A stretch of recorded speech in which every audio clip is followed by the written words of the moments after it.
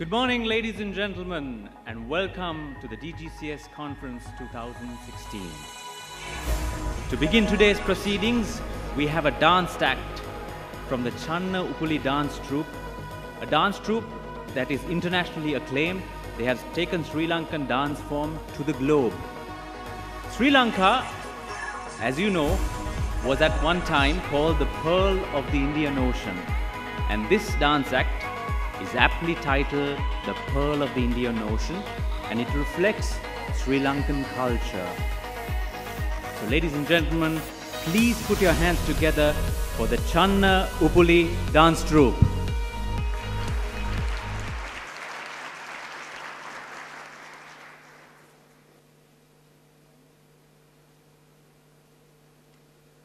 Throughout the ages, travelers from all corners of the world have journeyed to a mystical and magnificent island nestled in the heart of the Indian Ocean.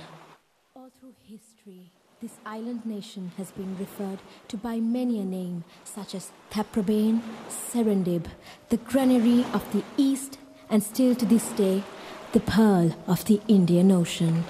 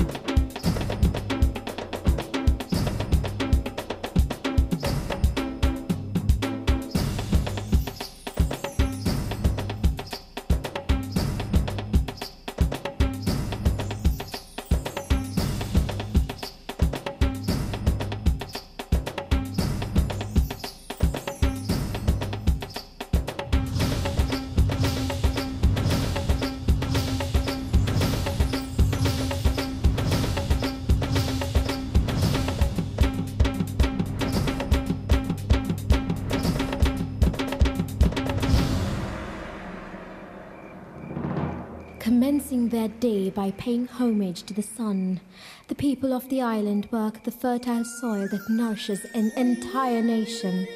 Ancient kings regarded the soil as a giver, a life, and fed it through intricate man-made waterways and great lakes.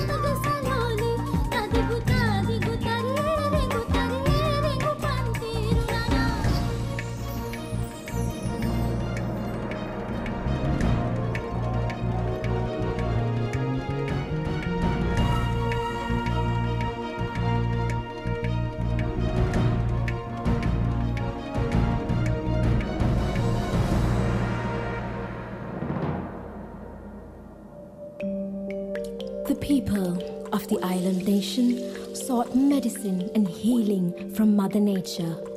Healing rituals were performed to cleanse the body and mind of impurities through the recital of spiritual chants called slokas.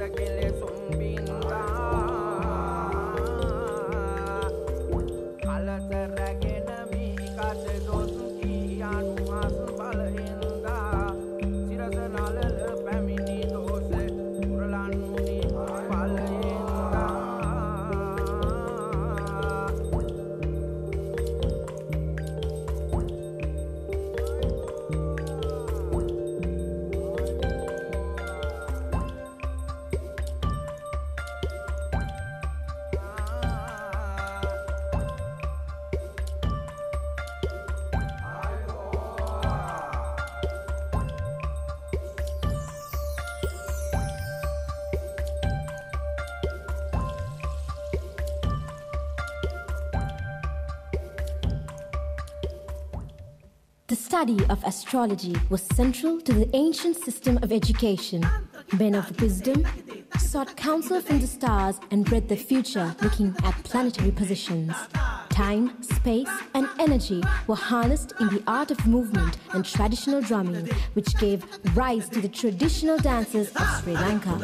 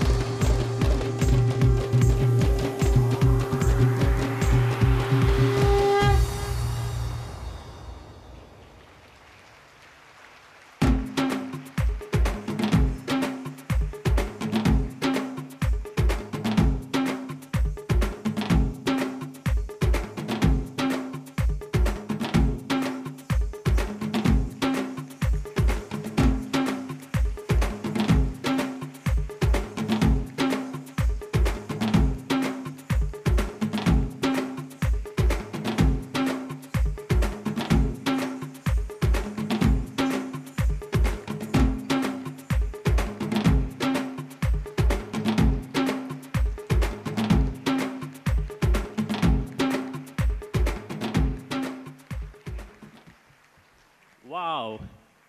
I'm sure, ladies and gentlemen, you would have enjoyed that. What beauty and what rhythm. Shall we give them another round of applause? Oh, ladies and gentlemen, can we put a huge round of applause for the next generation of aviators from Sri Lanka?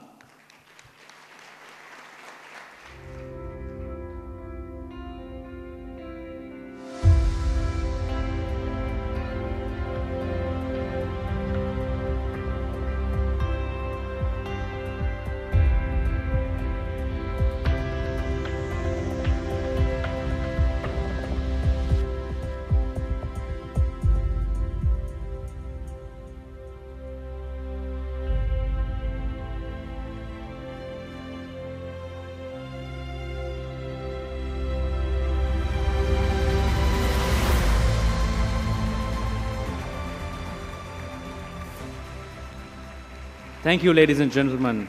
These are the next generation of aviation professionals from Sri Lanka. To continue proceedings, ladies and gentlemen, may I now hand over controls to the Regional Director of ICAO, Mr. Arun Mishra. Good morning. That was an amazing dance performance, which sets the tone for a very spirited and useful discussion the next 3 days of DGCA conference. President of the Council of ICAO, Secretary General, Director Generals of Civil Aviation, Heads of Delegation, delegates from states and international organizations and our industry partners, ladies and gentlemen, welcome to the 53rd DGCA conference in Colombo, generously hosted by the Government of Sri Lanka. I would first like to thank Civil Aviation Authority of Sri Lanka, led by Director General Mr. Nimal Seri and his team for the excellent arrangements to hold this conference. The very high priority given by Sri Lanka to this annual conference is evident by the presence of the two senior-most government functionaries, namely the President and the Prime Minister of Sri Lanka, for the inaugural function on the 1st of August. This is a very rare gesture which needs to be appreciated by all of us. The increasing importance of the conference can be easily seen by the record number of participants for the event. We have about 300 participants registered for the conference, representing 32 states and 10 international organizations. ICAO attaches a huge importance to this event, which is also evident by the fact that both the President and the Secretary General are attending this conference along with senior officials from Montreal. Most of you have heard the speeches made by the President and Secretary General of ICAO in the inaugural session, where the global challenges of aviation as well as the regional implementation bottlenecks were discussed in detail. While the Asia-Pacific region is now well recognized as a very dominant player in the global aviation scenario, there are huge regional disparities that need to be collectively addressed. To move forward as the biggest regional entity, it is imperative that we all join hands to ensure a balanced development of aviation across all the states in the region. In the last 1 year, the regional office has made significant attempts to assist states to improve their implementation of ICAO SAPs. This would not have been possible without the explicit support of some of the member states who have made generous contributions to take forward the principles of no country left behind. We are fully cognizant of the fact that this is a huge task and would take some time and a lot of effort, as well as support from state and industry partners to reach our cherished goals. Despite these various problems, I am very optimistic about our success, as I see a lot of enthusiasm among states to perform better with increasing level of support from respective governments. The result in a short time are evident for some of the states with improved effective implementations. This year, we have started a new initiative called the Combined Action Teams. This program is undertaken by the ICAO Regional Office and aims at providing assistance from ICAO and voluntary champion states and international organizations to support Asia-Pacific member states with effective implementation below the global average of 60% in the use of audit, and enhancing their capabilities to effectively use the ICAO CMA online framework and extending assistance to address the non-satisfactory protocol questions which will improve the effective implementation of the state's safety oversight system. The combined action team is tailor-made for each state, comprising of about 4 to 5 experts chosen for different areas where the concerned states have low EIs. The APAC CAT is initially targeting 10 Asian states with low EIs. Already 3 states, namely Thailand, Cambodia, and Indonesia, have received the mission with very positive outcomes.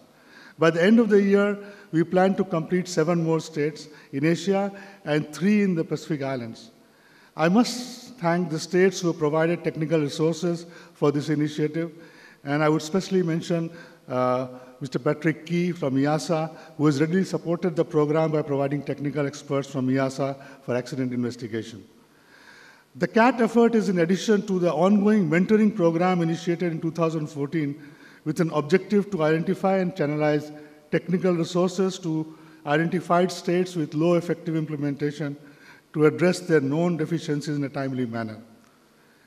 In the area of air navigation, the huge growth has posed many new challenges, and some of these would be discussed during the conference. I would specifically point to the regional targets and priorities adopted by the APENPERG and RASC in 2014 and 15. The milestones, targets, and matrices of each key planning element of the air navigation report forms were approved by the APENPERG. ICO has developed a web-based reporting tool on the seamless ATM implementation progress, and states are required to provide information on an annual basis through this web tool. While I will be making a detailed presentation later on this subject, I would like to point out that we have made not too much of progress against the 10 regional priorities. For example, in the area of PBN implementation, only 9 states out of 24 who have reported have achieved the target for PBN implementation. In fact, we have another paper where it is proposed to conduct a short training for Director Generals and Directors during the 54th DGCA conference to sensitize them about the importance of PBN implementation. In the area of safety, we had a good year in 2015, where the region with 33% global traffic and 9.8 million departures had 3 accidents resulting in 98 fatalities. This translates to an accident rate of 2.5 per million departures as compared to global average of 2.8 per million departure. However, the implementation of safety enhancement initiatives developed by the Regional Aviation Safety Team is progressing very slowly and needs special attention from the DGs. While we recognize that the overriding priorities with low EIs would be to establish a robust safety oversight organization, it is important that implementation of safety enhancement initiatives that are being introduced by RASC and its subsidiary bodies also need to be done in parallel. In the area of aviation security and facilitation, we have made significant progress, which will be shared in detail with you by the chair of the RASCF later in this conference. We have also tried to build partnership with other organizations like the World Customs Organization to evolve a common approach to improve aviation security both for the passengers as well as cargo while maintaining the delicate balance with facilitation. The APAC region faces significant challenges with new and emerging security threats, so we need to be constantly vigilant as aviation appears to be a preferred target for terrorists as demonstrated by recent incidents in Europe and other parts of the world. Regarding the RSO in Beijing, I would like to report that this year we have slowed down a bit as we were without a chief of RSO for almost a year. We also have suffered a setback as 2 of our seconded experts in the area of ATFM have returned to their states without any replacement. I would again request states to second the experts to RSO in order to make it an effective organization. The good news is that we have a new chief for the RSO who will join very soon. The other area which I would like to highlight is the need to enhance the effectiveness of this DGCA conference so that it serves as an overarching forum to guide the states to implement the regional targets and priorities in a fixed time frame in order to sustain the huge aviation growth in the region. I will be presenting a separate paper on this subject, and I expect to get valuable inputs and advice to move forward as the DGCA conference we consider is the most important coordinating forum of this region. To sum up, the APAC office is in the process of reinventing its role as a facilitator for implementation of ICAO SAPs and bringing efficiency to all areas of aviation in the region.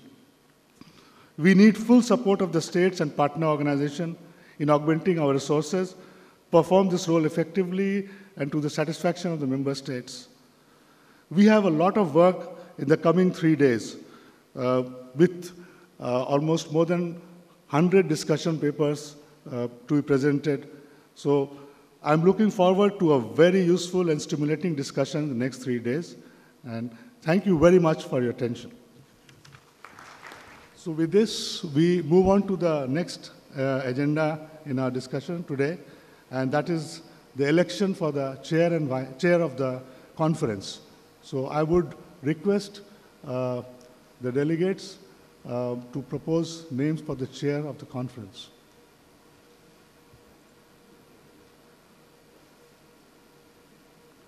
Yeah, Philippines, please. On behalf of the Civil Aviation Authority of the Philippines and our Director General, we propose Mr. Nimal Saray for the chairperson of the 53rd DGCA conference. Mr. HMC Nimal Saray is the Director General of the Civil Aviation and the Chief Executive Officer of the Civil Aviation Authority of Sri Lanka since its inception in 2002. In 2007, he was seconded to ICAO as the Regional Program Coordinator for COSCAP South Asia. In 2010, Mr. Nimal Saray was elected as the second Vice Chairman of the Asia-Pacific Air Navigation Planning and Implementation Group. In 2014, as Chairman of Regional Aviation Safety Group, APAC. Thank you. Thank you, Philippines. Bhutan, please. Thank you, sir. Bhutan would like to support and second the proposal made by the Philippines of the proposal of the Philippines of the CEO and the Director General of Civil Aviation Authority of Sri Lanka, Mr. Nimal Saray, to chair the 53rd session of the Conference of the Directors General of this Civil Aviation Asia and Pacific. Thank you. So I don't see any, okay, Hong Kong? Yes, please. Japan. Yes, thank you very much. Japan would also like to support the Philippines' proposal on the chairmanship. Obviously, Civil Aviation Authority of Sri Lanka has made a significant effort in preparation of this DGCA meeting, and I believe the leadership of Mr. Nimal Saray was very meaningful. Mr. Nimal Saray also has rich experience in international civil aviation. I personally had a chance to witness his leadership and capability in 2014 RASC meeting in Hong Kong. And I am quite confident that the success of this meeting under Mr. Nimal Saray chairmanship is quite secured. Thank you very much. Thank you, Japan. I would like to conclude that the meeting has unanimously elected Mr. Nimal Saray, DG of Sri Lanka, as the chair of the conference. I must want to add one more thing, that Mr. DG Nimal Saray is also the oldest serving Director General in this region. So it's very appropriate. So let's give him a hand, and we would like to call him.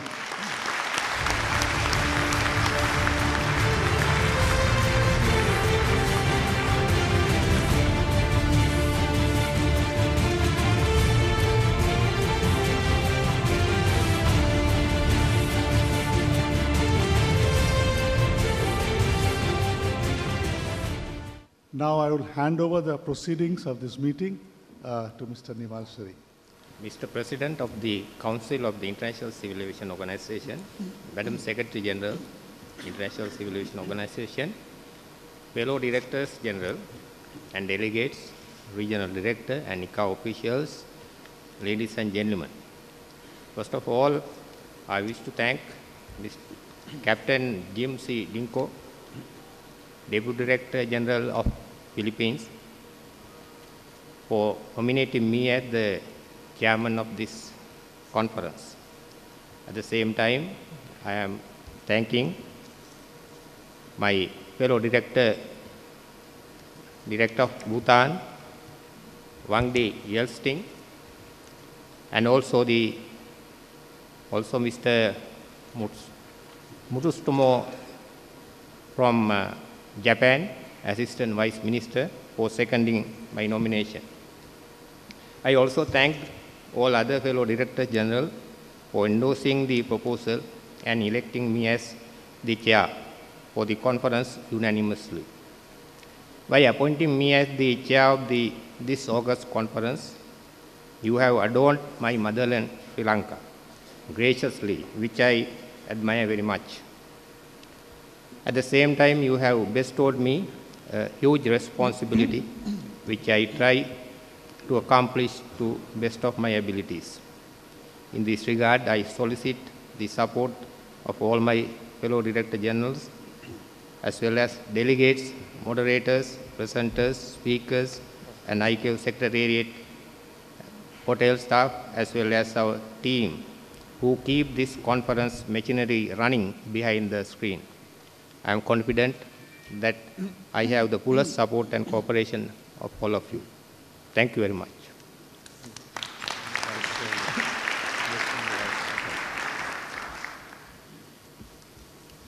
So we will start the proceeding of this conference by electing the Vice Chair. Please nominate a state to be the Vice Chair of this conference.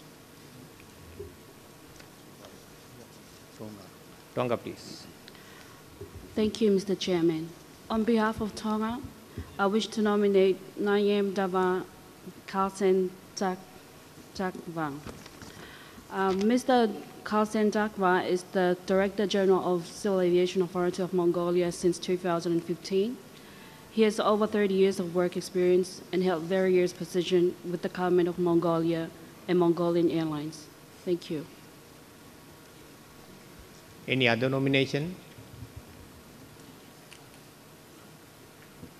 Shall we second that?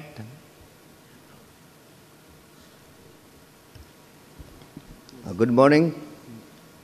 I, Chairman Civil Aviation Bangladesh, would like to second the proposal to this effect. Thank you. Thank you, Tonga, for nomination, as well as Bangladesh for seconding the nomination. So, for this conference, we have elected DGCA Mongolia to be the Vice Chair.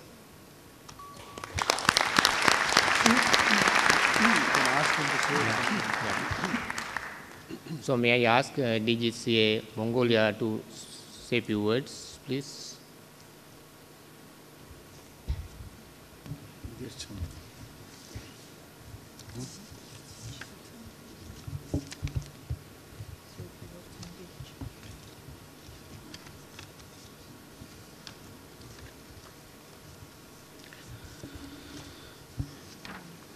Good morning. Dr. Aliuma Bernard, President of International Civil Aviation Organization. Dr. Hanlu, Secretary General of International Civil Aviation Organization. Mr. Arun Mishra, Regional Director. Mr. HMC Nemashiri, Director General of Civil Aviation Authority of Sri Lanka. Directors General of regional countries. Ladies and gentlemen, first, at all of I would like to express my highest appreciation on behalf of the Mongolian delegation for such generous hospitality of the Civil Aviation Authority of Sri Lanka. I would like to thank Mr. Vainose Sailesi, Action Director of Tongass DCA, for nominating me as Vice Chairman. I am honored to be elected as such a conflicting role as Vice Chairperson of the conference. I would like to express that I will apply my utmost effort in participation and condition the conference in order to achieve the most success and effectiveness. In today's world is in much need of international sympathy, unity of cooperation, fostering safe, secure, and efficient aviation system in an eco-friendly environment with no country left behind. It's an essential topic for us to discuss regarding our region. I strongly believe that all of you will show your support by activity participation in this conference and expressions views on related topics. I would like to wish you very best of luck the conference activities. Thank you very much.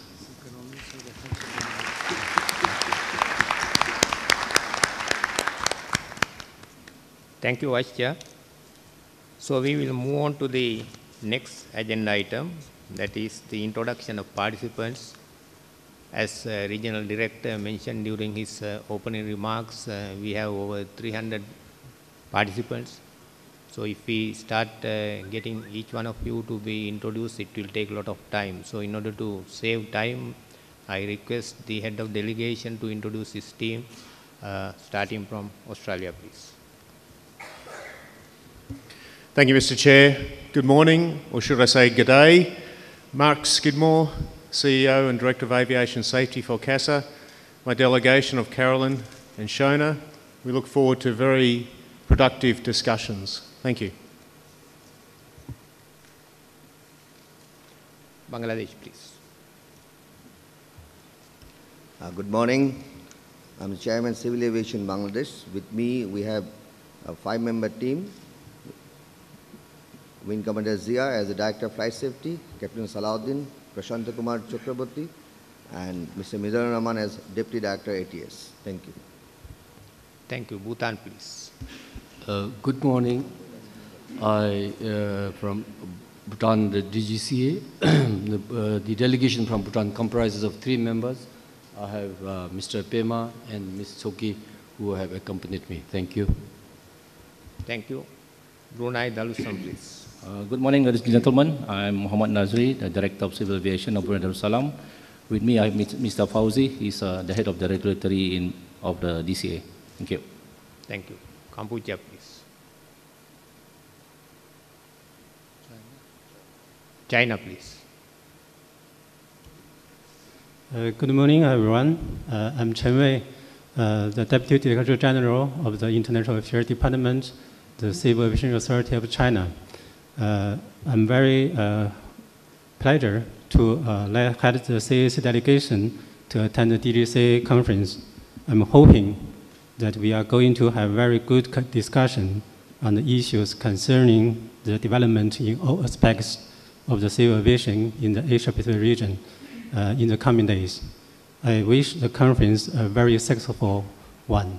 Thank you, everyone. Thank you very much. Thank you, China. Hong Kong, China, please. A very good morning to all of you. I'm Simon Lee, the Director General of Civil Aviation Department of Hong Kong, China, and with me, Alan Sham, Assistant Director General. Thank you. Thank you. I can't see the name board. Macau, please. Good morning, everybody. My name is Simon Chen. I'm the president of the Civil Aviation Authority of Macau. Together with me, I have another 3 staff with me, totally four members from Macau. Some of them already here for the, our SCF and our SG conference meetings yesterday and Monday. I'm glad to be here and looking forward to work together with everybody. Thank you. Thank you. Shall we proceed to the next state? I can't see your name board from here. From Democratic People's Republic of Korea and delegation of General Administration Civil Aviation of DPR Korea, headed by Mr. Kim Kwang-myung, Deputy Director General of the KAKA, DPR Korea. Thank you. Thank you. Bula Vinaka, everyone. George Tunreo from the Civil Aviation Authority of Fiji. We are a delegation of 2. I have with me the Director of Aviation Security. Thank you. France, please. Yes, good morning.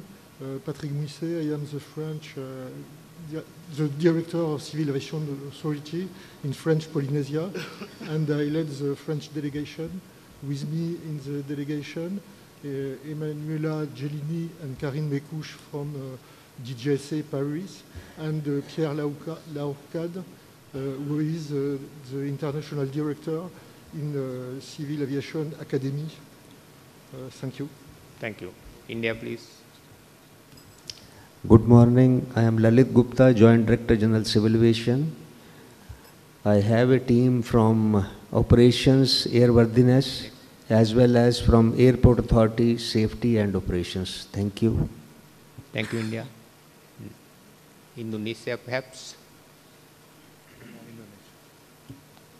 Good morning. I'm Vishnu Daryono from Directorate General of Civil Aviation, Director of Air Navigation. We have 6 people from Directorate of Safety, Directorate of Transportation, Air Navigation, and Aviation Security. We hope that during this meeting we share the best practice and transfer of knowledge between us. Thank you. Thank you. Japan, please. Yes, thank you, Mr. Chairman. My name is Hiroki Matsumoto, Assistant Vice Minister for International Aviation, MNYT, Japan. I expect we have good progress and a good discussion toward the safe and environmentally friendly civil aviation, and Japan would like to contribute to the success of this meeting. Thank you very much. Thank you, Japan. Next, I can't see the name board. Good morning. My name is Wan Peng Chantapon, Director General from the Department of Civil Aviation, Lao PDR. My delegate, including 4 delegates from safety, security, and navigation. Thank you. Thank you, Lao PDR. Malaysia, please. Thank you, Mr. Chairman. Azharuddin Abdul Rahman, Director General, Department Civil Aviation, Malaysia. The delegation of Malaysia comprised of Chairman Iza, Director Air Traffic Management, Dr. Manjit Singh, Director of Malaysian Academy, and Aviation Academy, and Ms. Tay, the Inspectorate, the regulatory arm of the Air Traffic Management. Thank you, Chairman. Thank you, Malaysia. Maldives, please. Good morning, everyone. Good morning, Mr. President. Ibrahim Faisal, I am the Chairman for Maldives Civil Aviation Authority. We have a delegation of 4 here. They are Mr. Jalil, Mr. Tariq Lutfi, and Captain Ibrahim Rashid. Thank you very much. Thank you, Maldives. AAPA, please. Good morning. Andrew Herdman, Director General of the Association of Asia Pacific Airlines. We're delighted to be here. I'm joined by 3 of my colleagues. We're looking forward to a very productive meeting. Thank you. Thank you. ACI, please. Good morning. I'm Ada Chair, representing ACI, Airports Council International, Asia Pacific Office based in Hong Kong. I'm the Deputy Regional Director, and to my left is Mr. S.L. Wong, Head of Technical and Industry Affairs. Thank you. Thank you. Council, please. Good morning, everyone. I'm Chiang Hai-ing Council's Director for Asia Pacific Affairs. With me is Nancy Graham, whom you know, I'm sure you're all very familiar with. She's the president of Project Loon, and on my right is Matt Malhern, also from Project Loon. Thank you very much. Thank Yes, sir, please. Good morning, ladies and gentlemen. And I am Patrick Key, the Executive Director of the European Aviation Safety Agency. I'm here with two other people, Frank Manuhutu, who is the newly appointed representative for Southeast Asia, who will be based in the region, and David Waller, who is in charge of Asia-Pacific region in Brussels. Thank you. Thank you. Ayata, please. Thank you, Mr. Chairman, and good morning, everybody. I'm Conrad Clifford, the Regional Vice President, Asia Pacific for IATA. We've got a delegation of 10 here today, colleagues from Geneva, from Beijing, and from our regional office in Singapore. Thank you very much. Thank you. Next, I can see, please. Good morning, everyone. My name is Kurt Edwards. I'm the Director General of the International Business Aviation Council, and I am a mighty delegation of one. Thank you. Good morning, everyone. Ken McLean, representing the International Coordinating Council of the Aerospace Industry Associations of the US, Europe, Canada, Brazil, and Japan. I'm here with my industry colleagues, Mr. Somasundaram and Mr. Chris Metz, offering our expertise and experience to this important discussion. Thank you. Thank you. Aipalpa, please. Good morning. I'm Onwat Ben Mansmichai, Executive VP for Asia Pac region for ALPA. And sitting on my right is Captain Ishaq Hussain. He's from Bangladesh, flying 247. And he also serves as a regional VP for Western Asia. And we also have Captain Shawanta and Captain Suranga from the Sri Lankan Airlines. Thank you. Thank you. IFACTO. Yes, good morning, everybody. Thank you, Mr. Chairman. IFATSEA, the International Federation Air Traffic Safety Electronics Personnel. So maybe a small explanation of our profession. We are the competent, proven experts who release the systems for communication, navigation, surveillance, and air traffic management for operational use for the air traffic controllers. I'm happy to have the original director, Asia Pacific, Mr. Subit Kubiraj from India with me, and my name is Thorsten Wehe, Executive Secretary from Germany. Let's have a very fruitful conference. Thank you, Mr. Chairman. Thank you. Mongolia, please. Good morning again. Niam Dawa, Asan Dawa, Director General of Civil Aviation Authority of Mongolia. We have 8 delegates from Mongolia. Thank you very much. Thank you. Next at the corner, I can't see the name board. Please introduce yourself. Thank you, Chairman. Good morning, all. I'm Min Nguyen, Director General of Department of Civil Aviation under the Ministry of Transport and Communication, Myanmar. We are attending very beautiful 53rd DGCA conference here, together with 3 of my participants. Thank you very much. Thank you. Nepal, please. Thank you, Chair. My name is Sanjeev Gautam, Director General of Civil Aviation Authority of Nepal. 4 more delegates. Mr. Sukh Chandra Jha is a member of Civil Aviation Board. Mr. T.N. Upadhyaya is Deputy DG Aerodrome. Mr. Dinesh Joshi is a Director of International Relations, and Mr. Uttar Kumar Kafle is the Deputy Director, Board of Directors. Thank you. Thank you. New Zealand, please. Good morning, everyone. Good morning, Mr. Chairman. My name is John Kay. I'm the Deputy Chief Executive of the New Zealand Civil Aviation Authority. We're a delegation of 6, 2 observers, and on my immediate team, Bryce Wygotsky, Jess Henderson, and Hugo Porter. Thank you. Thank you. Pakistan, please. Good morning, ladies and gentlemen. I am Air Marshal Asim from Pakistan. I am the DG Civil Aviation, and I am the delegation as well. Thank you. Papua New Guinea, please. Good morning, Mr. Chairman. My name is Wilson Scottish, Director and Civil Aviation Safety Authority and CEO with 2 delegations. At the back of me is my manager for legal services, Mr. Manda Nimba. Thank you. Thank you. Philippines, please. Ayubuan, Mr. Chairman. My name is Jim Sijonko, the Deputy Director General for Operations. And to my right is Attorney Deo de Ocampo, Assistant Director General for Enforcement Legal Service. Thank you.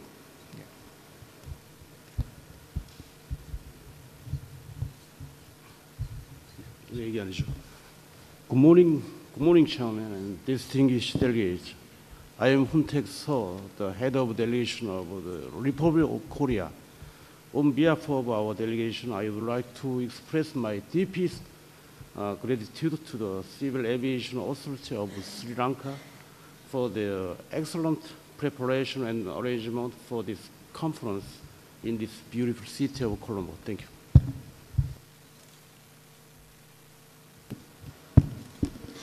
Friends, colleagues, good morning. My name is Kevin Shum. I'm the DG of CAAS. Yesterday was my first anniversary as a DG. I have thank you. I have a delegation of about 10 with me. Thank you. Thank you. Sri Lanka, please.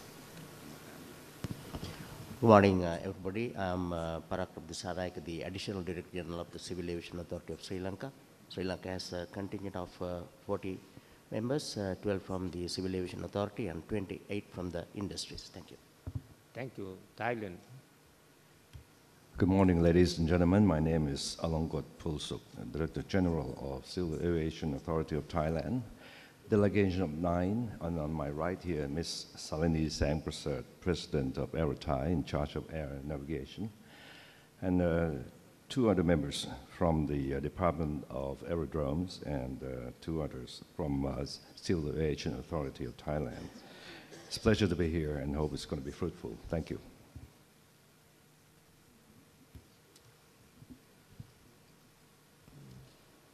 Timor State, please. Thank you, Mr. Chairman. Good morning, everyone. My name is Sabino Enriquez. I'm the Acting Director of Civil Aviation of Timor-Leste. I'm the only one representing our country. Thank you. Thank you. Tonga, please. Thank you, Malloy Lele.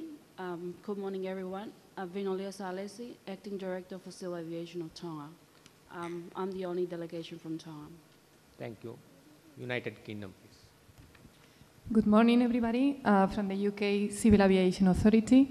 My name is Maria Rueda, and I'm the International Development and Operations Director.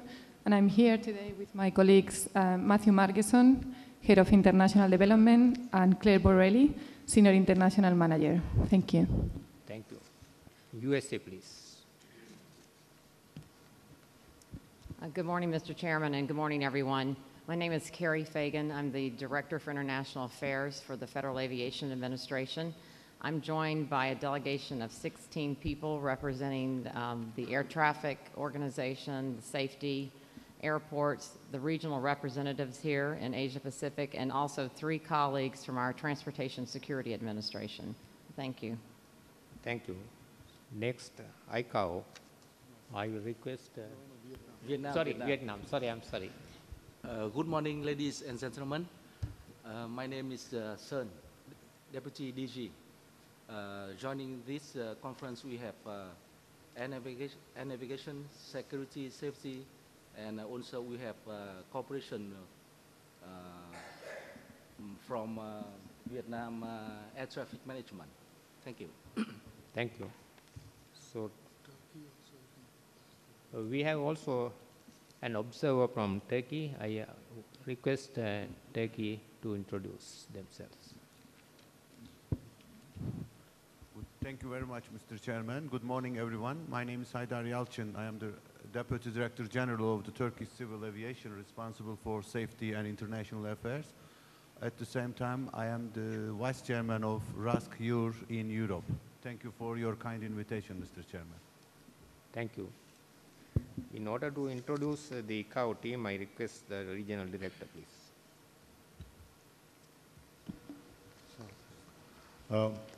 We have, from the regional office, we have Mr. Shekhar Natarajan, Regional Officer AGA, and Mr. Amal, Regional Officer of Flight Safety, Dr. Punya, who is the Regional Officer Technical Assistance, and from the headquarters, we have Kathleen Radu, the Deputy Director of Safety, Mr. Bubakar Chibo, who is the Director of Air Transport Bureau, and Mr. Ivan Galan, who is the Director of Technical Cooperation Bureau. Also from the security side, from the regional office, we have Mr. Ross Lockie and Kayal Bata. Thank you. With that, we have completed the introduction of delegates. So next, I request the regional director or the conference secretariat to give administrative arrangements of this conference, please.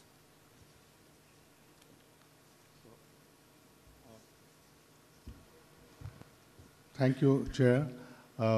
The conference arrangement is as usual, and most of you are aware of it. So the first item we will do is appointment of moderators, which I would request the Chair to read out the list of moderators for approval. Thank you. In order to conduct the business of this conference, we have identified 7 moderators.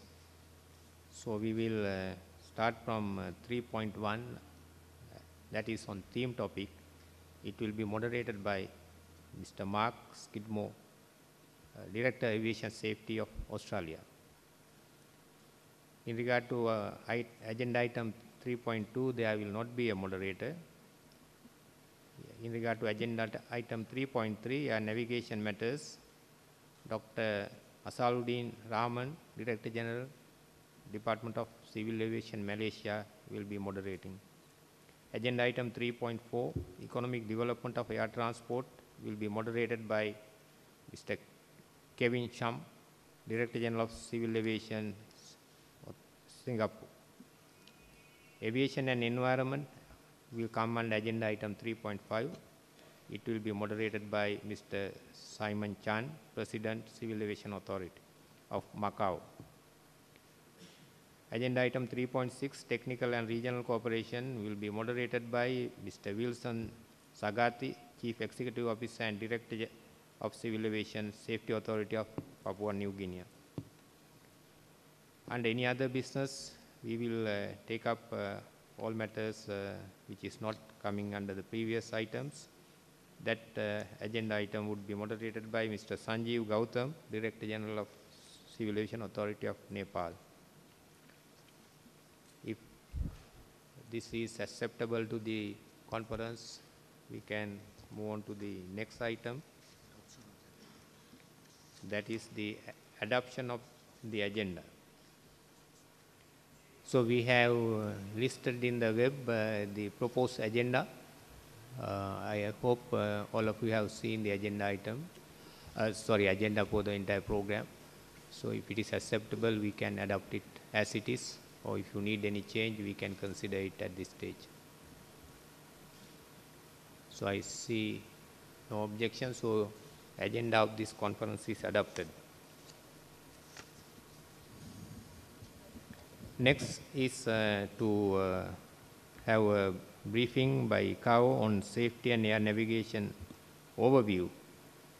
That will be done by the ICAO Air Navigation Bureau. So I kindly request ICAO to do that presentation. Good morning, Mr. President, Madam Secretary General, Mr. Nimal Siri, Chairman of the conference, esteemed colleagues and friends. It's a great pleasure and honor to be today with you and to have the opportunity to present the state of the global safety and aviation update. The global accident rates continue to remain stable with 2.8 in 2015, which gives us the overview on the accidents that we have in terms of the 3 main safety risk area. That means loss of control in flight, runway safety related events, and control flight into terrain. And I'm happy to point out that for 2015, we don't have any CFIT related accident for commercial operation. Each year we are reporting against the current global plans, the Global Aviation Safety Plan and the Global Air Navigation Plan, and I'm happy to report that the 2 safety reports and air navigation reports were recently published on our website, where you can consult them. In terms of regional status for the region, for the APAC region, we have the regional accident rates here for APAC at the lowest level. And this is important because APAC is the second in terms of number of departure, but with the lowest accident rates, and this is quite important in terms of performance of the region. However, the three main areas are remaining important in evaluation because, as you see, the volume of traffic, the biggest volume of traffic is in Pan America region. However, only 21% of fatalities occurred in the Asia Pacific, with 50% of fatal accidents. And this shows that the rate is decreasing for the region. In terms of risk distribution for the top three safety priorities, we still maintain the priorities and focus on the runway safety, control flight into terrain, and loss of control in flight. As you can see, the results of the USOAP audits are shown on the screen. It's a little bit of decrease under the threshold of 60%, with a regional average of 59%. Only 47% of the states successfully passed the threshold. However, there are 2 states that in the region that have an SSCs, Nepal and Thailand, in the operational area. And the focus of all regional cooperation mechanisms and states should be to try to resolve this significant safety concern. In terms of safety audit results for RASC APAC, you can see on the screen the map with the colors, where red means zero implementation and deep green 100% effective implementation. And looking at the global average, we can see a slight increase by 1% per year in the last 5 years. However, the region of Asia Pacific, it's having the only decrease by 1%. And this is mainly due to the high rate of growth, economic growth, and subsequently traffic that brings a lot of challenges to the region. And I'm thinking that the focus should be in trying to increase this and reverse the trend. The next slide presents the audits for this year and next year, the planned audits, both audits and ICVMs, and you can see that Asia Pacific will be also involved in, and they will have some audits and ICVMs for these 2 years. All information that I've given to you so far, you can find it easily in the regional safety briefing. It's a web-based application designed by our colleagues, and it's accessible through the ICAO website. In terms of PBN, as my colleague, the regional director, said, we still have challenges in terms of achieving the 2016 target. However, it's important to be focused on keeping all the efforts to achieve the target proposed by the global and regional level. So more work needs to be done, but we have some initiatives that are focusing in the right direction. And I have the No Country Left Behind initiative, which strives to ensure that all the states have access to the significant socio-economic benefits of air transportation. And together with my colleagues from the economic development, we try to develop a program to model the dependence between safety and economic growth. And you see the kind of figures that comes when you put the economic development, the GDP and traffic, and also the safety effective implementation audits results, also dependent on the traffic.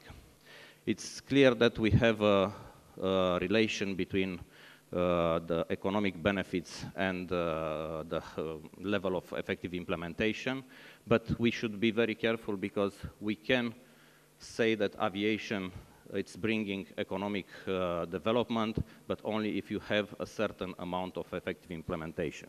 And from this point of view, I think it's important to realize that being below the threshold, you have public safety reputation that could influence the option of the traveling public for a certain destination or airline, or also an accident or incident or even a significant safety concern could diminish the appetite of the public to travel with a certain airline or to a certain destination.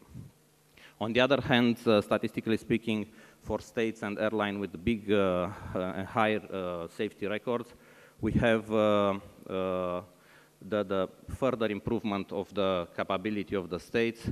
It's not necessarily bringing the high impact on the traffic demand. So the law is applying more in the middle.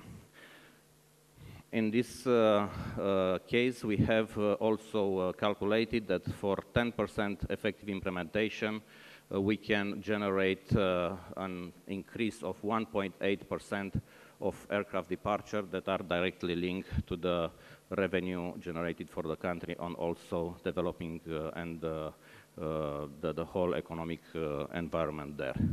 We have a small example here where we have put it the figures for an effective implementation increase by 25%. You can see the kind of figures that applies and the kind of added value and increase in departure and also economic benefits and jobs related to this.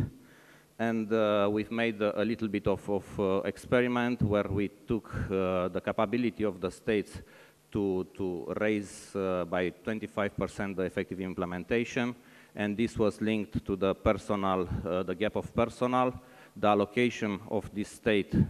So the money that the state will spend for this country, it's around $5.2 million, which represent only 0.0014% of the total added value that aviation will bring in the country. So it's clear that for the states, one of the best investment will be to develop a sustainable, safe, and secure aviation system. In terms of evolving safety performance, last year we launched during the ICAO World Aviation Forum the Implement initiative as the core safety process in support of NCLB.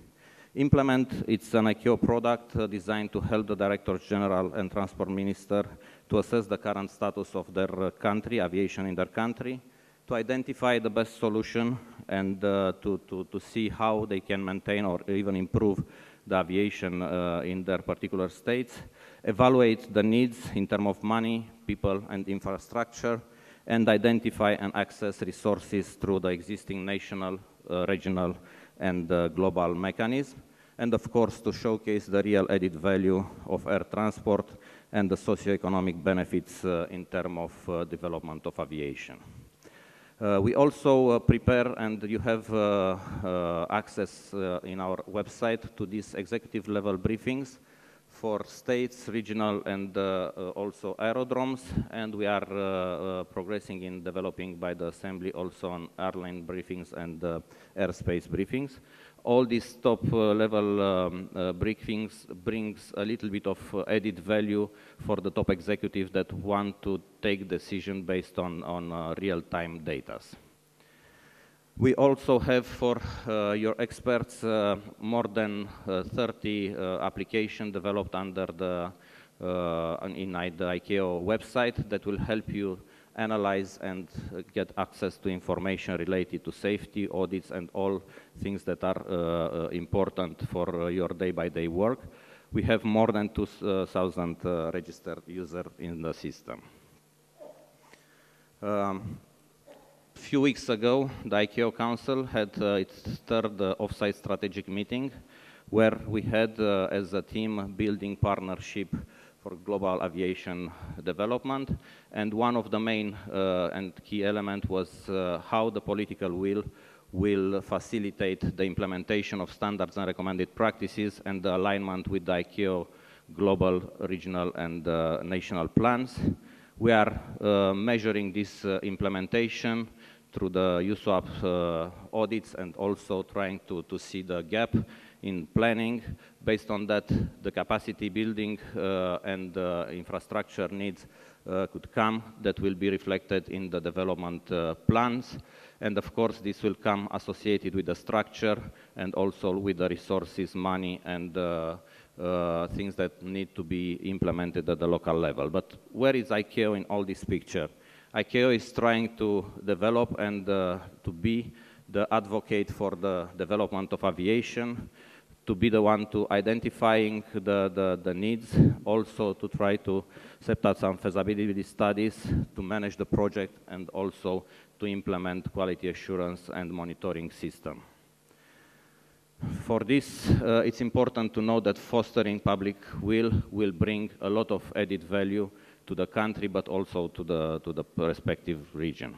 In terms of economic development, I'm proud to announce that we will have this September the second ICAO World Aviation Forum that will bring together states, organization, international organization, development agency, banks, and all the one interested in working together to develop and to resource the aviation in order to bring more benefits to the global system. Beyond the 39 assembly, we've done a lot of work for the year and a lot more to become before us. The aviation, it's quite challenging. Traffic is expected to double in the next 15 years.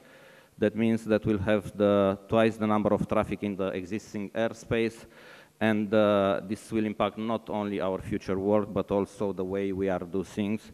And ICAO has to strive to be more efficient, and more importantly, the whole aviation community needs to work together to overcome the challenges we see before us. And in doing that, I think that important is to try to balance the safety oversight capabilities of the countries with the aviation growth. And you can see the evolution of the fleet for the Asia Pacific, which is quite important. And on top of that, the fact that Asia Pacific region is having a bigger growth than all the other regions. And the volume of traffic in Asia Pacific, including China, will be on the top. But on the other hand, we need to be sure that the region will be ready to safely support this expected growth. And it's really it's a real need to be able to provide appropriate resources to oversight and taking care of this aviation growth. And in this from this point of view, I think that we have some main areas: ensure the availability of the CAA's personnel in terms of training, recruiting, and retaining the specialists, but also establishing a direct link between the CAA's resources and the industry's growth, which is quite important. Also, creating regional mechanisms to help the states in the industry or benefiting from the existing mechanisms like RASC, RSOs, and cost caps. And of course, the recognition of industry's oversight programs and tools or delegation of safety oversight responsibilities. The current and emerging issues for us are now global tracking, airport vector control, for events like Zika virus, cyber safety, RPAS, and space transportation. We had a little bit of overview on the last assembly and high-level meetings, where you can see that it's not necessarily the best match between these two events. The idea is that sometime you can end up discussing in one room the working program and the task that you should add to the working program, and in the next room you are voting for the budget, and it's not always the case that you have the perfect match between these two. And in this case, we decided to modify a little bit and to propose this kind of arrangement where we will have the high-level events interposed in the 3-year cycle of the assembly, and to have this high-level safety conference with the air navigation stream, followed by an air navigation conference with a safety stream, somewhere in the middle of the 3 years period, in order to be able to insert in the budgetary exercise the technical working program and all the tasks that will be added to this based on the priorities given by the member states.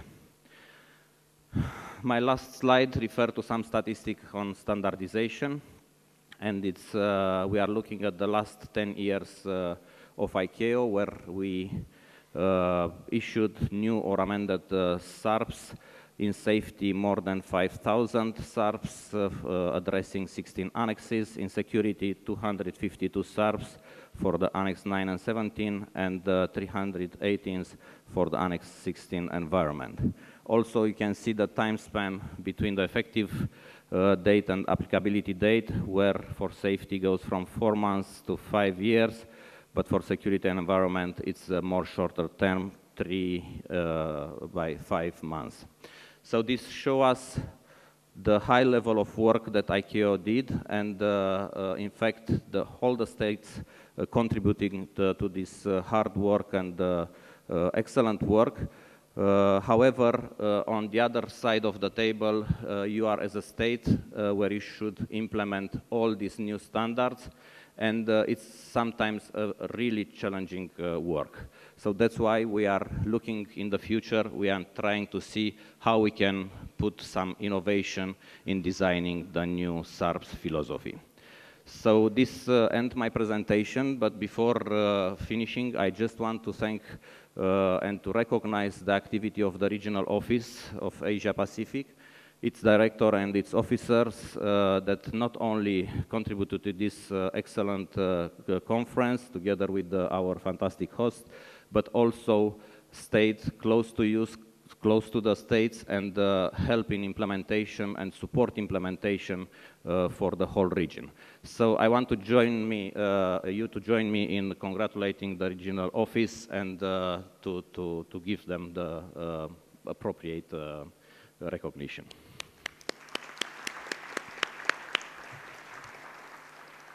Thank you very much. Mark Skidmore, Director of Aviation Safety, CASA Australia.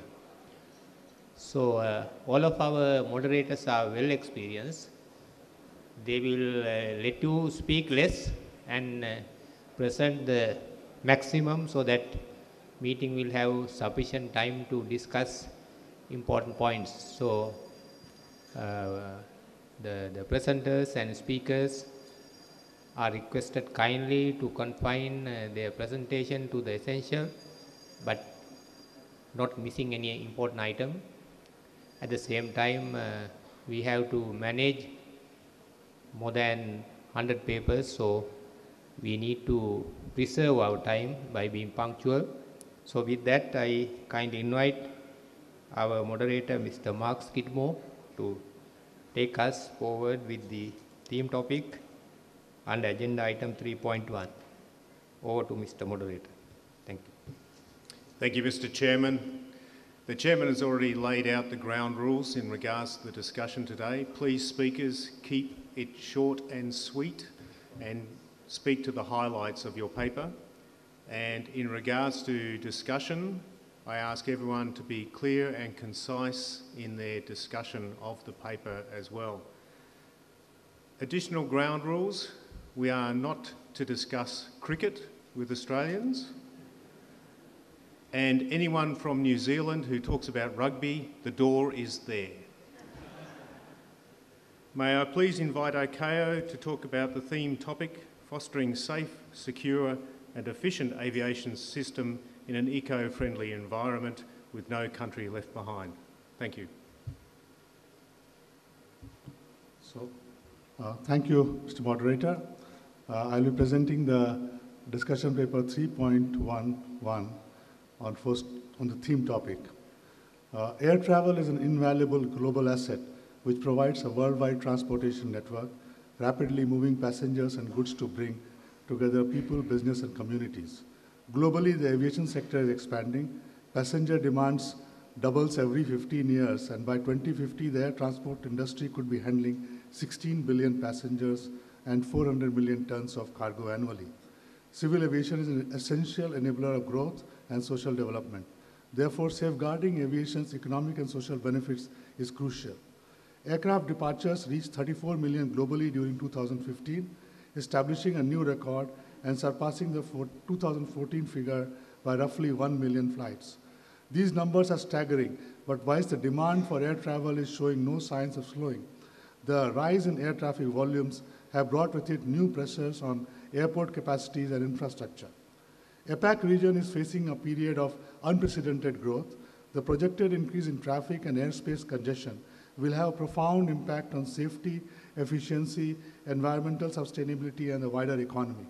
The challenges faced by the airports, airlines, air navigation service providers, challenges arising out of aviation's impact on climate change, challenges related to human resources and training have been discussed in this paper. The air transport industry plays a major role in global economic context. One of the key elements to maintaining the vitality of civil aviation is to ensure safe, secure, efficient, and environmentally sustainable operations at the global, regional, and national level.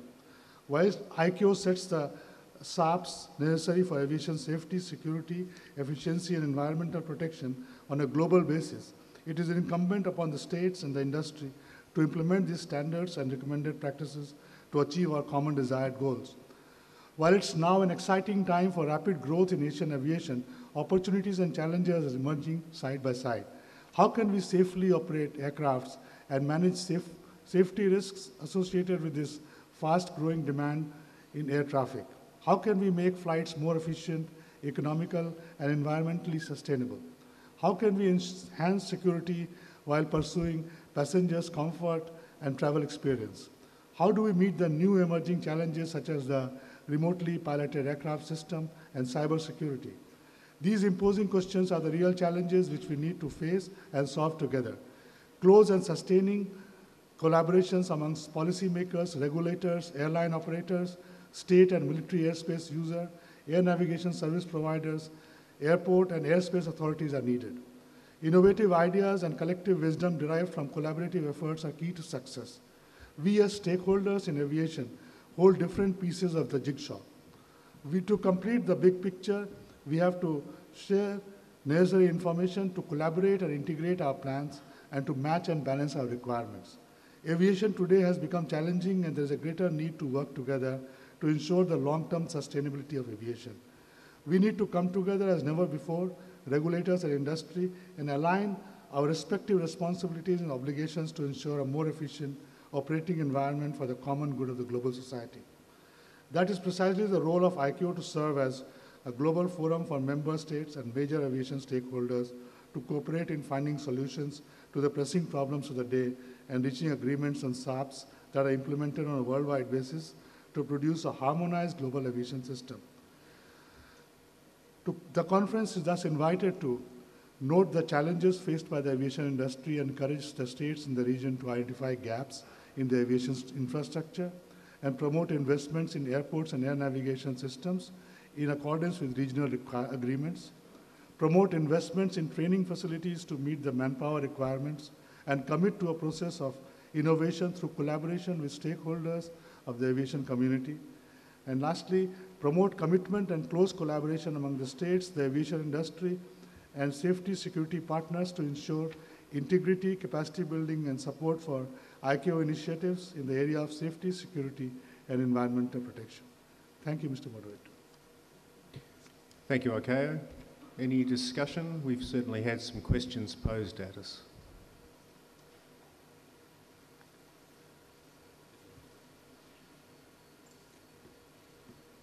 I see no discussion. I'd like to thank ICAO for that. I think the questions around safety, economic viability, passenger comfort, remotely piloted aircraft systems, the technology that we're being challenged by are certainly interesting ones and certainly an opportunity for the region to consider and come together in answering those questions. I'd now like to invite Hong Kong, China to present their paper, Decision Paper 3.12, on fostering a safe, secure and efficient aviation system through implementation of a new air traffic control system in Hong Kong, China. Thank you.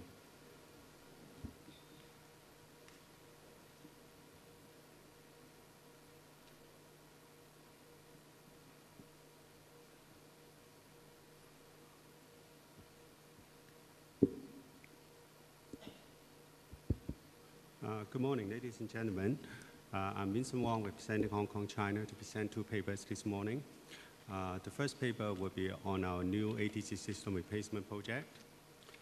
I'll start off with a little bit of background on our systems.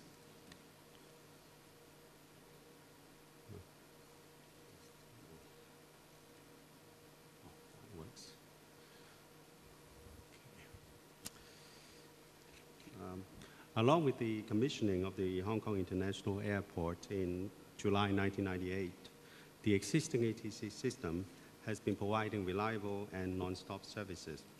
To continue to provide a safe, secured, and efficient aviation system in Hong Kong, a replacement program was commenced in 2007 to replace the existing system with reference to the latest ICAO initiatives, such as the Global Air Navigation Plan, GAMP, and the Aviation System Block Upgrade, ASBU. This new system adopts the latest international standards on technical, safety, and ATC operational requirements.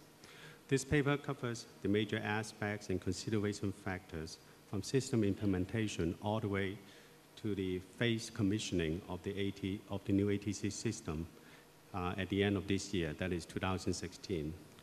I'll talk a little bit more on our phase commissioning program at the end of, towards the end of this presentation.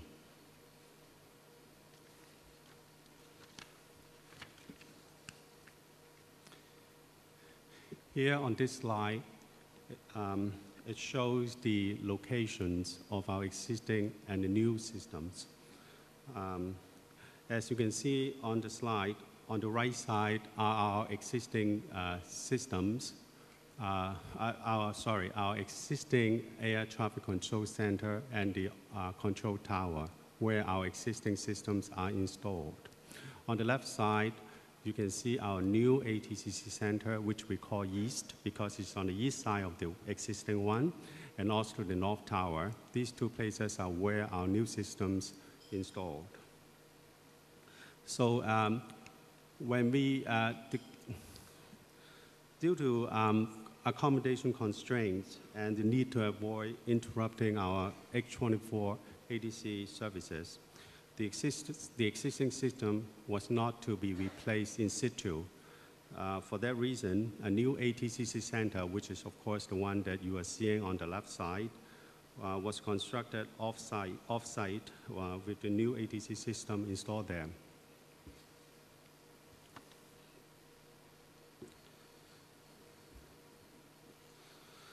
The entire ATC system was implemented through a total of 8 major system contracts. And all systems had to undergo a series of stringent system tests, such as the factory acceptance test, reliability acceptance test, system integration test, etc., and etc. There were also comprehensive safety assessments in accordance with international aviation safety management standards and established government procedures to ensure that the system operation meets safety management and contractual requirements.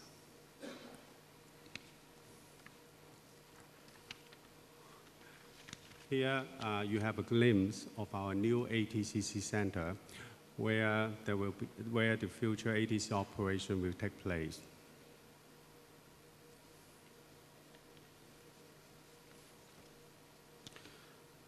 Our new air traffic management system, ATMS, is the most complex system of the 8 major systems.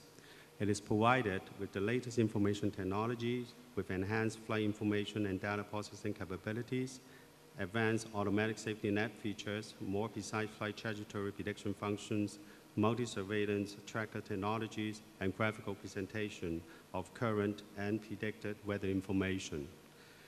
It's also designed with upgrading and expansion in mind to cope with the expected growth in air traffic.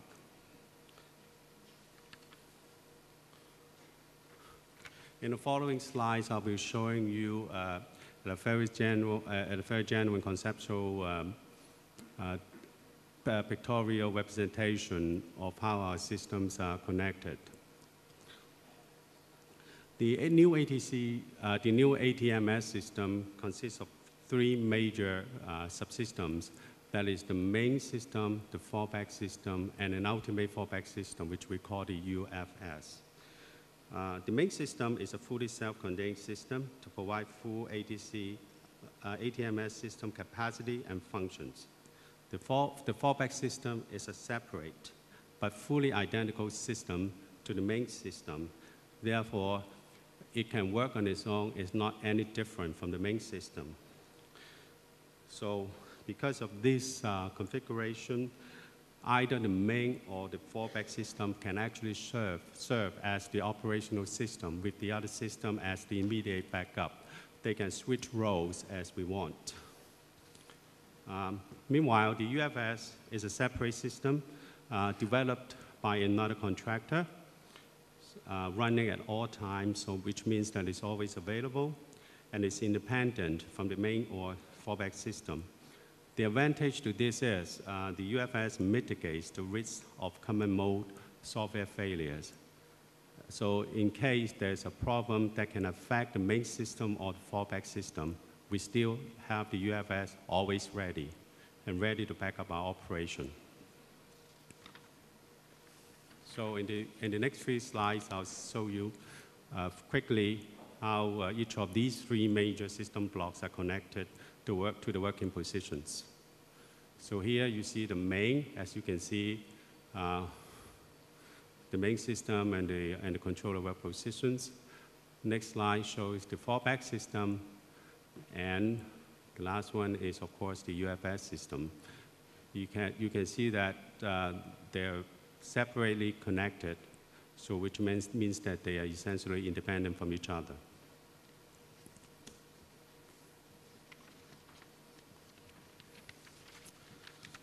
So on the aspects of training and testing,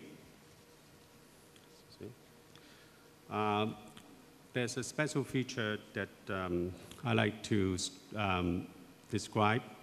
That is, the surveillance data and flight plan data are duplicated to our new system right now as I speak, which means that both systems, i.e. the operational and existing system, of course, is getting, as well as the new system, are getting the same flight plan data and surveillance data.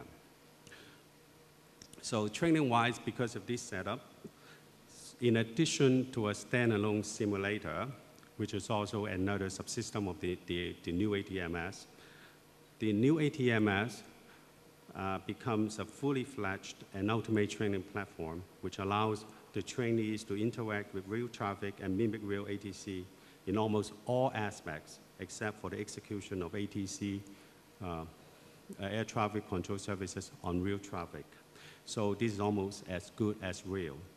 This arrangement is essential to shadowing operations, shadowing tests, and the phase operational transition, excuse me, as it allows the flexibility for us to switch in and switch out of the functionalities of the new ATC system in order to suit the purposes. From a technical perspective, the same arrangement is also useful to the validation, analysis, and appreciation of the operation of the new system. On safety management, the implementation and commissioning of the new ATC system is overseen by an independent air traffic management standards office in accordance with the guidelines of the established safety management system, under which potential safety issues are subject to the rigorous safety case assessment report system, SCARS. In addition to these internal processes, safety case reports have been developed for design, implementation, and transition of the new ATC system under the guidance and vetting separately by 2 independent and external consultants. System engineering and safety assurance assessments, as well as human factor and ATC assessments, were conducted by these consultants based on internationally recognized standards. Relevant safety control measures were implemented accordingly to address the recommendations from these assessments.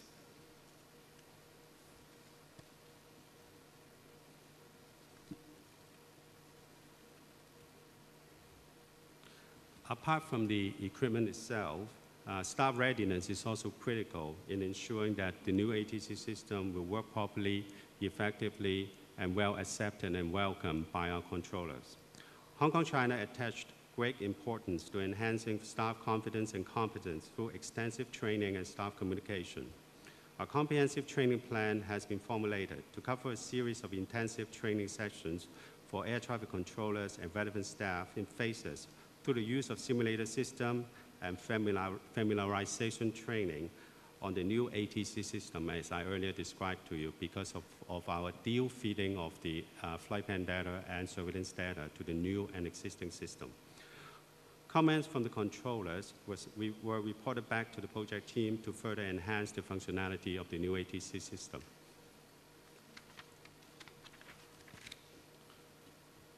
Last and perhaps more importantly, our ATMS was accepted in November 2015. That is around about 7 to 8 months before. So we are in the stage of running our phased functional implementation program starting in June and ending with our full commissioning of the system in the time frame of October, November this year. So it's only a few months away. The reasons we have this PFI, I repeat again, phased functional implementation, is to further strengthen controllers' confidence. Sufficient time, therefore, should be allocated for them to adapt to the new working environment and relieve their pressure during an extended period of transition. As such, Hong Kong China also took a progressive transition approach, which is, of course, the PFI that I've been repeating so far. To launch, so we'll be using the PFI to launch the new ATC system incrementally from June to the end of this year, around about November or October timeframe. The use of, under this scheme, the use of the new ATC system is progressively expanded in terms of operation time and the scope of service over a period of 5 months. Subject to actual experience and progress, the new ATC system will be fully commissioned and operated by November. More details of the PFI are as follows.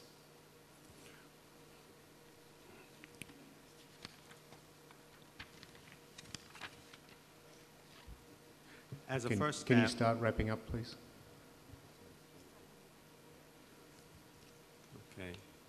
So basically, these are the details of the various phases of the PFI, starting with initial positions and a control tower, ending up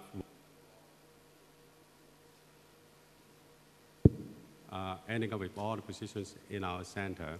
And at the end of October or November, we will have full commissioning of the new system.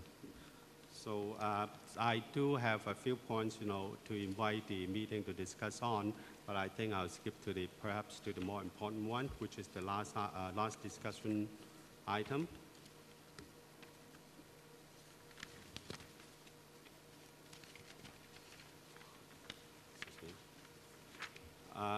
With the planned commissioning of our new ATC system in October, November, we would like to urge the meeting to provide full support to Hong Kong, China, to execute both strategic and tactical ATFM measures, if applicable, during the complete transition at the end of this year.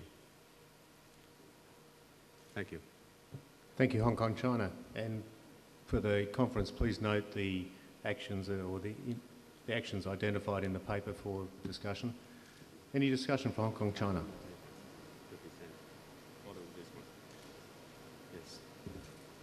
Yes. From Thailand, just to inform the meeting that I would like to take this opportunity to congratulate Hong Kong CAD on their achievement, and would like to inform the meeting that Thailand has the information paper on this similar topic because we are on the way to change our new system, and it is the very, very big one, comprising with one area control center and approach, and the tower for 36 airports. So right now, at the information paper number 48 is described about this project. And this project now finished installation all over the Thailand tower and center. And now today is the last day of system continuity test for the 90 days. And from now we begin to do about personnel training and shadowing, ghosting, while we do the safety case too. So that is the information paper number 48. Yes.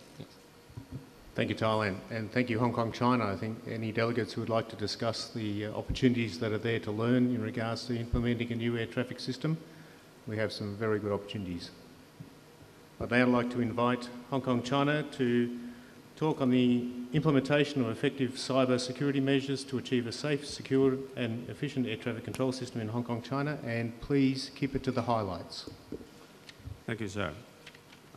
So I'll keep to the highlights. So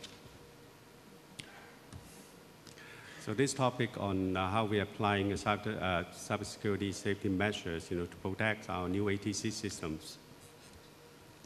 So conventional ATC systems are somewhat closed systems with limited systems-to-system connections, which often run on dedicated links and serial links. Equipment and software, sometimes operational systems as well, are often proprietary, and the remote users are often connected to these systems via leased or dedicated lines. Things have changed and technology has advanced. So with next generation ATC systems, they're increasingly built on commercial off-the-shelf equipment, COTS equipment, running on COTS operational systems as well. There's also much more data exchange between ATC systems internally and also between ATC systems on the inside as well as external ATC systems from stakeholders on the outside. So and also there are also more remote users connecting to these ATC systems via common IP technologies, so requiring the need to implement cybersecurity measures under the guidelines or requirements of the ICAO .9985. So following on that document, Hong Kong has established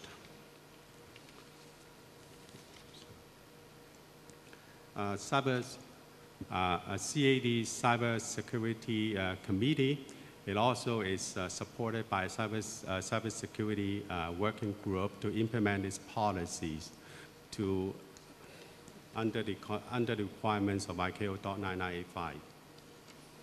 So we have performed 3 major cybersecurity assessment activities for the past couple of years, and I'd like to give you a quick summary of those things that we have, those assessments that we have conducted.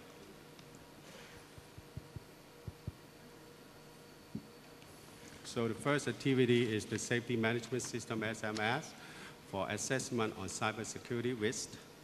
This is essentially an internal process by Hong Kong, China, as we will do a gap analysis whether we'll be implementing the level 1 or level 2 cybersecurity control under the ICAO safety document. So with the cost benefit analysis, we've decided to go for level 1 compliance.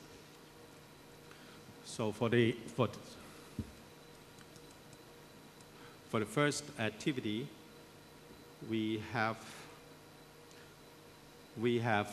assigned subject matter experts to conduct a series of verification tests and inspections on the design and implementation of the new ATC system in 2015 against the requirements internally and internationally. In parallel, we've also engaged an external consultant to carry out an independent cybersecurity audit on our communication backbone, which connects all the new ATC systems as well as some existing ones or legacy systems which also included a penetration test of the external interface system. The audit was completed in early 2015 with no anomaly observed. So the second assessment activity is an independent and external cybersecurity assessment by another external consultant, and the new ATC system in Hong Kong score an excellent grading in terms of guarding against cybersecurity attacks. The third assessment activity is government-oriented because the new ATC center and its operation are considered critical infrastructure, and for this reason and because of the Hong Kong government cybersecurity policy, we have invited the Cybersecurity and Technology Crime Bureau, which is under the Hong Kong Police Department, to conduct a cybersecurity risk assessment. And after assessing all the potential risks, the CSTCB, that is the Cybersecurity and Technology Crime Bureau, concluded that the cybersecurity provisions and readiness of the new ATC system were satisfactory. So in ending this presentation, we'd like to invite the meeting to discuss on the following points. Number one, note the establishment of an effective cybersecurity management framework required for safe and secure ATC system infrastructure. Second, note the latest development and achievement made by Hong Kong, China on implementing cybersecurity control measures to protect our ATC system infrastructure. Third, to seek support from the ICAO in organizing a relevant forum to discuss, facilitate, and exchange experience among states, and better understand and plan for implementation of ICAO .9985. Last, we would like to encourage states to pursue appropriate level of compliance to the cybersecurity control requirements under ICAO .9985. Thank you. Thank you, Hong Kong, China. Any discussion? And please keep it concise. Yes, Singapore. Thank you, Mark. I think we want to thank Hong Kong for what was a very useful paper. Cybersecurity is something that we are all worried about, and I think the worries will only increase over time. We will certainly bear in mind what Hong Kong's experience has been as we implement our own cybersecurity initiatives. So on this note, I think we support very much the conclusions here. Thank you. Thank you. Yes, Iasa. Thank you, Chair. We submitted an information paper on this same subject, and we certainly support all the work which has been performed by Hong Kong, China on this very important subject. My main point is that I would like to insist on the fact that cybersecurity threats are not only on air traffic management systems, but are on all aviation systems, including maintenance and airlines operation systems. And we need to have a cyber strategy which encompasses all of the different components of the aviation system. Thank you. Thank you. Any other discussion? Yes. Thank you, Mr. Chairman. Firstly, thanks a lot to Hong Kong, China for presenting the paper. 2 years ago at the DGCA conference in Hong Kong, Council presented a paper on the growing threat of cyber attacks on ATM system. And we highlighted the importance for states and their ANSPs to manage the cyber risk and to implement a cybersecurity program. So given the critical role of ATM in ensuring flight safety and efficiency, appropriate measures are needed to detect, respond, and recover from cybersecurity threats. In this regard, I would like to highlight the publication again of the Council Cybersecurity and Risk Assessment Guide. And this is available in the Council website, which can be downloaded, and hope the conference participants will make use of this publication. Thank you very much. Thank you, Kanzo. Cybersecurity is very important for all of us, so it's a good opportunity to have a look at any papers. Madam Secretary. Thank you. Thank you, Mark. I'm also very pleased that Hong Kong, China brought this important issue to this DGCA meeting. And also I'm pleased several states organizations also provide the information paper. I just would like to also advise you, cybersecurity is becoming a key program in the coming triennium. We submitted this program to the Assembly and for endorsement. And we would like to see more coordinated and integrated efforts to address this issue. And obviously, ICAO would like to take a leadership in close cooperation with various international organizations and member states. So in that regard, I would very much encourage member states in this region to actively participate in the coming Assembly's discussion, which will cover the cybersecurity item in the, our Assembly discussion. And moreover, the Assembly will also consider global aviation security plan. And I believe cybersecurity should be one of the elements to be considered in that global plan. So I also would like to encourage member states in this region to actively participate through AVSEC panel to develop global aviation security plan. And one of the important component is cybersecurity. Thank you. Thank you, Secretary General. Very important. Yes, Sri Lanka. Please keep it short. Thank you, Mr. Chairman. This question is concerned with the first paper presented by Hong Kong, China. This is on the new ATM system that they have implemented. I'm sorry, we can't hear you. Am I okay now?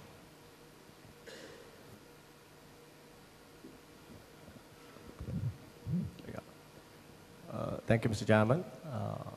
This question relates to the first paper presented by Hong Kong, China, and that's on the new ATM system implemented by them with main and fallback systems. We would like to know the bidding process followed in that regard, basically whether a single bidding process or a dual bidding process were followed in the selection of two separate companies or contractors. If I understand, there was a question for Hong Kong, China, was it? Yes. Yes. Can I ask that you take that offline and we can continue with the other discussions, because that might be more relevant just for you and Hong Kong, China.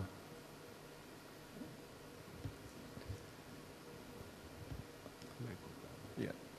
Thank you, Mr. Chairman. That's fine. Thank you. With no further discussion, we'll continue on the papers. And we have discussion paper 3.15 from Malaysia, supporting the attainment of a safe, secure and efficient aviation system through eco-friendly training. And I'm apologising right now, but we are running out of time and I might cut you off. So please, keep it quick. Thank you, Mr. Moderator. I'll try to hasten the process. Mr. Moderator, ladies and gentlemen, in cognizance of the theme topic, DP5 proposes supporting the attainment of a safe, secure, efficient system through eco-friendly training. And first of all, Malaysia is of view that capacity building and training to meet future manpower demands is a key enabler to fostering safe, secure, and efficient aviation system. And therefore, expanded training capacity will be a key priority for the region. And this shows that the training providers particularly will have a very frontline role, and we are, as training obligers, will be obliged to put in place innovative measures that will enable and foster a safe, efficient and aviation system in the future, that opportunities for training and capacity building are optimized while amidst the growing social pressure for environmental protection, and that no country is left behind in implementing ICAO subs.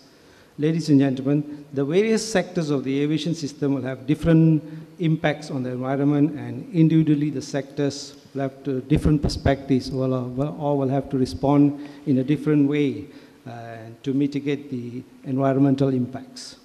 In discussion, in section 2.2 of this paper, we propose a using a case study approach to provide a training provider's perspective for a future framework of an eco-friendly aviation training concept that is aimed at minimizing the direct and indirect environmental impacts from aviation. The proposed eco-friendly aviation training model consists of a mix of strategies and best practices which strategically contribute towards environmental protection and sustainability. Essentially, the paper proposes a three-pillar approach to an eco-friendly aviation training framework. Firstly is engaging in eco-friendly practices. Engaging in eco-friendly habits will mean that the training provider, as a responsible member of the aviation system, contributes to the overall environmental performance of aviation by being more conscious of how it uses its resources and reduces emissions and pollutions generated by the activities of the training institution itself. In this context, a training provider may engage in energy-saving measures, investing in automation, or even strategic landscape maintenance, etc. The second pillar will be ensuring environment-friendly product qualifications. This refers to the eco-friendly skills or knowledge or attributes imparted or embedded into the future aviation personnel through training, and who upon graduation into the operational environment will primarily ensure human and aviation safety and consciously contribute positively to green practices that conserve resources like water, energy, natural resources, etc. In terms of ATC training, we want a future air traffic control to understand vectoring an aircraft and what this impact will be on the environment, etc. This also means that the training provider will have to maintain close liaison or coordination with the industry, and in the ATC, ATO, or Approved Training Organization context, this will mean that we have to pay more emphasis or trainings on, for example, PBN training for air traffic controllers, which incorporates performance-based navigation technology. Other courses that will be relevant will be airspace design, how environment impact of airspace design decisions are taken care of. Thirdly, the third pillar will be opting for the most sustainable solutions when delivering services. Sustainability of aviation system rests in part on how we preserve and protect our environment. And in this context, for MAWA, or the Malaysian Aviation Academy, we have pursued the full membership of the ICAO Train Air Plans program, because this allows us greater collaboration and STP, or standardized training package sharing amongst other network of training organizations, which will, in a sense, save resources and not to deplete the ecosystem in the future. We also have the honor of hosting the e-examination center for DCA Malaysia. This web-based nature of the examination application, together with an online booking, payment, etc., will ensure cost effectiveness as well as sustainability.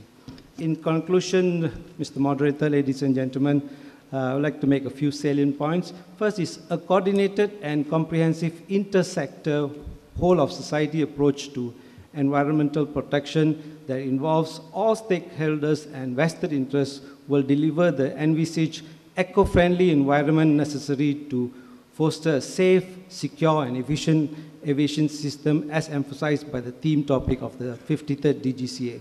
As training providers, we should recognize the connection between capacity building and training and the environment, and demonstrate this understanding through eco-friendly operations, governance, policies, adoption of appropriate training content and methodologies. Training providers, through their product qualifications, have the ability to indirectly influence the environmental performance of aviation in the operational environment. While training providers strive to support the attainment of a safe, secure, and efficient aviation system through the development and subsequent execution of suitable capacity building and training programs that aim to establish the required competencies within aviation technical personnel for the implementation of relevant ICO subs. They must not themselves unintentionally contribute to the world's carbon footprint. And as way of action by the conference, I'll skip A and B, which are just for noting, and go straight to C, which is to request the conference to discuss the proposed concept of eco-friendly aviation training as outlined in para 3.5 of this paper, suggest improvements, if any, and consider encouraging states, training providers to capitalize on this environmental sustainability best practice to foster a safe, secure, and efficient aviation system in the Asia-Pacific region. Thank you, sir. Thank you, Malaysia. Training is extremely important for all of us, as there's opportunities to learn from what Malaysia has done. Any discussion? Yes, United Kingdom. Short and sweet, please. Yes. We would like to congratulate Malaysia on the significant investment that they made on eco-friendly training to support the next generation of aviation professionals. Thank you, United Kingdom.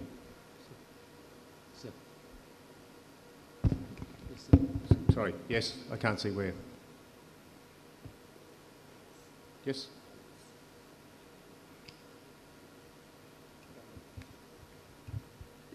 Thank you, Mr. Chairman.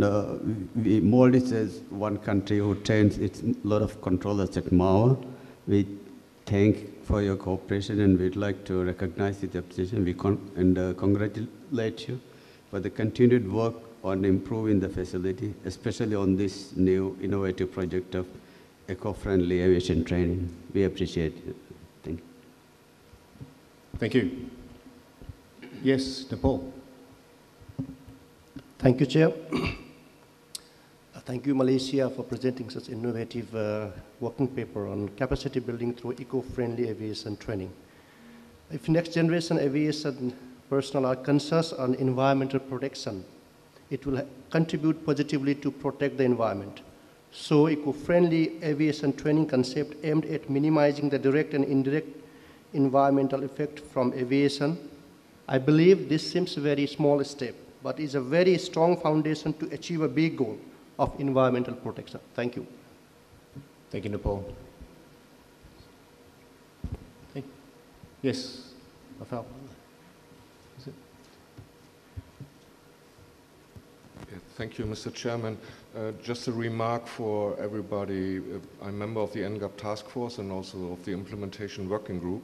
And just the remark that we encouraged the as-known ICAO document 7192 is the ATSEP training manual, which we now formed in the manual on air traffic safety electronics personnel competency-based training and assessment, which will become the number 157, and 156 is a new approach from ICAO for the manual on air traffic controller competency-based training and assessment. We are running currently around the world. The first competence-based training workshop took place end of June in Montreal. We go now to Lima, to Mexico City, and for sure as advice for you, next year ICAO will announce a workshop in Bangkok, and I hope to see a lot of you and colleagues involved in training to teach and to learn something on these new manuals. Thank you. Thank you, IFATSEA. Thank you for the discussion.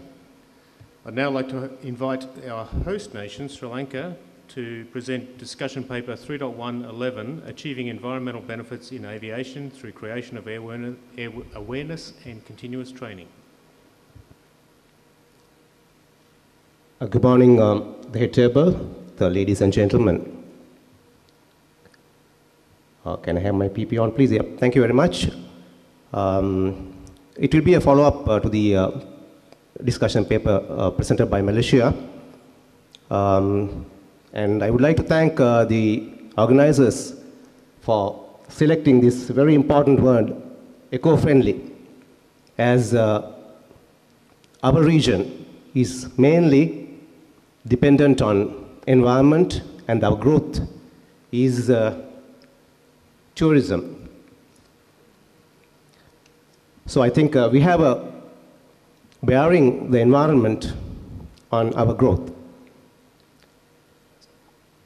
I have made a comparison between the aviation emissions versus the airport emissions, which are the two important emission factors or the emissions which are involved with the environment. I'll just quickly take you through the topics in order to get the forum to the mood of environment, the total emissions, sources, impacts, mitigation methods, regulation and policies, guidelines, benefits, and most importantly, what I'm going to address today is awareness and training. When making the comparison, the aviation emissions versus the airport emissions, the aviation emissions have a lot of methodologies developed by ICAO and various other agencies. As everybody are aware that the growing 2% aviation emissions is a concern to the ICAO. And in terms of airport emissions, not much research is done, but a few guidelines by ACI under Scope 1, Scope 2, Scope 3 is a useful guideline to the airport operators as well as the other organizations, the stakeholders, to think about this very serious topic. The sources are direct. In aviation emissions, the aircraft, the main culprit, and also the APU. But my concern here is the human element in this hot topic. When you consider the human element in aviation emissions, most of the human element is addressed, they are trained, and they are aware. But when it comes to airport emissions, the number of humans involved are much more higher than as in the aviation emissions. And their actions are more, and their knowledge is less, but the contributions to the environment, the anthropogenic gases, are very much high. This needs no explanation, which we don't want to see as aviation professionals, a direct curse from the environment, and which no superpower can prevent this. What is important is the mitigation. As I said before also, for aviation emissions, there are a number of methodologies, such as the most important, the ASBU implementation, which is going to lay the platform and to bring all the people into this platform where we can start with. I need the PP, please.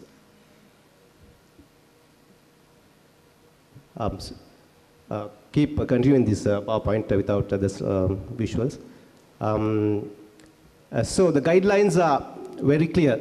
The ICAO annexes docs, the Asia-Pacific Seamless ATM Plan, and also the organizations supporting this cause, the ACI, CANSO, and NITA, and the professional bodies such as IFATCA, IFALFA, and the industry, Boeing and Airbus. They have their own guidelines which give very clear and concise information regarding emission reduction. But still, airport emissions reduction is still based on voluntary contributions from the people involved in this industry.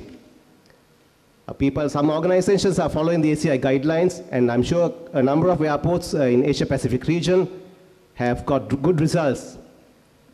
And also the guidelines from national agencies, along with the EMS standards such as ISO 14001 and the guidelines by UNFCCC and IPCC. The benefits that is everybody is looking for. We can, in fact, categorize these benefits in a couple of stages or various levels. In global level benefits, where with the ICAO recommendations, we should be able to achieve the benefits and achieve the benefits which are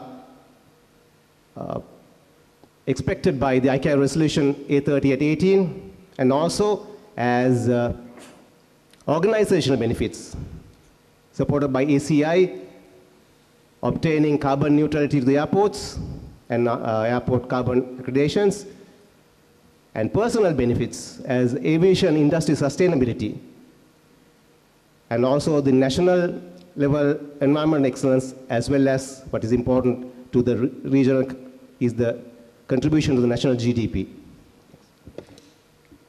What is important is these messages or the methodologies taking to the people concerned in the industry, to the grassroots levels, coming up to the top management levels. This is my concern. Are we disseminating this information to the necessary people? In order to do that, we have to get together, use expertise, and form awareness and continuous training programs. And also, training becomes important as this is a very safety concerned industry where human actions should integrate with safety.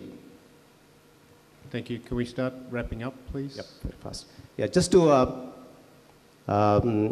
make this slide makes how people can be aware. This is an energy bill. Until you see this, you are not concerned. What is important is to look at the energy bill and start activating. Mainly the emissions are created from aircraft delays. Aircraft delays are reported in many ways, ATC delays, maybe ground delays, engineering delays, as well as immigration or even customs delays. So this is why I say that, the information has to be passed and training and awareness has to be done in a broad aspect. The facts and figures are very clear, and it is known to the experts. Unfortunately, it's not to the other levels which are not directly involved in these programs. These awareness programs can be conducted in a number of forms where I have mentioned, which will disseminate the information, the knowledge, as well as the benefits to all the people concerned. The training has to be organized in a sort of a network basis with the involvement of all the states sharing their good practices in the information as well as the statistics. We do have a number of facilities provided by ICAO for the experts to organize training programs. One is the ICAO Secure Portal Upper Training Program, and also the COICA provided by the Republic of Korea. And maybe the other states whom I have not mentioned can support this training aspect. My recommendation is for ICAO and CANSO and all the other agencies to identify this very important subject and include this vital topic in any training module, either in ICAO 051 for aerodrome control or 052, which will be very useful for as a starting process in environmental management. At the same time, achieving will not be sufficient. Continuing is the important thing. So things like audit will help to continue these achievements. And the objective is also to meet the requirements of Resolution A3818, which is spoken in most of the ICAO forums, and also with the involvement of all the countries, no countries and also no personnel left behind in this aviation industry for the sustainable growth of aviation. I would like to conclude with this very important statement by Dr. Robert Watson, the chairman IPCC 2001. The overwhelming majority of scientific experts, whilst recognizing the scientific uncertainties exist, nonetheless believe that human-induced climate change is already occurring and that future change is inevitable. Thank you very much for your patience. Thanks a lot. Thank you, Sri Lanka. Very important topic to all of us. Fortunately, we don't have much time for discussion, so very quick if there is any. Yes, United States. Yes, thank you, and good afternoon. The U.S. would like to recognize Sri Lanka and also Malaysia for raising environmental awareness. Our President Obama, has heeded the warnings of the IPCC and has made environment, particularly climate, a priority. The U.S. agrees with efforts to help build eco-friendly aviation culture. We encourage sharing best practices and training, and we are ready to support those efforts. Thank you, United States. Well, thank you everyone for 5 very stimulating papers and the opening of the conference, and I appreciate the input from everyone involved. Thank you.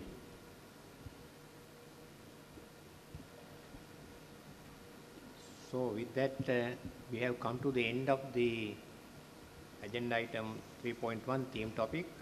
Please join with me for a round of applause for our moderator, Mr. Mark Skidmore.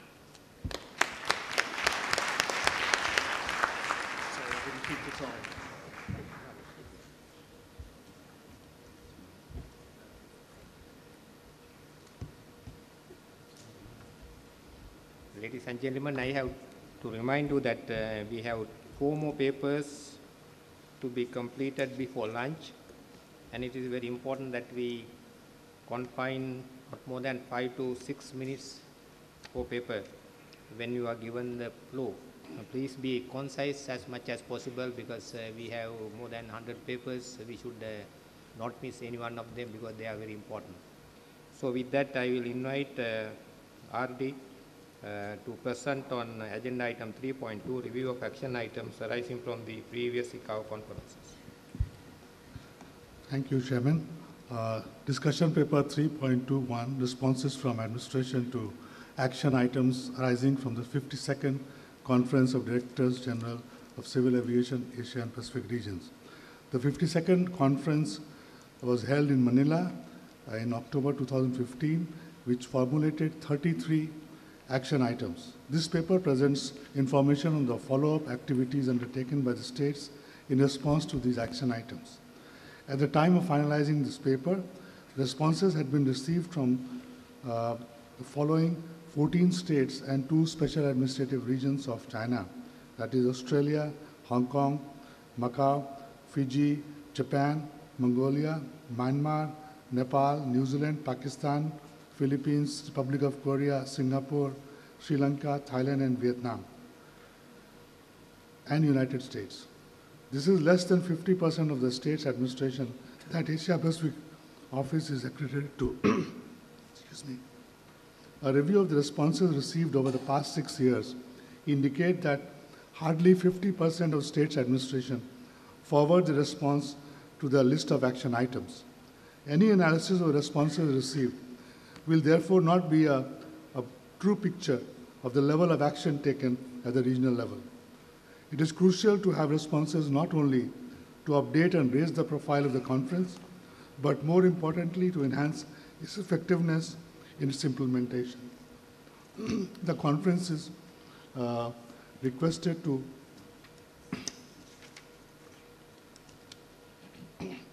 review the information provided by the state's administration on the following up actions developed by the 52nd DGCA conference and take action as necessary.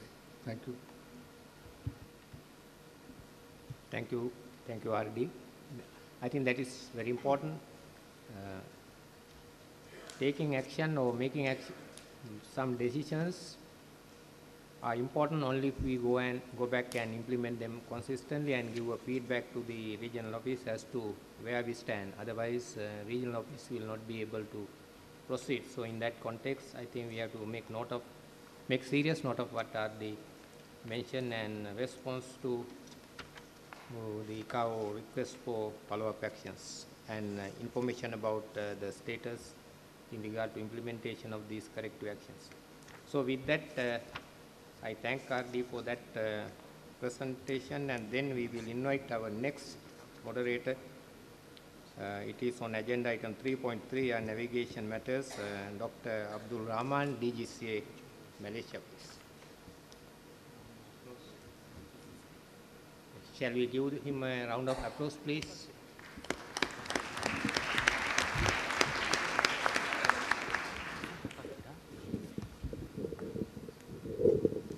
Thank you, Mr. Chairman. I know all of you are looking at your watches. All of us are preparing for the lunch, but hold on to your horses. We have a few papers to start with on air navigation. I wonder why they gave me this moderation, because it's the biggest of the biggest number of the papers that we have to discuss in this 53rd DGCA conference. And again, I have to appeal to the speakers to be precise in your presentation. Do not read the whole of your paper, just the essence of the paper. And altogether, we have 25 discussion paper. However, I would also like the attention of all of you that we also have information papers. There are 33 of them. Without further ado, I would like to start off with the first paper on RASMAC, the 21 meeting outcomes, a paper to be discussed by the ICAO. ICAO, please. Thank you, Mr. Moderator. Discussion paper 3.31, which is about RASMAC 21 meeting outcomes. This paper presents a summary of the outcomes from the 21st meeting of the Regional Airspace Safety Monitoring Advisory Group, RASMAC 21, which was held in June in Bangkok this year. A total of 46 participants attended the meeting, and the paper highlights the key issues noted by RASMAC, which are summarized in section 2 of this discussion paper. RASMAC 21 noted with concern that only 3 of the 8 administrations had submitted data link problem reports to a recognized central reporting agency. RASMAC formulated a number of conclusions on performance-based communication and surveillance, which are expected to be endorsed by APNPAC 27 in September 2016. These are in response to the implementation of PBCS within ICAO annexes from November 2016. APAC states and administrations are urged to urgently address this. RASMAC noted major safety issues in Bay of Bengal airspace, especially between the interface between Indian FIR and the Bangladesh, Myanmar, Malaysian, and Indonesian FIRs. Japanese airspace caused mainly by the interface with the Manila FIR, and Republic of Korea airspace, especially the Akara corridor, which had the potential for very high-level risks. RASMAC 21 also noted the trend of non-RVSM approved aircraft within the RVSM stratum was rapidly dropping. The conference is invited to discuss the continued poor safety performance and safety reporting in certain Asia-Pacific airspace and note the outcomes of RASMAC 21. Thank you, Mr. Moderator. Thank you, Regional Director. Is there any comment on this paper? I see none. Then we will go on to the next paper from Hong Kong, China. The transition from Aeronautical Information Services, AIS, to Aeronautical Information Management, AIM, in Hong Kong, China. Hong Kong, China, please.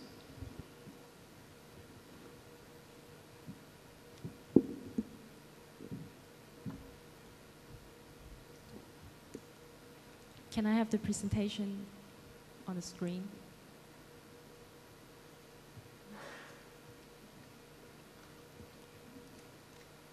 Good morning, everyone. I'm Jenny Lee from Air Traffic Management Division of Civil Aviation Department of Hong Kong.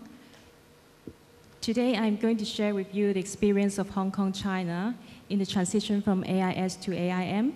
The same topic has been discussed in the last DGCA conference. Now, I would like to share with you the latest updates of the progress.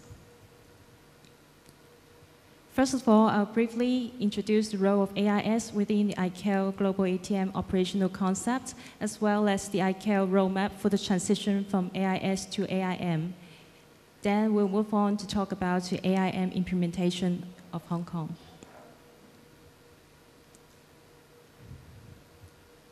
The role and importance of aeronautical data and information changed significantly with the implementation of area navigation, performance-based navigation, airborne computer-based navigation system, and data link systems. This leaves little margin for error. Any corrupt, erroneous, late, or missing aeronautical data or information can potentially affect the safety of air navigation. The ATM operational concepts define 7 interdependent concept components that will be integrated to form the future ATM systems. This figure illustrates how information management is at the core of air navigation services. Information management provides real-time, relevant, accurate, accredited, quality assured, and timely information to support ATM operations. With the management and sharing of information on a system-wide basis, which forms the foundation for collaborative decisions, AIM will be a key element for future ATM system. In fact, AIM implementation is also one of the 10 regional priorities. In 2009, ICAO published the roadmap for transition from AIS to AIM. There are 3 phases of action for states and ICAO to complete the transition. Hong Kong, China is now in the midst of phase 2. The main focus is on the establishment of data-driven processes for the production of current products by using computer technology or digital communications and introducing highly structured digital databases and tools such as geographical information systems. The roadmap essentially indicates 21 specific steps and timelines for implementation. This roadmap offers practical guidance and advice to regional planning groups and states for development of the implementation and funding strategies that will be required for the transition. In line with the ICAO roadmap, in 2009, Hong Kong, China launched the ATM system replacement project that incorporated a new AIM system as an integral part of the project. On the 9th of December last year, the new AIMS was commissioned for operational use, which was crucial to the transition from AIS to AIM. Concurrently, the Hong Kong Aeronautical Information Center was renamed as Aeronautical Information Management Center and was relocated to the Hong Kong CAD headquarters. The AIMS transition process, data migration, all paper-based information was required to be digitized and stored in accordance with Aeronautical Information Conceptual Model, and so that it could be managed and distributed in Aeronautical Information Exchange Model. Very extensive effort and time have been invested on data migration and verification. Training. Staff readiness is crucial to the smooth transition. Prior to the commissioning of AIMS, well-structured training programs were provided, and staff were required to demonstrate proficiency in using the new system. System tests have been conducted to ensure the stability and interoperability with other systems. Implementation of AIMS is part of the broader ATM system replacement project. In order to support the phased implementation of ATM system, we have to ensure AIMS is capable of working with both the legacy and the new ATM systems. Prior to the transition and cutover to the new AIMS, a comprehensive safety assessment was conducted to identify, analyze, and mitigate any hazards arising from the transition. And a number of control measures were devised in mitigating hazards, such as a fallback procedure and a detailed cutover plan. In the cutover plan, we have a detailed period of parallel operation of both the legacy and new operation centers before the actual transition, and a team of advisors and helpers was also deployed after the transition.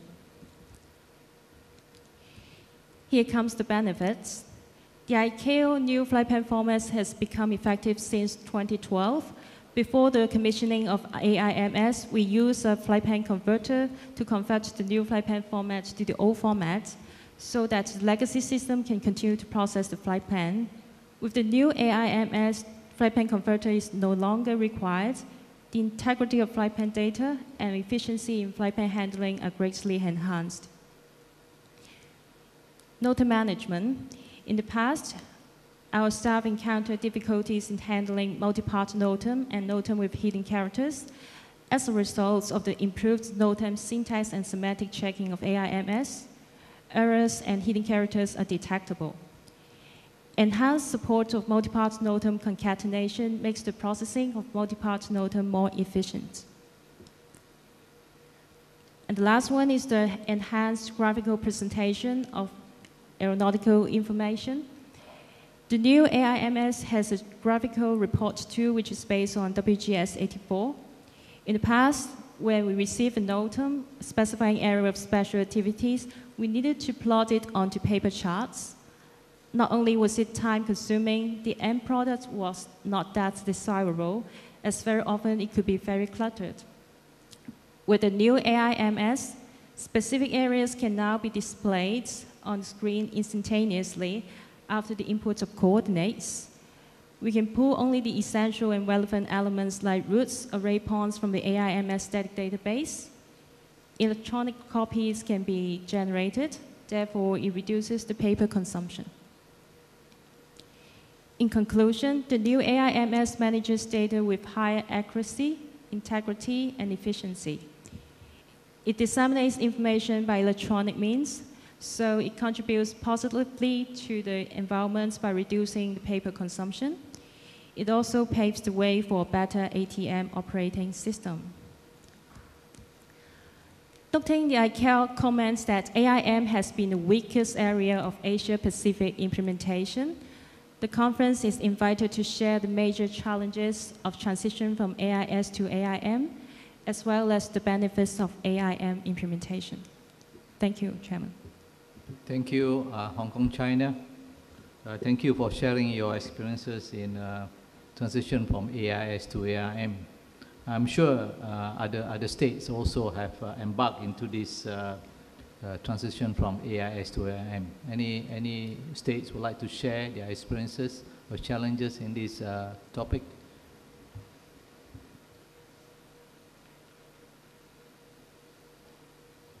I see none. Thank you. Thank you, Hong Kong, China. And the time is 12:27. I was informed by the Secretariat that the next paper by ICAO, improvements to the regional air navigation system, progress against seamless ATM plan objective is quite a big paper, and the Secretariat would like to do it after lunch because now it's already coming to 12:30. So we'll be back again at 2 o'clock sharp for the next paper. But before that, I will hand over to the chairman to inform you whereabout is the lunch. Thank you. Thank you, moderator. I will invite our event manager to inform you of the arrangement because we used to have lunch last 2 days here. There is a change in the venue, so he will let you know the exact site where we are going to have lunch today. Thank you, Chairman. Today's lunch will be co-hosted by the airport operator, and I will invite Ms. Pashani Silva, the marketing coordinator of the airport operator, to speak a few words.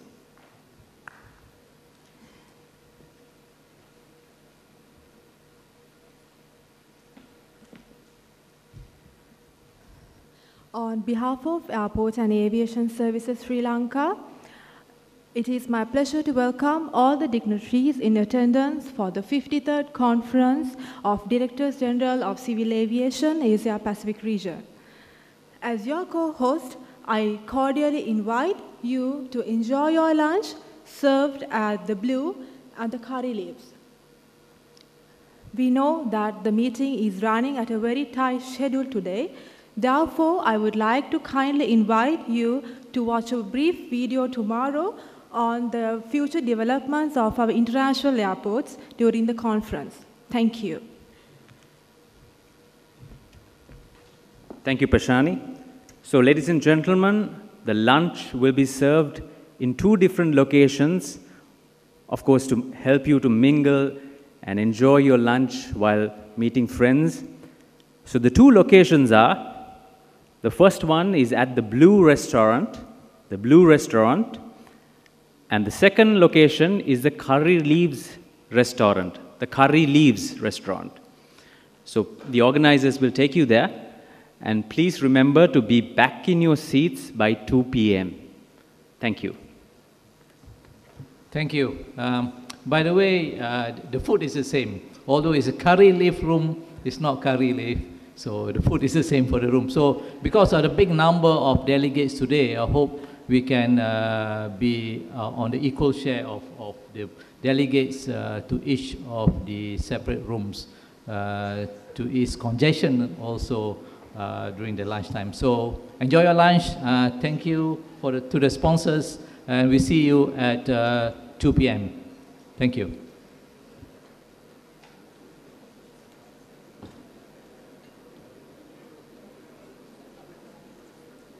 Turkish CA, who also the vice chairman of Eurorus, to present aviation in Turkey. Haider Yassin supposed to deliver paper on Friday morning, but due to what's happening in Turkey, he has to go back tonight. So without further ado, present Haider from Turkey CA. Thank you. Thank you very much, Mr. Chairman, and good afternoon, everyone. Mr. Chairman and distinguished Directors General of the Civil Aviation Authorities, distinguished participants, and ladies and gentlemen. First of all, I would like to thank to Sri Lankan Director General, Mr. Nimal Siri, and the IQ Regional Director of APAC, Mr. Arun Mishra, for the kind invitation, as well as the Sri Lankan DGCA for the excellent lunch and hospitality shown during our stay in Colombo. I am truly honored to be here with you today and most grateful for the opportunity to share Turkish perspective for improving our relations with Asia-Pacific regions. The copies of my presentation has already been distributed to the head of delegations, and therefore I will not give all the details of my presentations about the facts and figures on Turkish industry, which has significantly growth rate during the last decade, in order to save time. Therefore, I am moving this part of my presentation fast, and you can get this detailed information from the presentation which has been distributed. Geographically, Istanbul is very well located. These are the facts and figures. And terminal operations have an important role within the success story of the Turkish civil aviation. And the 7 biggest international airports have been operated by the private entities under this model. And the total annual passenger capacity has been reached to 100 million, with the total investment $2.5 billion. And the third airport in Istanbul will be the world's largest airport with 150 million passenger capacity under BOT model, which will be operated in 2018. These are also the well figures, and I am moving fast. And I would like to come to the safety part. We have significant growth rate with the good safety and security records, and we fully support the ICAO global aviation safety and navigation plans, which are the important tools supporting the No Country Left Behind initiative. And we are also regulating the ARPA's activities, and we have reached important achievement on that respect as well.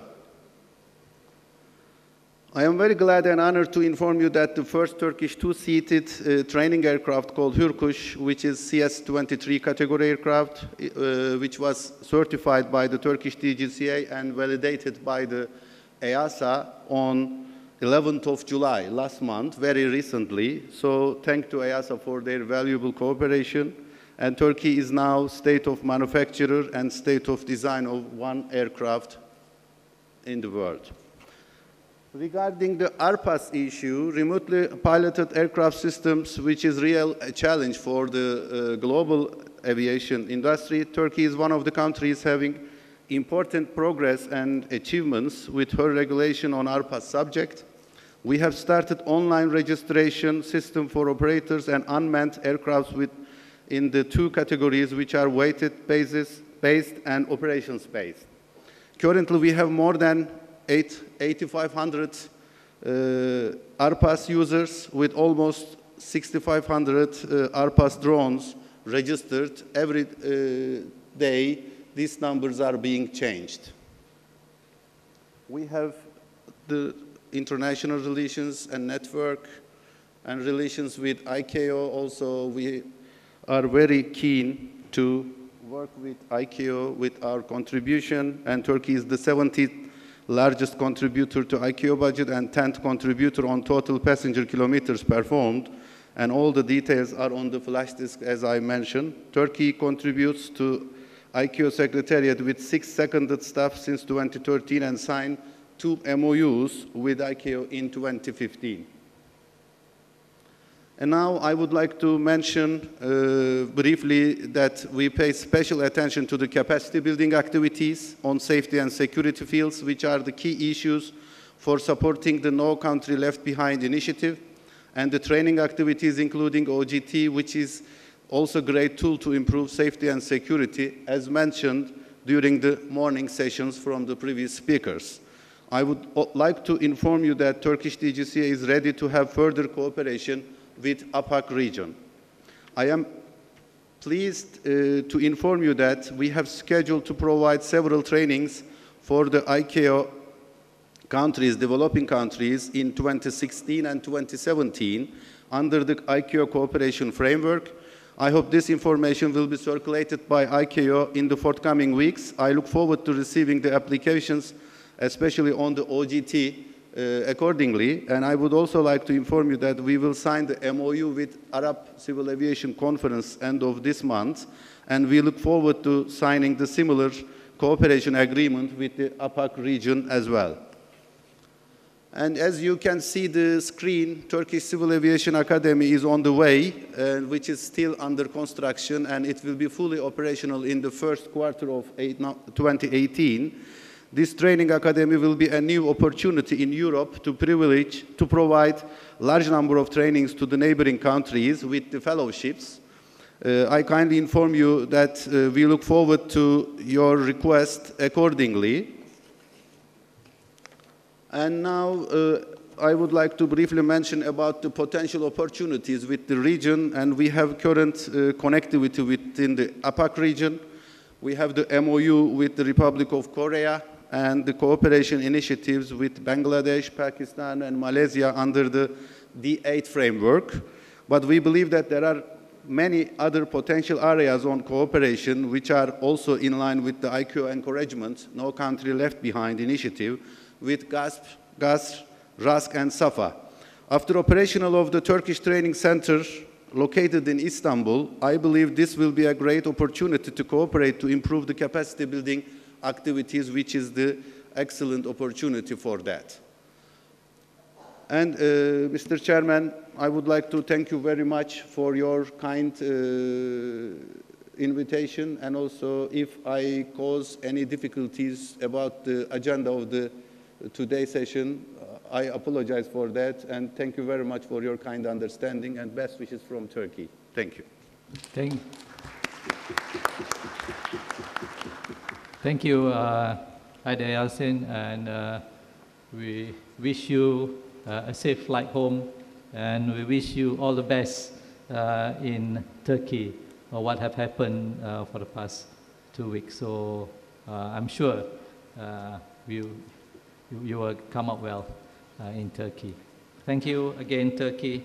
Okay, we go on to our next paper on air navigation. This paper is from the Secretariat, ICAO, improvements to the regional air navigation system, progress against seamless ATM plan objective DP 3.3/29. Secretary, please.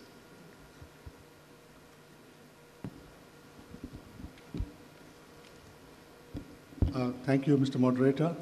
I will present the paper 3.329 on the progress of seamless ATM implementation in the APAC region.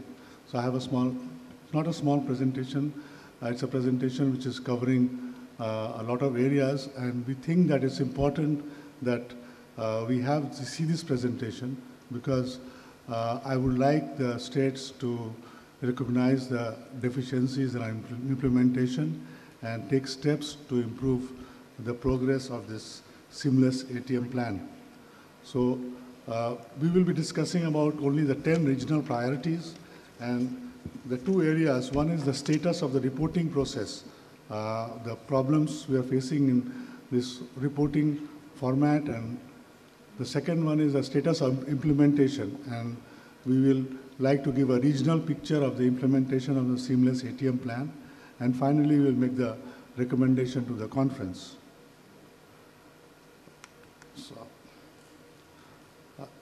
the 10 regional priorities of the region, I'm sure you can't see it properly, but I think you know it, but for everyone's benefit, I can read it out.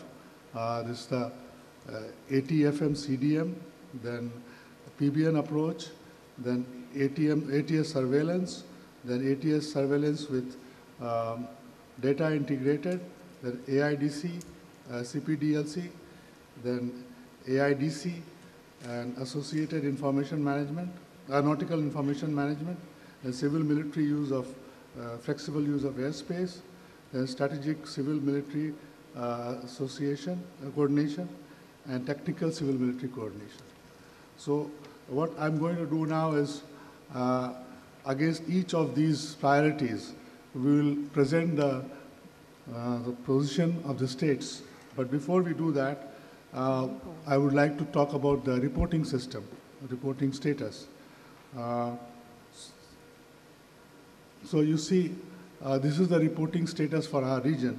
And in green, you have the regular updates, which is provided by only 12 states. And in blue, we have 12 states again providing one report. And the other area is the red area, where 13 states have not provided anything to us. And we have also got points of contacts from 31 states administration. So we have no point of contact from 12 states. So the states are supposed to give 2 points of contact, one for the ANSPs and one for the regulator. So these 12 states mentioned here have provided no point of contact. Then we come to the 19 states have not prepared or submitted any report, including the 10 Pacific Island states. And 7 states, which are marked with asterisks, they have provided points of contact but did not submit any report. Picture we are giving for the 24 states administration which have submitted reports. They are listed below. And only 10 regional priorities are presented here out of the 45 objectives monitored. And we use the latest report, but I'm sure there are states who have submitted reports after this presentation was made, and I would request them to contact our ICO team if there are some corrections to be made in this report. So for the first regional priority, seamless ATM, you see the ATFM CDM, the region is well behind the implementation target of November 2015. Although there are ATFM implementation programs in China and India, which are due to become operational, but the overall performance, if you see, there are only 8 states who have 100% performance, and then progressively we go down, and 8 states have not even done anything, and we have not got any report from them. Out of the only 24, the rest we don't even have the reports. For the other item, seamless item on approaches for high-density aerodromes with instrument runway serving aeroplanes, of the 24 states that reported, only 9 advised full implementation. 5 reports from countries indicated no data, which required attention from these administrations. The United States also indicated not applicable, but this is not probably correct, or maybe we need to discuss regarding the aerodromes in Honolulu, Hawaii. This is what we I had briefly mentioned during my opening speech about the implementation of PBN, and we are very much behind in this priority, and this is a priority element, and Assembly Resolution of 37, Assembly 37, required this by end of 2016. So the state needs to work on this. ADS-B airspace. This is only 38% of the 21 administrations reported have advised implementation. Countries like Indonesia provided no data, that it is known that ADS-B is available within the Jakarta FIR and neither did the Republic of Korea provide any data. So I'm just doing this to highlight the problems we are facing in monitoring the progress of seamless ATM plan. ATS surveillance with data integrated. Again, we just have 14 states who have completed this, and we have 3 states who are advising partial implementation, and 3 countries did not provide any data. Though it's known that countries like Hong Kong uses surveillance integrated data. Nepal also did not provide data, whereas the United States indicated not applicable to the element when it's seen that it's applicable to Honolulu ISCC.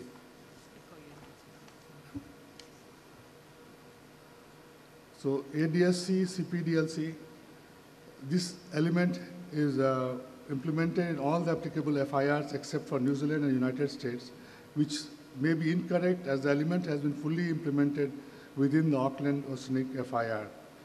Philippines has indicated 100% implementation, but there is evidence to the contrary, so this needs to be clarified.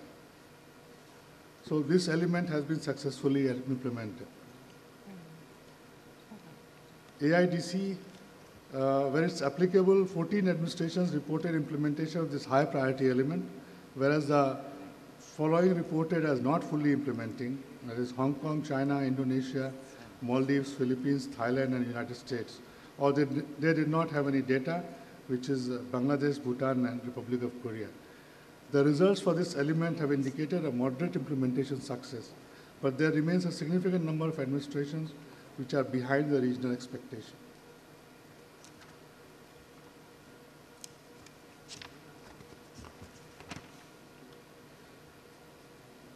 AIM. This element has been the weakest area of Asia-Pacific implementation, with only 2 states, India and Singapore, reporting phase 1 and 2 completion, although Mongolia recently reported completion of the recent AITF meeting. However, the information provided to AITF meeting was that India has not completed phase 1 and 2.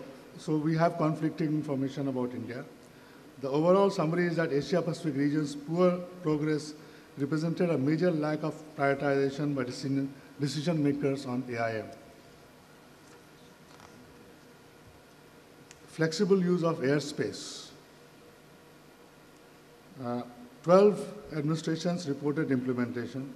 However, several administrations reported this element as not applicable, including China, which may not be correct as the element is applicable to China, which has had ongoing civil-military cooperation issues. Bhutan, Fiji, French Polynesia, Macau, China, Maldives, Nepal, and New Caledonia also have this issue. No data was received on this element from Bangladesh, Indonesia, and Mongolia. In summary, the result for this element has been an uneven implementation, with progress noted in several airspaces where the element is applicable, and less than half of the Asian Pacific states overall achieved the target.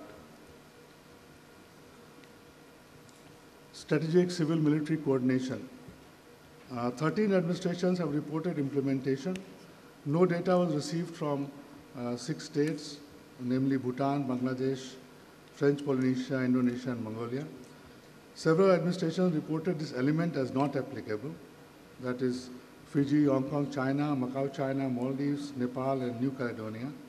However, this element is applicable to all administrations, whether they have a local military force or not, as any airspace may experience a military operation from time to time, and thus some form of liaison is necessary. In summary, the Asia Pacific is behind the implementation schedule in this.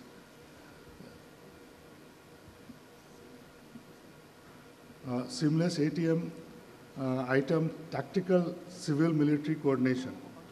Now, 14 administrations have reported implementation. No data was received from Bhutan, Indonesia, Mongolia. Several administrations reported this element as not applicable in one or both other elements. However, this element is applicable to all administration, like the earlier one, and whether they have a local military force or not. In summary, the Asia Pacific is behind the implementation schedule in this. Coming to the recommendations, we recommend that states to provide 2 points of contact, one for the CAA, one for ANSP, for those state administrations who have not done it as yet, improve quality of reporting, and look at the slow progress of implementation given the concerned objectives, give the concerned objectives higher priority, and mobilize human and financial resources both in CA and NSP, and mobilize human and financial resources to improve their air navigation system, align their strategy with the objectives of Phase 2, and Phase 3 assessed as relevant by the National Gap Analysis. So with this, I end my presentation. As I mentioned, the data provided in the presentation may have some shortcomings as we have not incorporated the latest, so the states are requested to contact us to correct our data. Thank you. Thank you, moderator. Thank you, ICAO, Regional Director. As the Regional Director was saying that there are gaps, and the plan for completion is for 2015 are far from being achieved as of mid-2016. So there are gaps, and I think he's been very diplomatic about the whole thing. I think he wants a better coordination reporting to the regional office. Any comment on this? And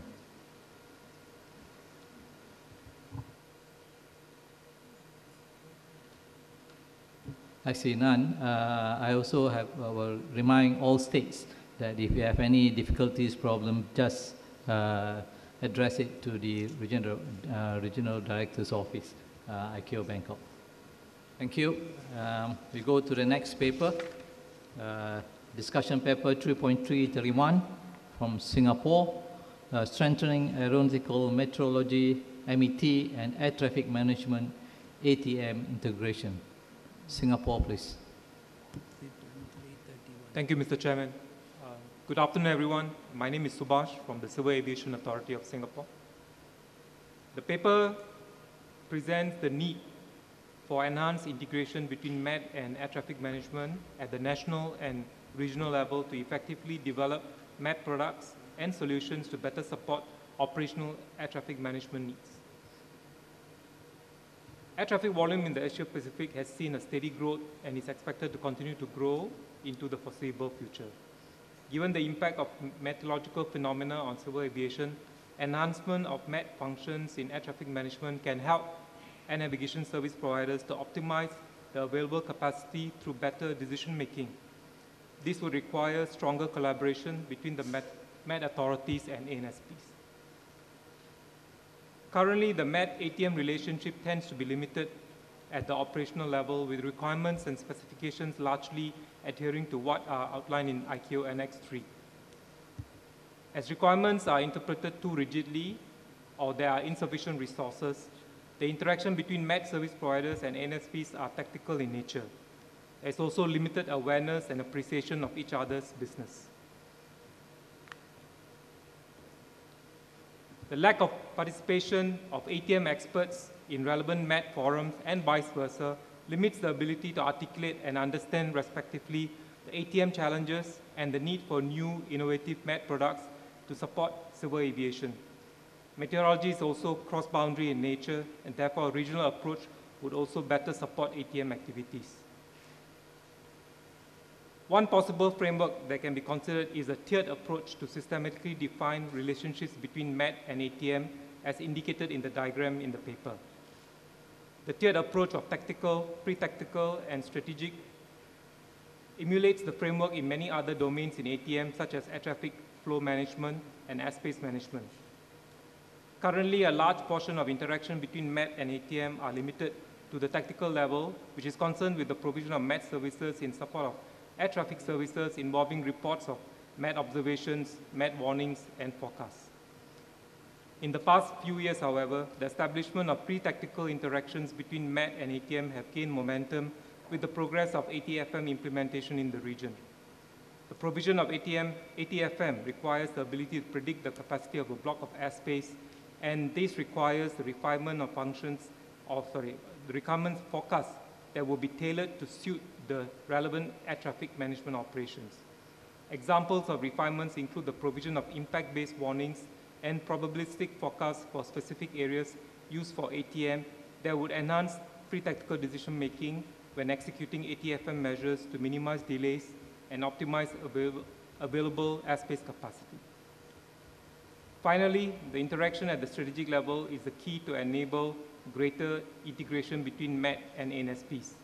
At the national level, one strategic element is to provide high-level support to acquire the necessary resources and expertise to enhance the provision of MET to support ATM. States administrators should also step up and improve the participation of their MET and ATM experts in regional and global developments through forums such as the APENPERC. An example would be the MET Requirements Working Group of the MET subgroup of APENPERC. With the growing importance of System-Wide Information Management Development, or SWIM, the participation of the relevant experts in the MET Information Exchange Working Group would also be necessary and critical. Meteorological authorities and ANSPs could also collaborate in joint research and development projects to tackle challenges of unique MET phenomena affecting the region. In summary, the ICAO GAMP, along with the ASBU methodology, provides states and administrations with guidance to progress with enhancing air navigation capabilities. The Asia-Pacific Seamless ATM Plan similarly provides the priorities this region has to undertake to meet future air traffic demand. MET is one of the critical elements that will support the optimization of capacities, enhancement of decision-making, and mitigation against complexities. A systemic framework for integration between MET authorities and NSPs will support states to progress in the areas associated with MET. The proposed framework, covering the full spectrum of tactical, pre-tactical, and strategic, would enhance and strengthen MET ATM integration.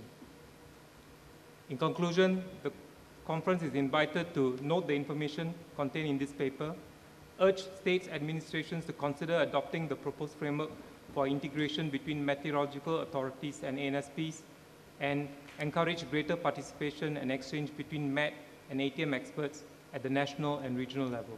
Thank you. Thank you, Singapore, for the paper.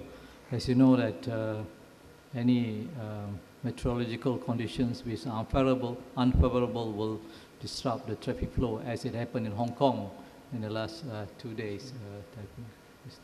So any comments on this? No? Thank you. We go to the next paper. It is a joint paper presented by Singapore. Is it Singapore? This is the Distributed Multinodal Air Traffic Flow Management, ATFM, implementation in the Asia-Pacific region. Discussion paper 3.3.32.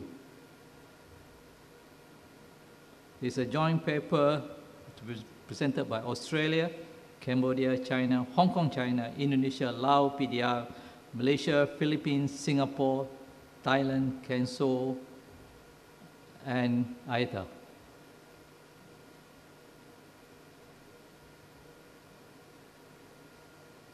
We have a glitch. Too many presenters. Thailand, please.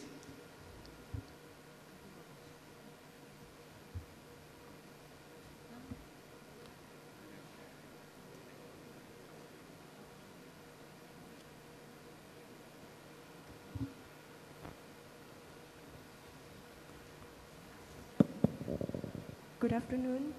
Sorry for delay. Okay. First of all, I would like to thank all the Excuse me, countries. can you speak louder? Sorry. Good afternoon. So can you hear me better? First of all, I would like to thank all the countries for co-writing this paper. In short, this paper will present the progress of our distributed multinodal air traffic flow management project, which we used to present it at the 51st conference of DGCA and with the update at the 52nd conference of the DGCA. The distributed multinodal air traffic flow management network concept is based on a network of ANSP leading independent ATFM operations within their domain and connected to other ANSP and stakeholders through effective information sharing platform.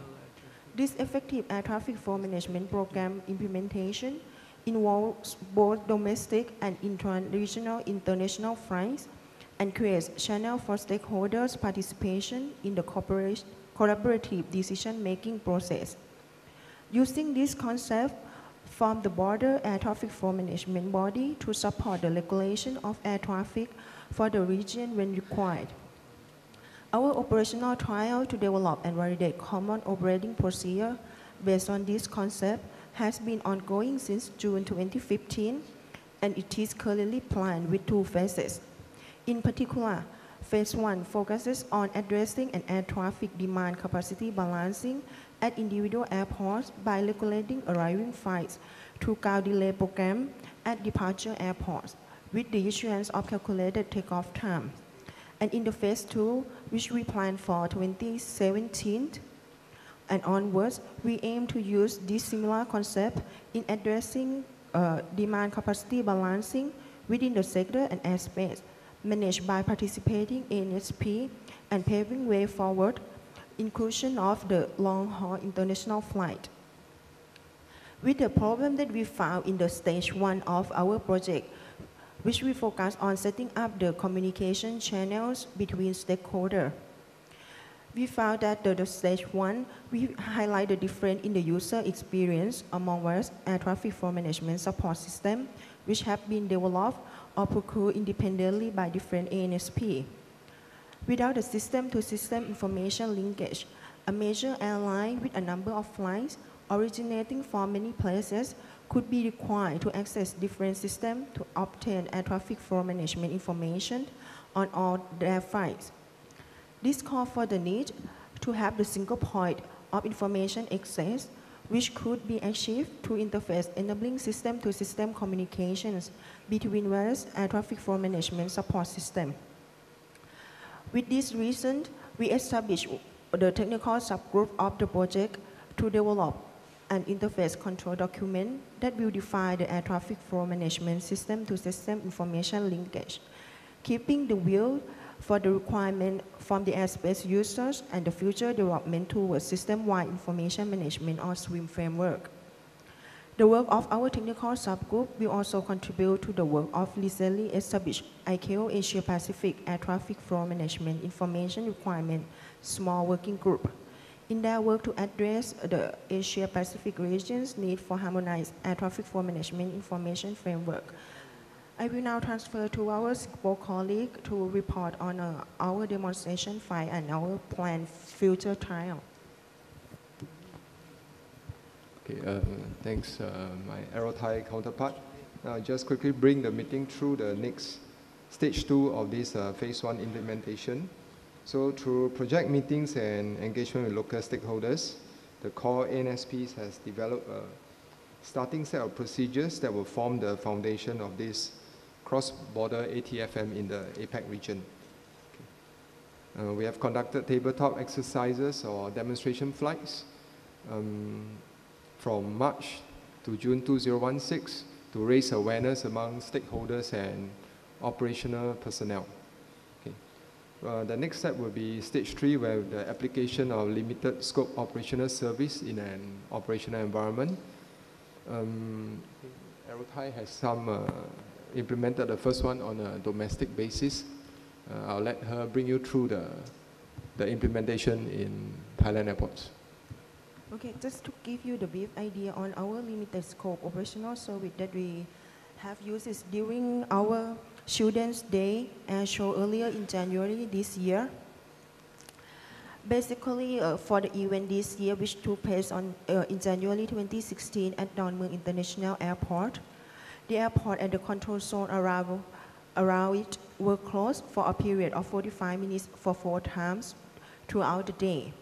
In between each closure period, commercial flights were permitted to fly in and out of the airport. As this was a pre-planned event, strategic airport slot list scheduling was carried out collaboratively with Aerothai, Airport of Thailand, Royal Thai Air Force, and major domestic airlines. However, due to the disruptive nature of airspace closure, further air traffic flow management measures had to be put in place to smooth air traffic demand into Don Mueang International Airport, especially near the closure periods. To do this, Aerothai implement ground delay program at provincial airports by issuing the calculated takeoff time to domestic flights scheduled to arrive at the Don Mueang International Airport on that day. The communication protocol and procedure around the management of the calculated takeoff time was decided based on what had been established through the multi-nodal air traffic flow management project, and thus was not novel to our stakeholders. Throughout the day, stakeholders had direct line of contact with Bangkok Air Traffic Flow Management Unit for coordination of any changes and issues. This event was a success, with the majority of flights able to comply with the calculated takeoff time that we issue, and the associated arrival time slots at Don Mueang Airport without large delays. The event was also served as a practice run for Thai stakeholders in working with air traffic flow management measures, such as ground delay program, through the assurance of calculated takeoff time, and thus making Thailand ready as a top-level air traffic flow management node to continue co-leading this initiative with our friends in the Asia Pacific. I will then transfer again back to Singapore for the update on the importance of flight planning and made information.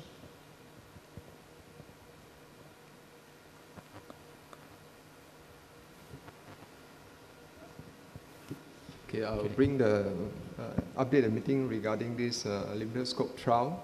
What Aerothai has briefed was on the application of these ATFM measures for domestic airports. So for Singapore in July this year, we implemented ATFM measures during the planned closure of Changi Airport for the National Day parade rehearsals and the actual event itself. Okay. What we did was we hope that these ATFM measures will be able to smooth out the demand capacity imbalance. Okay. As this is an annual recurring event which stakeholders are familiar with, we have decided this will be a perfect platform to implement these ATFM measures. Following the trial will finish, or rather the end of the National Day will be in August. Then after that, the project core team will gather together to review the result and plan for the progressing of stage 3 to enable ATFM implementation on an ad hoc basis.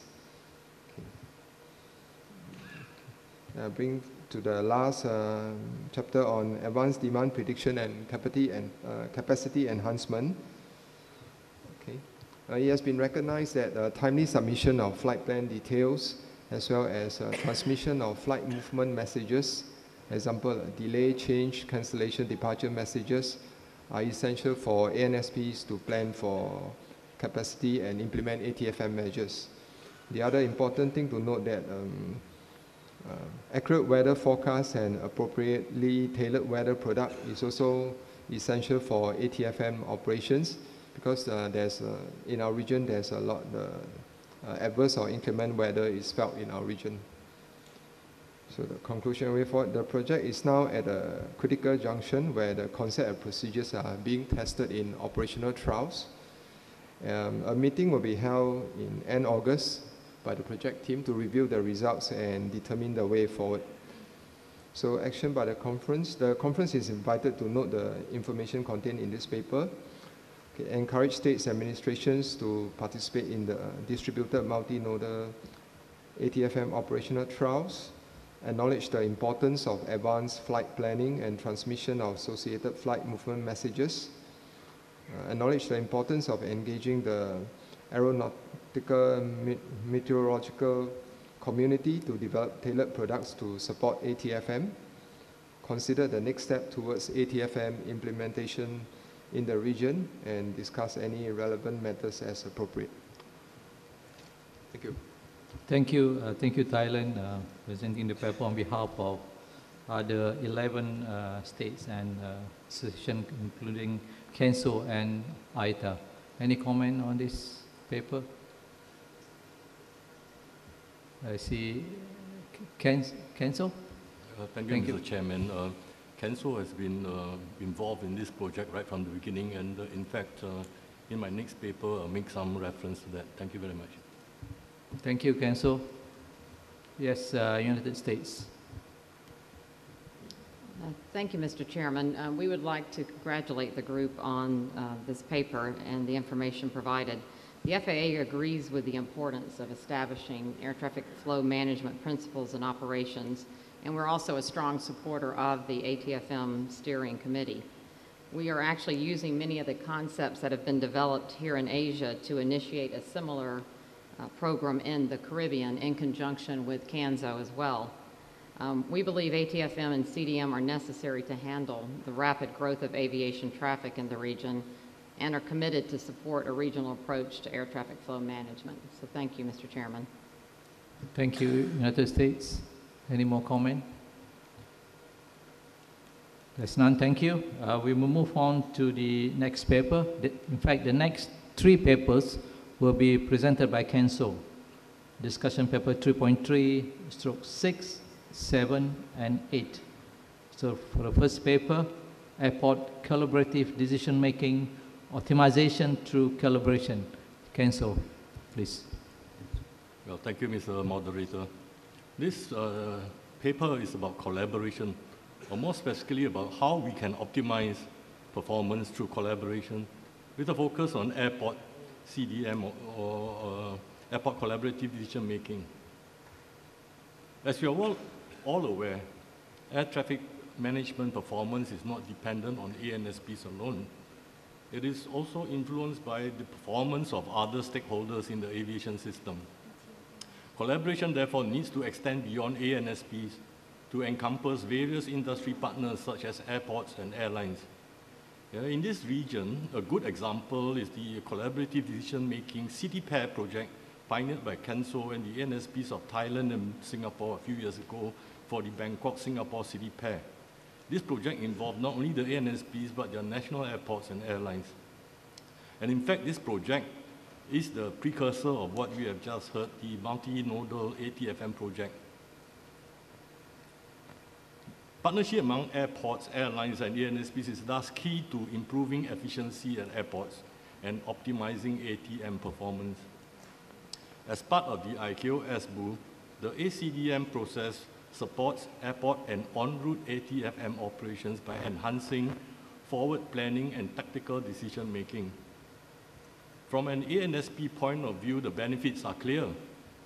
Increased predictability of traffic demand arising from the implementation of ACDM allows for better planning of ATC operations. All airside processes are more visible, including their effects on air traffic services. Recovery from irregular operations will be more easily accomplished in a coordinated effort, and investment decisions can be optimized to target those areas that bring the largest benefit to the overall airport operation. To support ANSPs in implementing the ACDM concept and processes, KENSO has recently developed a guide entitled Airport Collaborative Decision Making, Optimization through Collaboration, an introductory guide for ANSPs. This guide can be downloaded from the KENSO website. And it also provides several case studies from around the globe to bring useful examples of effective and concrete ACDM implementation. For this region, for example, we have case studies on the implementation of ACDM at Changi Airport and at Mumbai Airport. The conference is therefore invited to note the information contained in this paper, encourage states and ANSPs to avail themselves of the Council publication for their planning and implementation of ACDM, and discuss any other matters as appropriate. Thank you, Mr. Chairman. Thank you, Kenzo, for the paper on ACDM and the success story that you have done. Any comment on this paper? Okay, the next paper, also from Kenzo, discussion paper 3.3, so 7, Kenzo Standard of Excellence in Air Navigation Services, Safety. Thank you again, Mr. Moderator. This paper on ANS safety management is one which I spoke about at the recent RASG meeting in the context of the ICAO SMS Go team, but which I think is useful to highlight here to the DGCAs. As we know, under ICAO Annex 19, states are required as part of their state safety program to ensure their airlines, airports, ANSPs, and other service providers implement an SMS. In particular, ICAO has voiced concerns regarding the effectiveness of some ANSPs' regulatory oversight and has called on Council to help address this concern by developing a recognized SMS maturity assessment for ANSPs. I'm therefore pleased to inform the conference that Council has recently established a program called the Council Standard of Excellence in Air Navigation Service Safety, or SION Safety in short. SION Safety is based on the Council Standard of Excellence in SMS, which is aligned to ICAO Annex 19 and sets the industry standard for safety management among its members.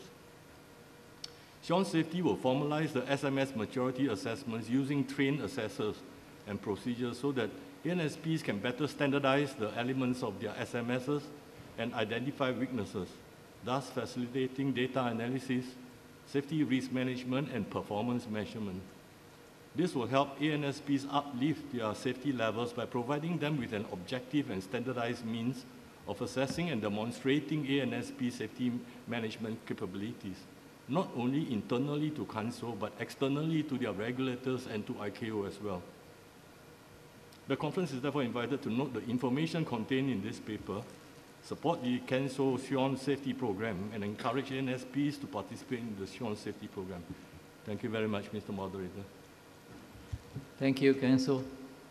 As always in aviation, there's always a new acronym, and today we have a new acronym, SION Safety. So any comment on this? I'm sure those who would like to know about SION Safety, please contact Kenzo during the coffee break, and you can know more from Kenzo in this case. The next paper also from Kenzo. I think you have earned your money today. 3.3/8, Emergency Response Planning for ANSPs. Kenzo, you have the floor again. Thank you again, Mr. Moderator. As we all appreciate, even in the best of times, disruptions to air navigation services can have serious and wide-ranging repercussions on airline, airports, passengers, and indeed the national and regional economies. It is therefore crucial that every ANSP has an emergency response plan to quickly restore services after an emergency. ICAO Annex 11 Air Traffic Services, Chapter 2.30, states, among other things, that air traffic service authorities shall develop and promulgate contingency plans for implementation in the event of disruption or potential disruption of air traffic services and related supporting services in the airspace for which they are responsible for the provision of such services. ANSPs therefore need to develop emergency contingency procedures for abnormal situations, such as failure of major air traffic control systems, aircraft emergencies, disruption of air traffic services, and the sudden closure of airspace.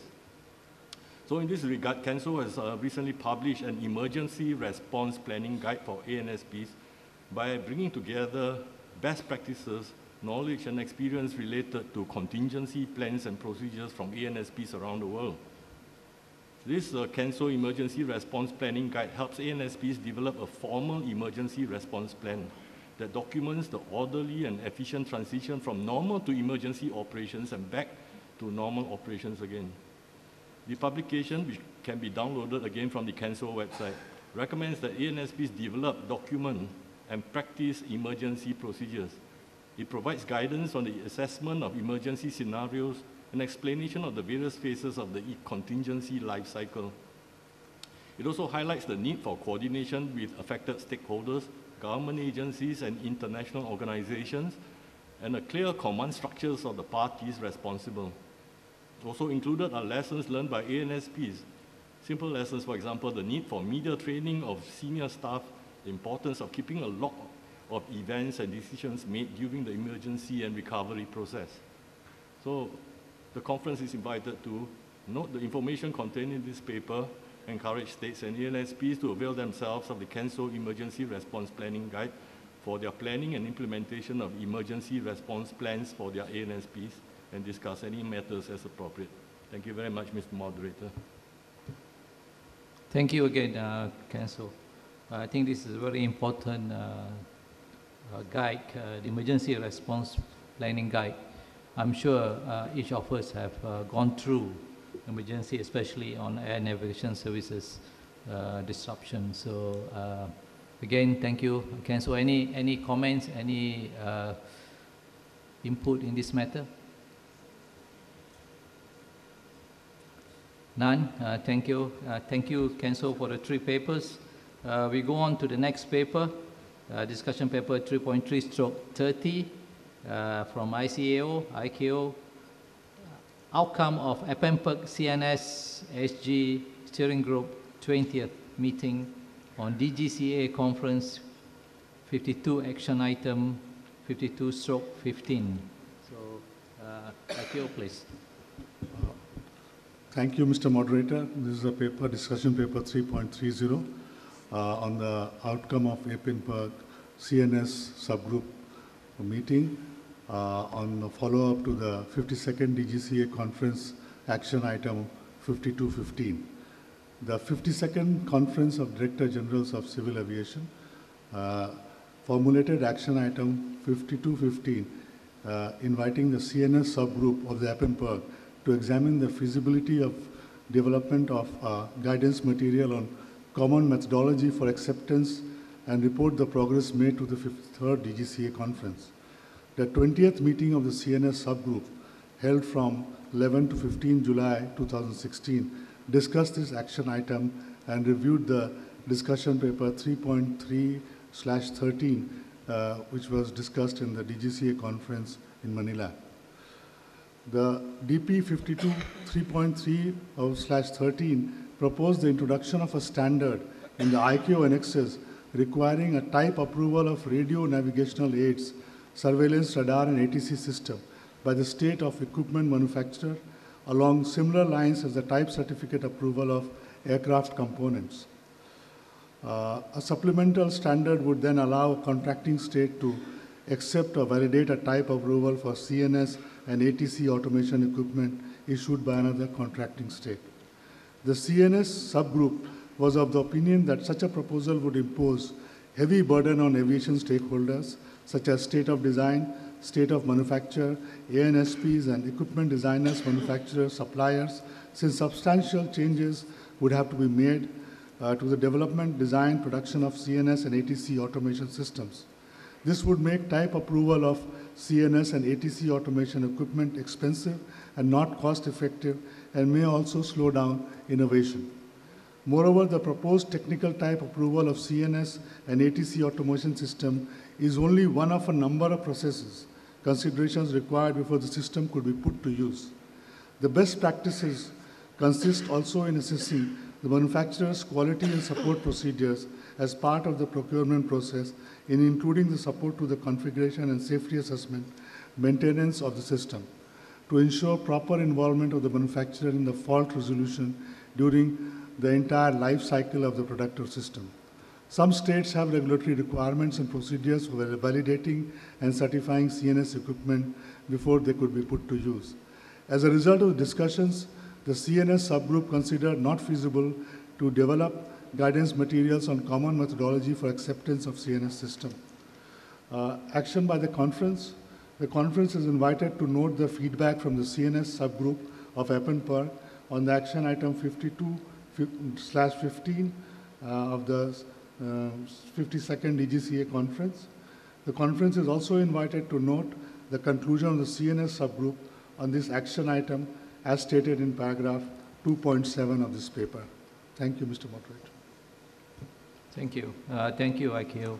Another subject that has been discussed quite thoroughly among the states. Do we need to have a standard, IKO annexed standard on CNS equipment? So in view of this, IKO Regional Director have said that the meeting considered not feasible to develop guidance material on common methodology in this matter. So any comment on that? Yes, Nepal. Thank you, Mr. Moderator. In response to Nepal presentation of DP 3.3/13 title need for SAP on type approval of CNS equipment for ensuring compliance with Annex and PANS ATM at the 52nd DGCA conference at Manila. The conference kindly wide action items 52/15 recognized the challenge faced by some states in the acceptance of CNS system in respect of IQ SAP and PANS compliance and invited the CNS subgroup of the Eppenberg to examine the feasibility of development guidance material on a common methodology for acceptance and report to this 53rd conference. As evident from the perusal of relevant section of the final report of 20th CNS subgroup meeting, the discussion on the paper in the subgroup meeting seems to have veered, of course, to SMS issue of safety assessment and risk mitigation, rather than focusing on the crux of the conference action item. The issue at hand is existing compliance of CNS system with SAP and PANS stipulated, of which no assurance from reliable third party are available, and factual status of compliance has to be posted on IQ on the annex-wise compliance checklist. Mr. Chair, a discussion paper DP 3.6/3 on an identical issue is scheduled to be tabled later at this conference by the host Sri Lanka, which clearly indicates that problem must be brought to a logical conclusion for ensuring IQ compliance, ultimately flight safety. Thank you. Thank you, Nepal. Any comment on this? Any?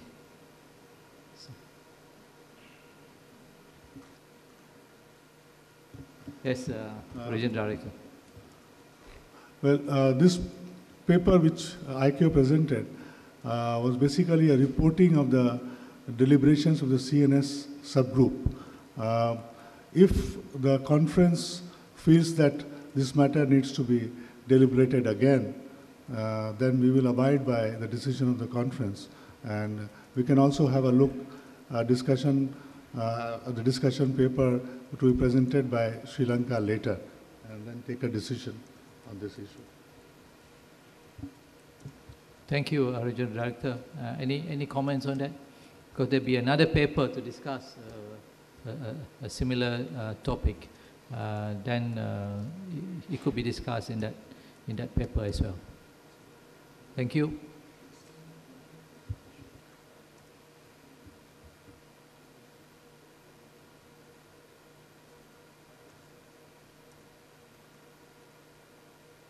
I would also request the representatives from IFATC if they have any comments on this, and maybe when we discuss the next paper, they can make the comments. Thank you. Thank you for giving us this opportunity, sir. Yes, definitely we feel that this should be looked into and there should be some common practices all over. Otherwise, there will be some differences for especially we feel that when the pilot flies from one area to another area, if there's a difference in the systems, that seamless flying will not be taking place. So we request, like how Mr. from Nepal, they have proposed that we should have a working paper on this subject, sir. Thank you. Thank you. I think we will discuss it on the next paper. Thank you. Any more comments? Any more support of the idea? Okay, if there's none, we move ahead to the next paper. I think we are on time for tea break at 3:30. That's good. This paper 3.3/19 by India, adoption and implementation of CBUS satellite-based. I lost that wording.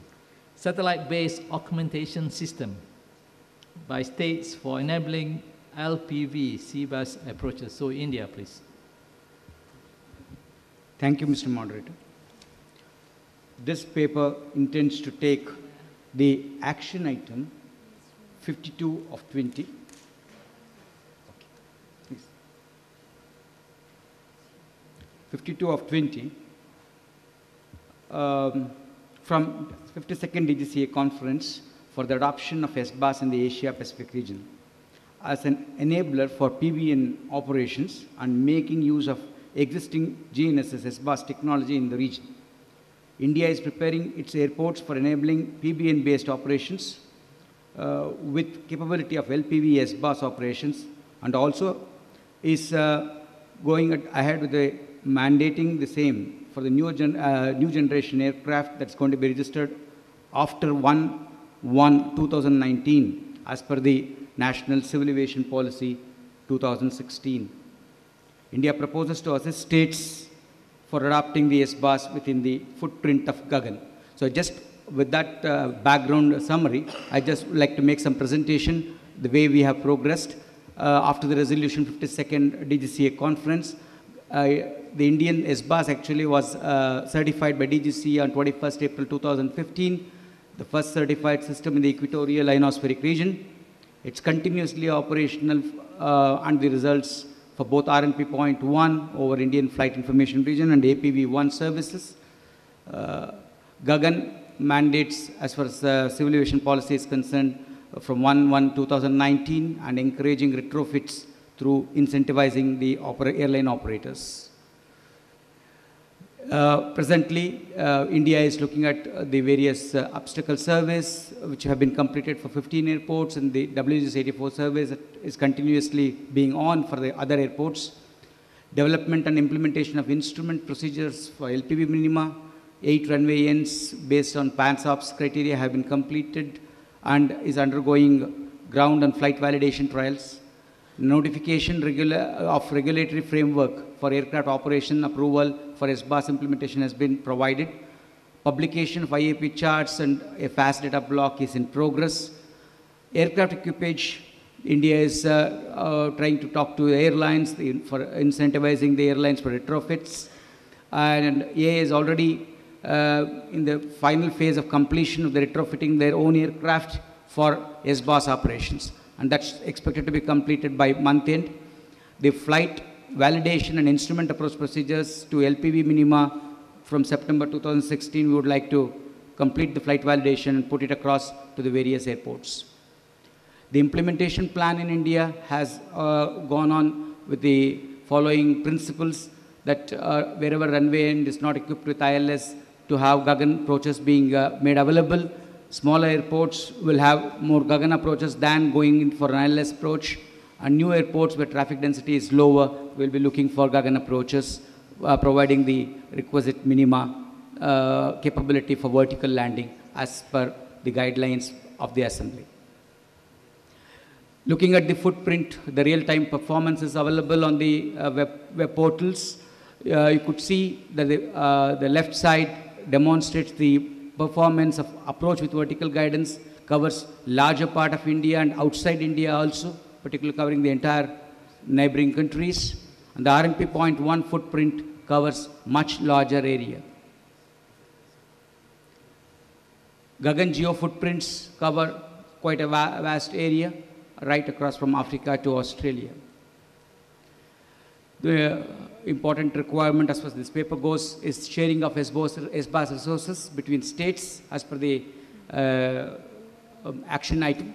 Resolution of 9th India-Sri Lanka Joint Commission meeting, which was held in February, it identified expanding cooperation in the aviation sector by building capacity for aircraft accident investigation, aeronautical search and rescue, use of Indian satellite system opportunities, etc. With regard to this resolution, India is trying to move in coordination with Sri Lanka to look at the MOUs for establishing Gagan's feasibility studies and services over Sri Lanka. Mid East Asia, ICAO region also invited India for the usability of Gagan in their region, and during the JNSS symposium in March 2016. ACAC delegation is expected to visit India in continuing the dialogue with regard to expansion of Gagan. Interaction with Japan and South Korea in various aspects of mutual cooperation is being talked to. India proposes to establish MOU for examining feasibility for use of Gagan by states.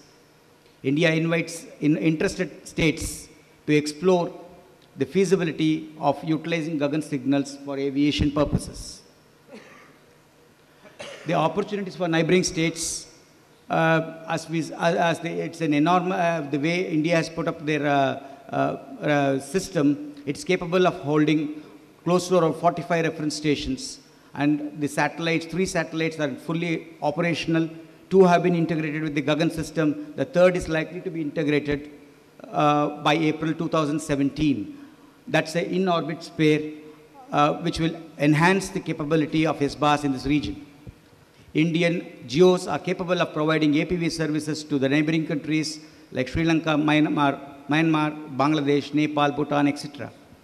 Countries of Southeast Asia such as Thailand, Indonesia, Malaysia, Singapore, and others over Australia, Africa, falling within the GEO footprint, subject to installing reference stations at suitable locations within the states.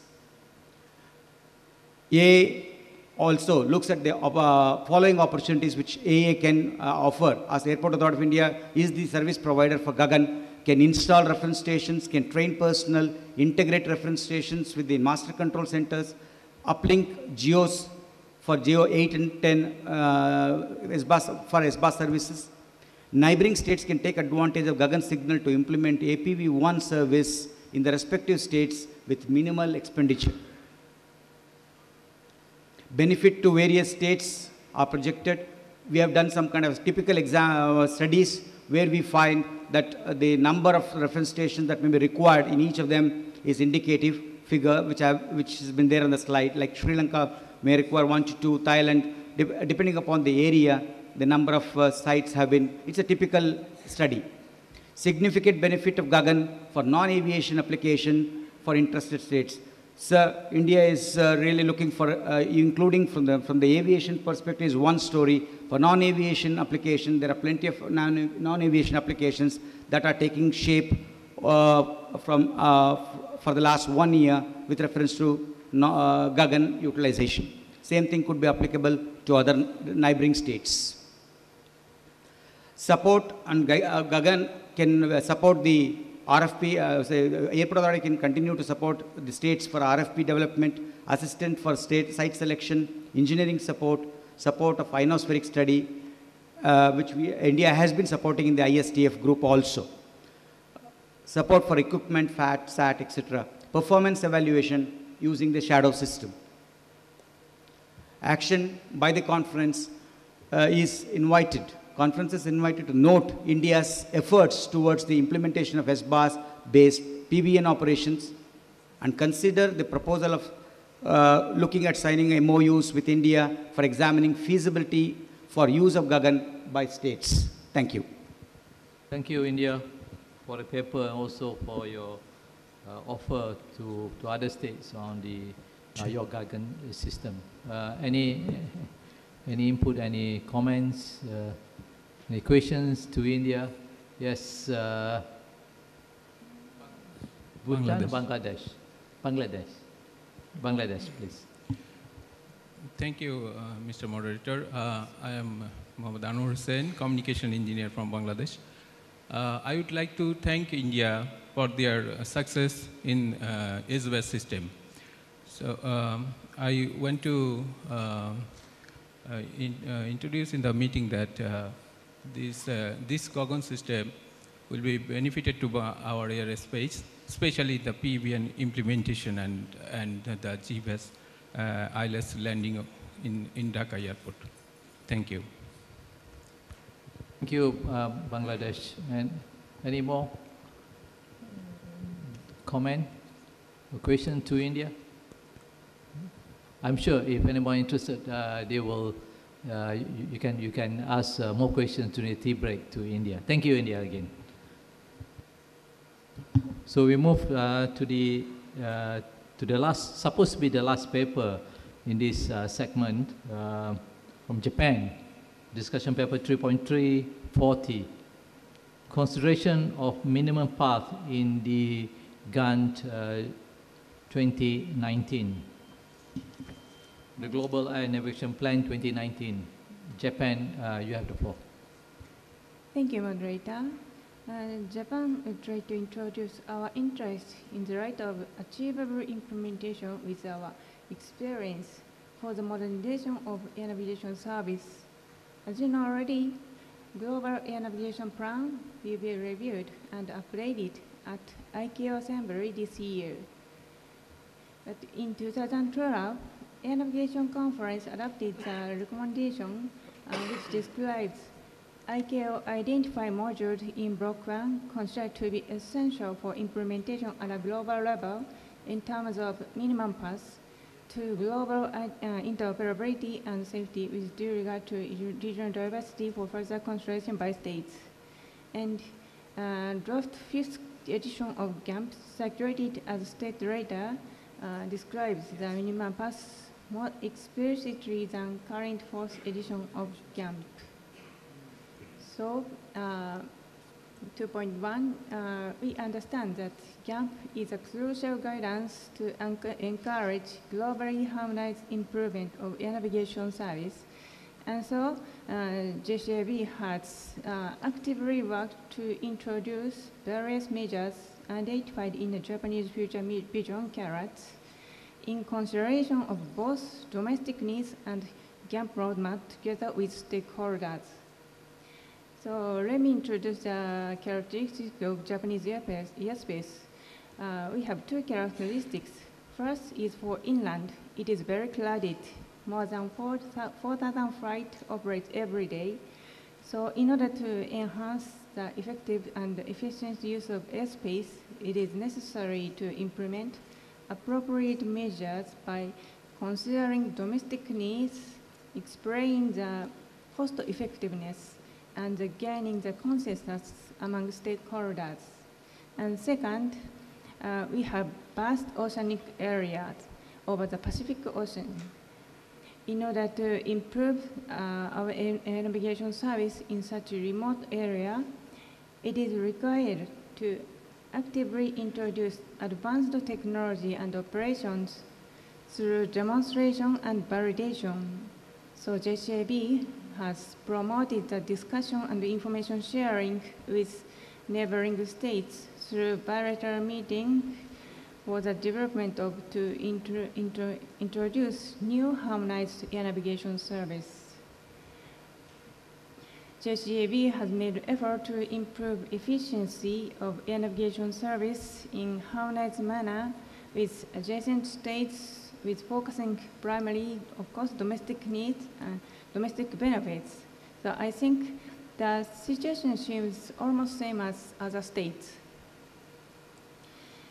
And then when look back to draft GAMP, draft proposed GAMP, some modules in Block 1 might be required to establish ICAO standards with mandated implementation dates. The concept of minimum path will be necessary in order to achieve global harmonized improvement of air navigation service and will contribute to encourage the investment and the deployment of advanced systems by identifying the standardization date. So that it is important to consider following points when introducing the concept of minimum path into GAMP 2019. When the states make a decision to introduce a module, it is required to show the cost effectiveness to stakeholders and get consensus from them. In special, technical modules such as communication infrastructure, I think it is difficult to show effectiveness directly by itself only. So I need to devise explanation, for instance, to consider its introduction together with the expected operational improvement. Then, second, in order to introduce a new operation, it is expected various works, such as to develop and validate dedicated automation systems, establish or rebuild the operational procedures, or conduct a training to the staffs, and as well as to establish the operational certification or update onboard avionics or plant transfer program if necessary. So in the light of the implementation, the Civil Aviation Authority and the air navigation service provider both need to encourage what should be done when be identified among stakeholders such as Civil Aviation Authority, air navigation service provider, airspace users, airspace operators, manufacturers, and military authority. Then also it need to manage those progress properly. So towards Camp 2019, the discussion will start soon. As APAC region which has pursued seamless ATM plan, so it is important to monitor the global stream and to take appropriate measures in a timely manner. So action by the conference is invited to urge ICAO to identify elements or services in module in Block 1 considered to be essential for implementation at a global level, and develop high-level principles or guidelines in order to ensure achievable implementation. In consideration follows: A, the achievable implementation target date should be assigned taking into account the period of research and development or personal training, development of rules and manuals, development of automation systems, coordination with stakeholders, and any necessary work depending on each module. Then B, the background information to be identified some module as a minimum pass, and good practice including cost-benefit performance when possible should be provided so that each test will be able to explain to the stakeholders and obtain consensus to introduce the identified modules. And C, the progress of discussion to identify some modules in minimum pass should be shared among constructing states as much as possible, so that each state will be able to re-examine the identified module with comparing each national roadmap for the improvement of air navigation services. Thank you. Thank you, Japan. You have read line by line of this report, but we have a bit of time to give you that time. Any comments, any input in this paper by Japan? Consideration of minimum path in the GAN, the Global Air Navigation Plan 2019. Yes, India. Thank you, sir. India supports the paper. Thank you, Japan, for the paper. It's essential that we have the minimum guidelines that's coming up for such kind of activity while implementing GAN. Thank you, India. Any more comments? Okay, if there's none, I'll go to the next paper before we go for tea break. This paper to be presented by Republic of Korea, discussion paper 3.3, 26, establishing bi-directional track on congested airway using performance-based navigation. Republic of Korea, please.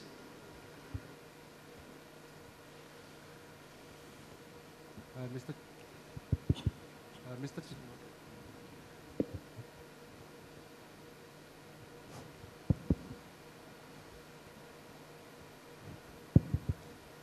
Mr. Chairman, I prepared a PPT file, and or you have a presentation? Yes, yes. Secretariat, can I get your help to have that presentation?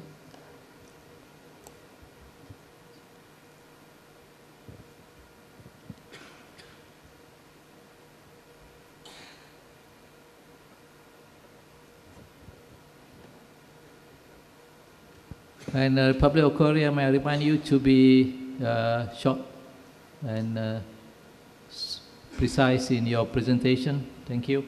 Thank you.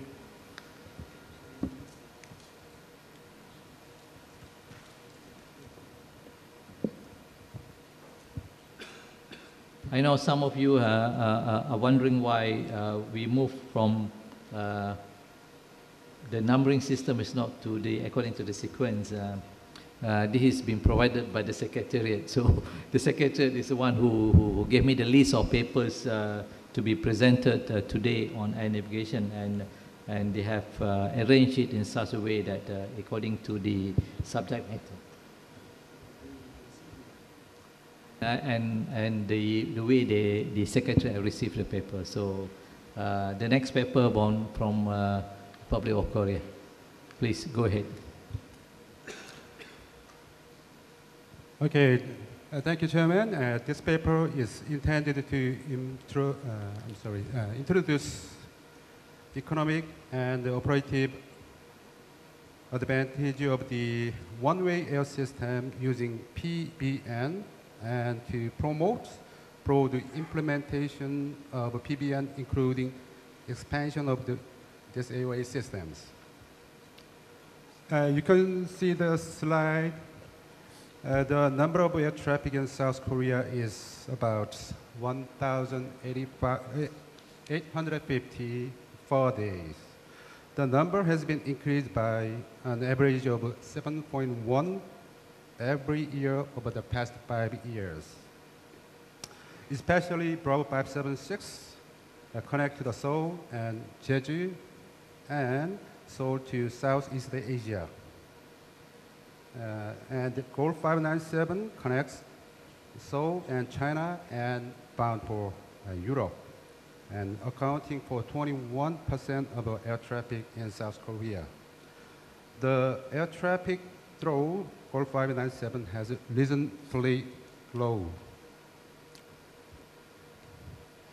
And you can see another diagrams of the airspace surrounding the current airway. Due to the geopolitical factors of Korean Peninsula, a large part of Korea's airspace is designated for military purpose. This circumstance entails many problems, such as air traffic congestions and delays in the face of the ever-growing demand for airspace. Particularly because airways, Bravo 576 and Gold 597 was slightly overlapped by this airspace for military operations and no flight zone. And airspace modification was inevitable in order to secure enough more space for commercial flights. To resolve the problem, this kind of the situation along these routes, PBN was used to establish 2 federal routes while minimizing the impacts on these critical airspaces and maximizing use of airways. So we made Yankee 711 and 722 as a pair of one-way ATS routes. And you know, Yankee 711 is a southbound and Yankee 722 is northbound. They were established on each side of the existing Bravo 576 airway that bound for Southeast Asia. And we established a new ATC routes. We call it Yankee 644, using PBN on south of existing airway Goal 597 that is bound for China and Europe in 2011. Through the application of the PBN on these routes, we could increase airway capacity by 48% compared to the old version of the airway. And I'd like to introduce the future plan. And Korea would like to expand these routes to the neighboring FIR for increasing the routes capacity along to the Japan and Southeast Asia. And we'll coordinate this with the CAAS. And let's move the action by the conference. Note information contained in this paper, and I'd like to share the Republic of Korea's experience of PBN implementation. Another one is encourage state to implement PBN as planned. Thank you. Thank you, Republic of Korea. Thank you for this success story, and congratulations on your PBN implementation on bidirectional. Any comments? Any question on this topic? Okay, thank you. Before we go to tea break, the tea break will be from now to 4 o'clock. I'd like to read. There's breaking news. An Emirates airline flight from India crash landed in Dubai International Airport, as according to the Dubai media office. The Boeing 777 was reportedly flying from the Indian city of Trivandrum to Dubai. The Dubai government media office said all passengers were evacuated safely and no injuries have been reported so far. So thank you for that. So we wish all the best to Emirates, to Dubai airport, and or to the passengers on board the aircraft. So we break here for tea and come back again at 4 o'clock. Thank you.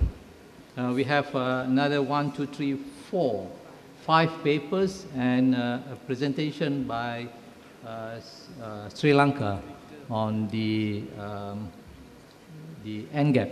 Thank you.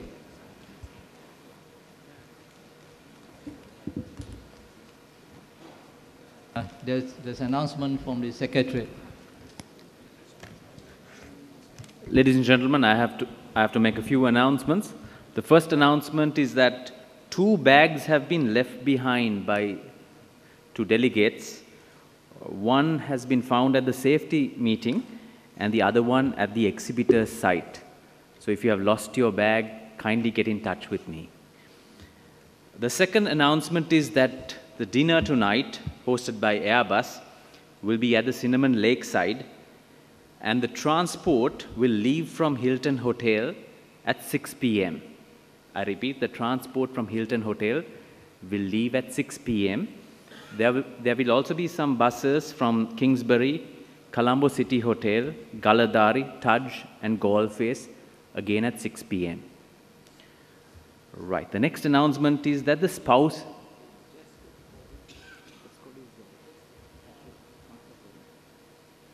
Yes, the dress code is smart casual. Right, the next announcement is that the spouses are leaving to Galle tomorrow. I know that you're very envious, but the spouses are having a good time, and they are leaving to Galle early tomorrow. Buses will leave at 6:30 a.m. from the main entrance of the Hilton Hotel. So please inform your spouses that the buses will leave at 6:30 a.m. from the Hilton Hotel. Finally, there is a surprise. We have 2 delegates who are celebrating their birthdays, and we have something planned for them. The first delegate is Miss Mariko Inouye from Japan.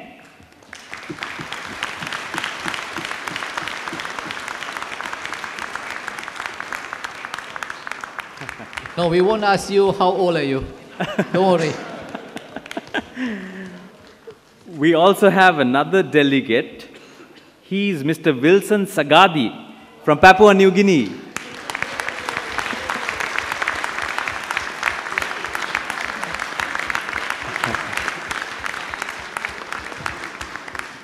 Happy birthday to you.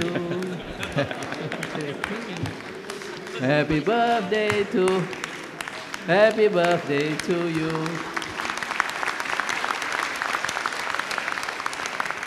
Thank you very much. Back to you, sir. Thank you. There you have the incentive of finish early for the dinner tonight.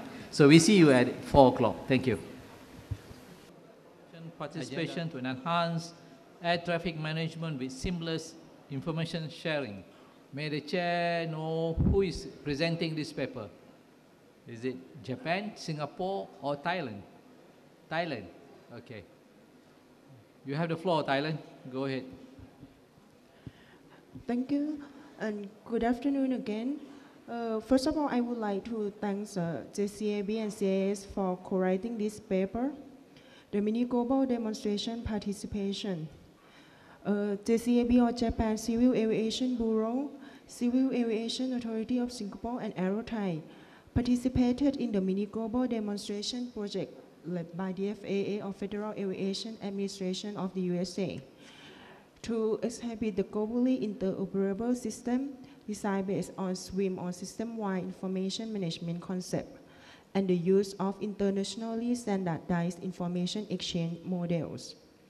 The project demonstrated how air navigation service providers and other aviation stakeholders are able to collaboratively make decisions by utilizing the information seamlessly shared within and across regions in order to improve air traffic management performance as envisaged in the ICAO Global ATM Operational Concept and Global Air Navigation Plan. With the remarkable accomplishment of Mini Global 1 demonstration held in September 2014, the Mini Global 2 demonstration built on the lesson learned from Mini Global 1 was executed in April this year, where the extended global SWIM architecture and the more complex use cases compared to the ones in MG1 in the Mini Global 1 were presented.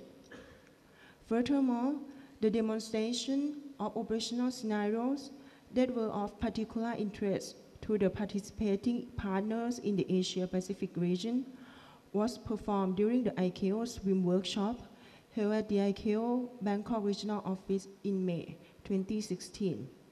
This is to promote awareness among states in the Asia-Pacific and Middle East regions on the feasibility of early SWIM implementation and importantly to illustrate the possible operational benefits enabled by SWIM infrastructure. Such operational use cases can be categorized into two groups. The first one is the cross-border air traffic flow management, where the distributed multinodal air traffic flow management operation was demonstrated. And the second one is the international information exchange concerning the civil military air traffic management coordination and the weather constraint situation.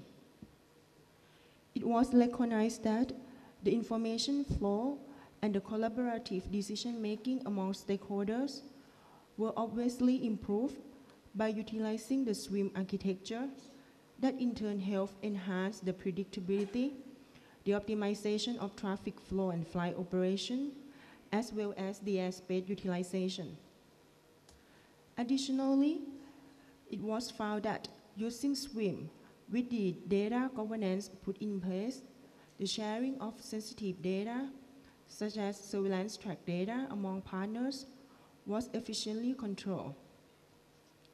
Although some of the operational scenarios that we have demonstrated present the proof for the possibility to perform translation between the flight information exchange model, the new international standard one, and the ICAO 2012 format to support the operations, while the air navigation service providers start transiting to the flight and flow information for a collaborative environment or FFI concept. Some of the operational scenarios show the limitation also of using the current air traffic service message-based system in the future operational environment. Action by the conference. The conference is invited to note the information contained in this paper and discuss how the experience gained from the mini global tool would be able to support the Asia-Pacific seamless ATM plan and discuss any relevant matters as appropriate. Thank you. Thank you, Thailand, on behalf of Singapore and Japan as well. Thank you for the paper. Any comments, any input on this paper on the mini global demonstration participation to enhance air traffic management and seamless information sharing? Yes, United States. Thank you, Chairman. The United States would like to thank Japan, Singapore, and Thailand for this paper and for their support in a highly successful mini global demonstration this past April. We further endorse efforts in the region to expand on the lessons learned from mini global and to apply the technical principles to SWIM deployment efforts in the Asia-Pacific region. Thank you.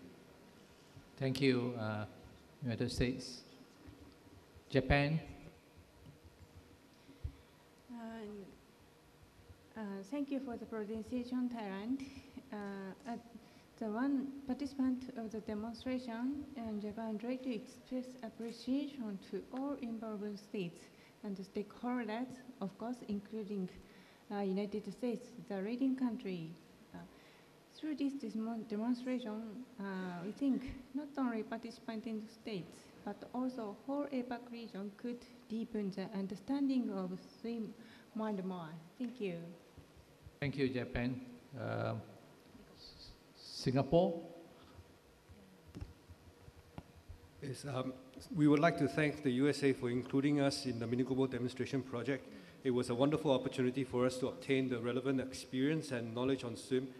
In addition, we are very appreciative of the US support at the ICAO's SWIM workshop this May 19th, in May this year, where we demonstrated the mini global Asia Pacific scenarios in Bangkok. This demonstration would not have been the success that it was without their support. Thank you, USA. Thank you, Singapore. Thank you, USA. Any more comments on this? Okay, before we go to the next paper, SWIM by Singapore, I hand over the floor to the chairman. Thank you, Mr. Moderator. I wish to inform the conference that our delegate from PG has just arrived. I'd like her to introduce herself so that we can all welcome.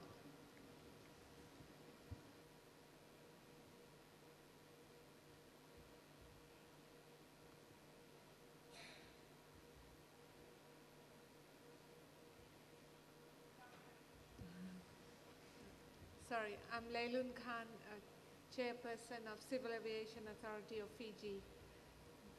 Unfortunately, my arrival was delayed in Hong Kong, and I arrived this morning, and I'm happy to meet everyone and be part of this conference. Thank you very much. You are warmly welcome with a round of applause. Thank you for coming.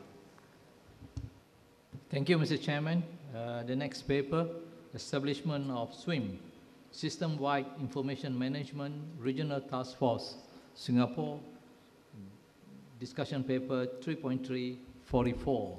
Singapore, you have the floor. Thank you, Mr. Moderator. Good afternoon, ladies and gentlemen. I'm actually presenting this as a joint paper on behalf of Japan and Thailand and, of course, ourselves. This paper is going to highlight the importance of SWIM to future development of ATM. It is clear to us that SWIM is a necessary infrastructure required to support future ATM concepts. Now, we look in the introduction, we are well aware that information exchange in today's ATM world supports only point-to-point or application-to-application type exchanges. Our systems are not globally interoperable, thus limiting our flexibility to accommodate new users and system change. This also makes it difficult for us to devise security frameworks that span across the various ATM systems to allow for open and timely data exchange while still addressing legitimate IT security concerns. The GAP acknowledges that the current shortcomings can be addressed by improvements in information management. These IM improvements are intended to integrate the ATM network at the information level and are envisioned as the SWIM concept. Now, SWIM is expected to deliver the following benefits: improved decision-making through shared situational awareness, improved quality of data, increased system performance, flexibility in communications through common exchange formats, reduced impact of change with loose system coupling between information producers and consumers. So at the recent IKO SWIM workshop that was held in May 2016 at the IKO Bangkok Regional Office, we were made aware of the progress made in SWIM developments, especially in the US, Europe, and Japan. And potential operational improvements were demonstrated through the various SWIM demonstrations, for example, the US Mini Global Project and the CESAR Global SWIM demonstration.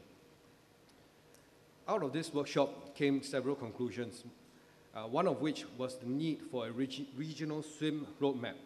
And examples of subjects to be addressed with this roadmap is things like information governance, SWIM registry, transition strategies, IT security, and data quality. The workshop was also made aware of the progress made in the data exchange models. We were made aware of the progress of XSIM, that it is already ready for operational use. With FIXSIM 3.0 or 4.0, it is nearing operational readiness. Furthermore, with the near completion of the CRV, which will form the necessary Internet protocol infrastructure upon which a regional SWIM can be built, it is now the appropriate time to consider how SWIM can be implemented in this region. The SWIM roadmap milestones are listed in 2.6. I won't go through all of them. So the workshop then identified several key topics for investigation, namely governance, data quality, data verification, reliability, and cybersecurity. We need to consider how we would want SWIM registry or registries to be implemented. So we therefore propose that a specific SWIM task force should be established to address all of these issues and conclusions identified here. The task for this task force is listed here in the paper under items 3.3. So that is our preliminary TOR. And at the recently concluded CNS subgroup meeting, it was concluded that the SWIM task force will be formed under the ACS-ICG, which then reports to the CNS subgroup of the APAMPER. So with this, the conference is invited to note and review the contents of this paper and to actively support the SWIM task force by nominating subject matter experts to this task force. We need experts not just in SWIM, but more so in experts in fields of ATM, AIM, weather, and ATC to help us consolidate the expected benefits that SWIM might bring and to finally implement SWIM in the APAC region. With that, we humbly request for the esteemed Director Generals and for the head of delegations gathered here to give this matter due consideration and to support this task force. Thank you. Thank you, Singapore, on behalf of Japan and Thailand as well. Any input on this? Any objection on our formation of this task force? I'm sure there's none. So with that, I think we can support you. Maybe Regional Director? Yeah, we will support you. The Regional Director's Office will look into this. Thank you, Singapore. Thank you, everyone. Thank you. We go to the next paper from IKO. Discussion paper 3.328, performance-based navigation training for decision makers. IKO, please.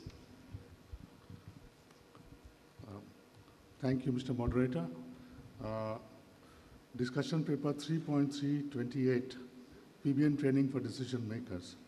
The IKO PBN seminar in 2015, organized in June 2015, was attended by 103 participants from 22 Asia-Pacific states administrations, including IATA and 8 airlines, IBAC, IFALPA, and other aviation academics and consultants. One of the recommendations was APAC states indicated the need for training decision makers and executives who make decisions about the funding of PBN implementation projects. As a result, the CNS subgroup meeting held in July this year endorsed the proposal to organize a 1-hour training for DGs and directors involved in PBN strategy back-to-back with a session of the DGCA conference in 2017. The 1-hour training would cover the PBN concept and its benefits, the scope of PBN projects, the consultative process, and importance of involving all aviation stakeholders to have buy-in, the implementation process, including approval process, and conduct a case study example.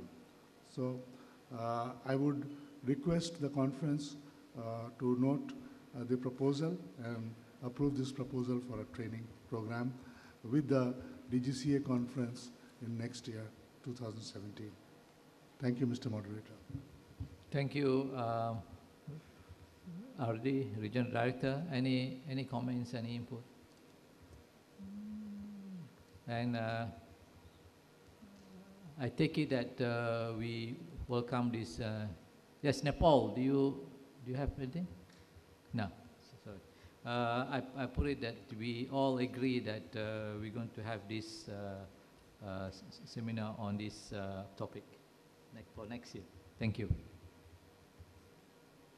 The next paper by Kenso, Project Loon. It's a floating cell phone towers in the sky. And we were wondering why this blue Project Loon is on our table today. So, Kenso, you have the floor.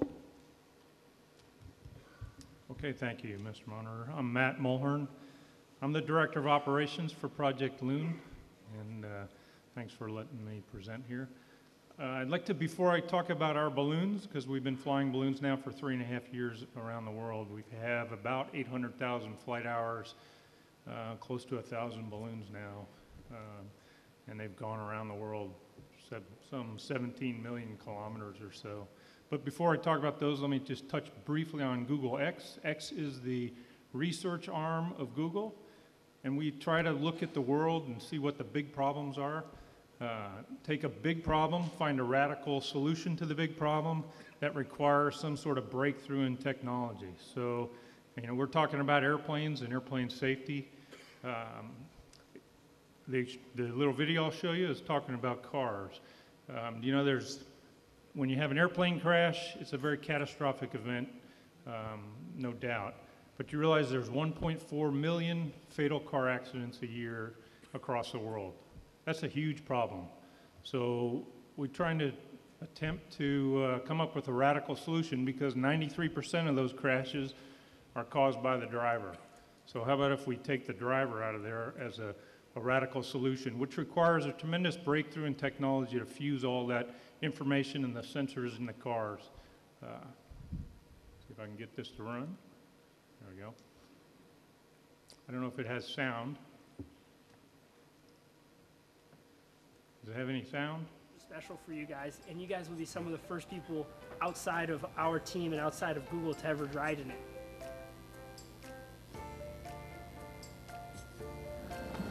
Oh, there it is. Oh, isn't that cute?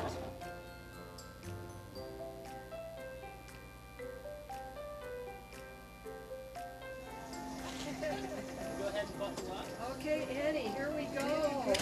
Yeah. All right, Connie, let's go. There's no steering wheel in the way.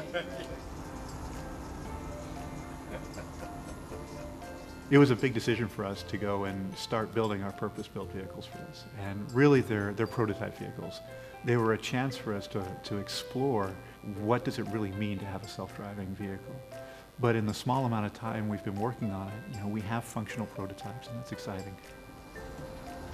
It's really cool. It was like really kind of a space age experience. Okay. Hooray. We're like queens. Yeah. You said relax. You don't need to do nothing. It knows when it needs to stop It knows where I need to go. It actually rides better than my own car. Yes, sure. What she really liked was that it slowed down before it went around a curve and then accelerated In the curve. She's always trying to get me to do it that way. That's the way I learned in a high school driver's ed. So if I had a self-driving car, I could spend more time hanging out with my kids or helping them with their homework, even just tending to them, finding out how their day was and not having to wait till you get home and have dinner and all that. So it'll be good.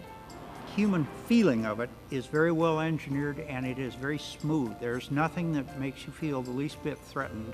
It's impressive. I'm totally in love with this whole concept. Our lives are made up of lots and lots of little things. And a lot of those little things for most people have to do with getting from place to place in order to connect and do things, be with people, go places that they need to go and do things. And so there's a big part of my life that's missing, and there's a big part of my life that a self-driving vehicle would bring back to me. This is the first step for us, and it's really exciting to see the progress we've made. The opportunity for people to just move around and not worry about it, it's going to be incredibly empowering and incredibly powerful for people. I love this!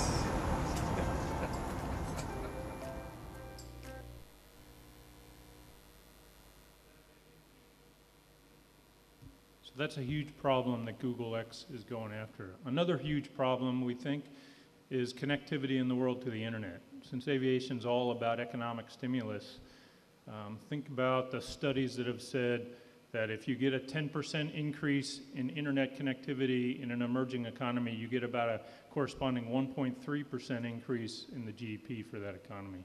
That's a big change. It requires, though, a radical solution to bring internet to all the areas where it's not cost effective for the telecommunications companies to put towers on islands in Indonesia or in mountains in Nepal or wherever. If you look at this chart here, this is internet connectivity around the world. If it's a light spot, that's an IP address talking to another IP address, and that shows you what parts of the world are connected and what parts aren't. And if you look at the Asia-Pacific region, there's a lot of dark in there. So this is a huge problem. Our radical solution is to basically put cell towers in the sky floating under balloons. They're not that big, but build a network of balloons up around the 60,000 flight level 600 mark and provide internet access to these remote areas where the phone companies won't reach out to because they just don't have the business case for it.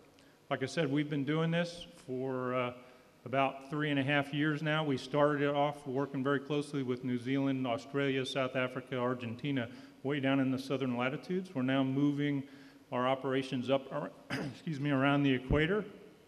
Frankly, more people live there, and that's where the people need to get connected.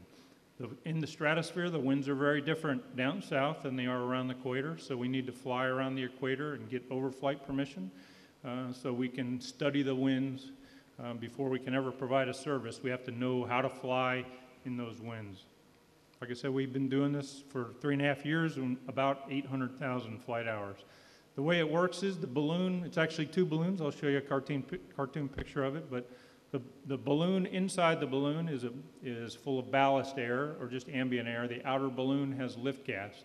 We pump air into the inner balloon. It changes the altitude of the balloon, and we catch different winds by changing the altitude. And that's how we essentially sail with the winds. We don't really steer the balloons. We sail with the winds at different altitudes.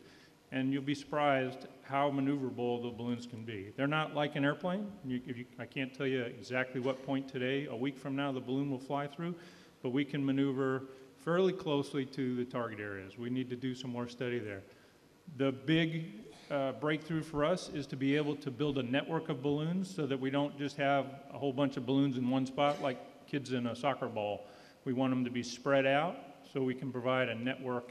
And then our business is with the telecommunications company. We contract with them. They contract with the customers. We just provide the infrastructure for them. The balloons talk to the telecommunications company, and then they talk between balloons, and they go right from the balloon down to the user with an LTE phone. That's the concept. These balloons are fully compliant. We've made them fully compliant with the ICAO regulations. We have a full ADS-B transponder on there. We report all our out, and we've made some changes, quite frankly, over the years because of our interactions with an awful lot with Airways and CASA down in Australia. But we report all our altitudes in barrel altitude. It is radar reflective. It has lights. It meets all the requirements that a KO and the FAA, we work very closely with the FAA, put on the balloons. It's about 15 meters. It looks like a pumpkin when it's airborne. It's about 15 meters wide and about 10 meters high. The payload is about a 50 kilo class payload. It's all solar powered. There's batteries on there, but there's no sources of ignition, if you will. There's no fuel or anything. Obviously, since we're an aviation program, our number one priority is safety. So we've built in a lot of redundancy in the balloons. Like I said, we actually have about 5 GPS receivers on the balloon, so we know where they are at all times. We have the ADS-B Mode A, Mode C, Mode S, ADS-B out. We actually have ADS-B in signals that we use for rough balloon-to-balloon pointing. I talked about the radar reflectivity. It's important to note that when we bring a balloon down, as we transit up, obviously all the parts are together. As we bring the balloon down, we bring them all back down together under the recovery of a parachute. That's important because some of the bigger balloons that people fly around the world, they drop the payload, it recovers separately from the balloon. We try to keep them together. It minimizes the air traffic control challenges, and it also is, frankly, cheaper for us. We don't need to buy 2 transponders. We launch all our balloons out of the U.S. The ones that fly internationally launch out of Puerto Rico. There's an old naval base in Puerto Rico with a big ramp. We have a big launcher. I'll show you a quick video at the very end of this of our automated launching system. We used to take about 15 guys in an hour to launch 1 balloon. We now do it with 4 people in about a half hour. We work very close with the FAA on all these launches, and we start planning them weeks in advance because they're very weather dependent. We can't fly through clouds. We don't anything more than half cloud cover, we're not allowed to fly. We have 24-hour, 7-day-a-week command center. It's an operations center. We call it Loon Mission Control. It's manned with people with ATC experience as well as aerospace engineers, electrical engineers, and all that. We collect 2,200 data points every 3 minutes on these balloons, and they're all focused on the health of the balloon and the health of the communication system. We don't collect any signals, we don't take any pictures or anything like that. That's always an issue with national security. We have no cameras on the balloons that fly outside the United States. We work on the typical frequencies for air traffic control, the 1090, 1030 kind of frequencies. Balloon to balloons are in the E band, and then the LTE bands are somewhere between 700 and 900. Those are really the only frequencies we operate. We continuously monitor the health of these balloons. Like I said, every 3 minutes we're getting a report. So we're watching the pressure of the balloon, we're watching all the temperatures, we're watching the battery power, the charges, all that. We have a website that you all can have access to that shows you exactly where the balloons are, and it provides you all the same information we have. So on the right is a picture of the website, and you can access it. We can give you the passwords, and you can access it, and you can see where the balloons are airborne at any time. Today, right now, we have 26 airborne around the world. As we transition through the flight information regions, we're talking to the different air traffic control ANSPs. Some of them require pretty far in advance notice. We generally like to do about 3 days in advance. We'll send them flight plans, and then we keep coordinating on the way through. Probably the important point is we're fully flexible. If the ANSPs need more information, we can get them more updates or more often get updates.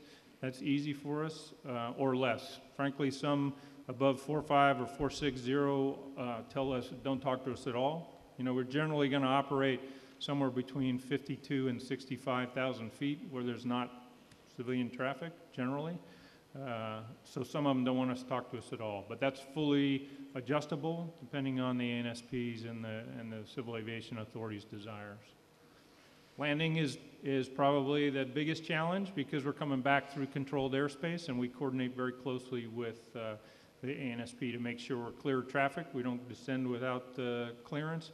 In this research and DEMVAL stage, you know, we're landing in remote areas. The long-term plan in commercial service, which is a little further down the road, is have both launch and recovery areas in each continent so that we have multiple recovery zones.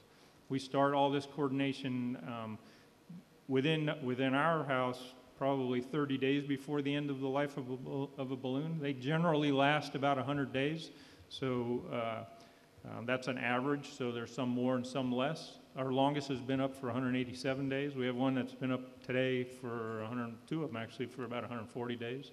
But we start coordinating and looking at places to land early so that we can get into a safe landing place. In June, the Secretary General signed out a state letter. I would invite you to take a look at the state letter.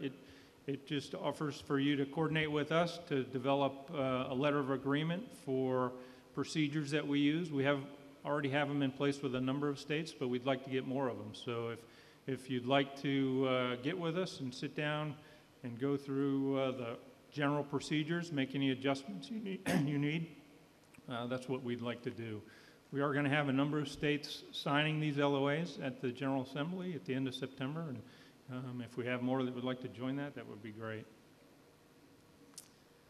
I'd be happy to answer any questions. I'd like to just show you one last video of launches. This is the first launch off our automated launcher. It's got sound to it, but if you'll recognize the soundtrack, it's from a different flight. If you can turn up the volume. 11, 10, 9, ignition sequence start. 6, 5, 4, 3, 2, 1, 0. All engine running. Liftoff. We have a liftoff. 32 minutes past the hour. Liftoff on Apollo 11. Tower Just a little creativity from our Google friends for the sound. Neil Armstrong reporting the roll and pitch program, which puts Apollo 11 on a proper heading. This is in Winnemucca, Nevada, which is our test site, and that's what the balloon looks like when it's going up. It generally climbs at about 1,200 feet per minute. Plus 30 seconds.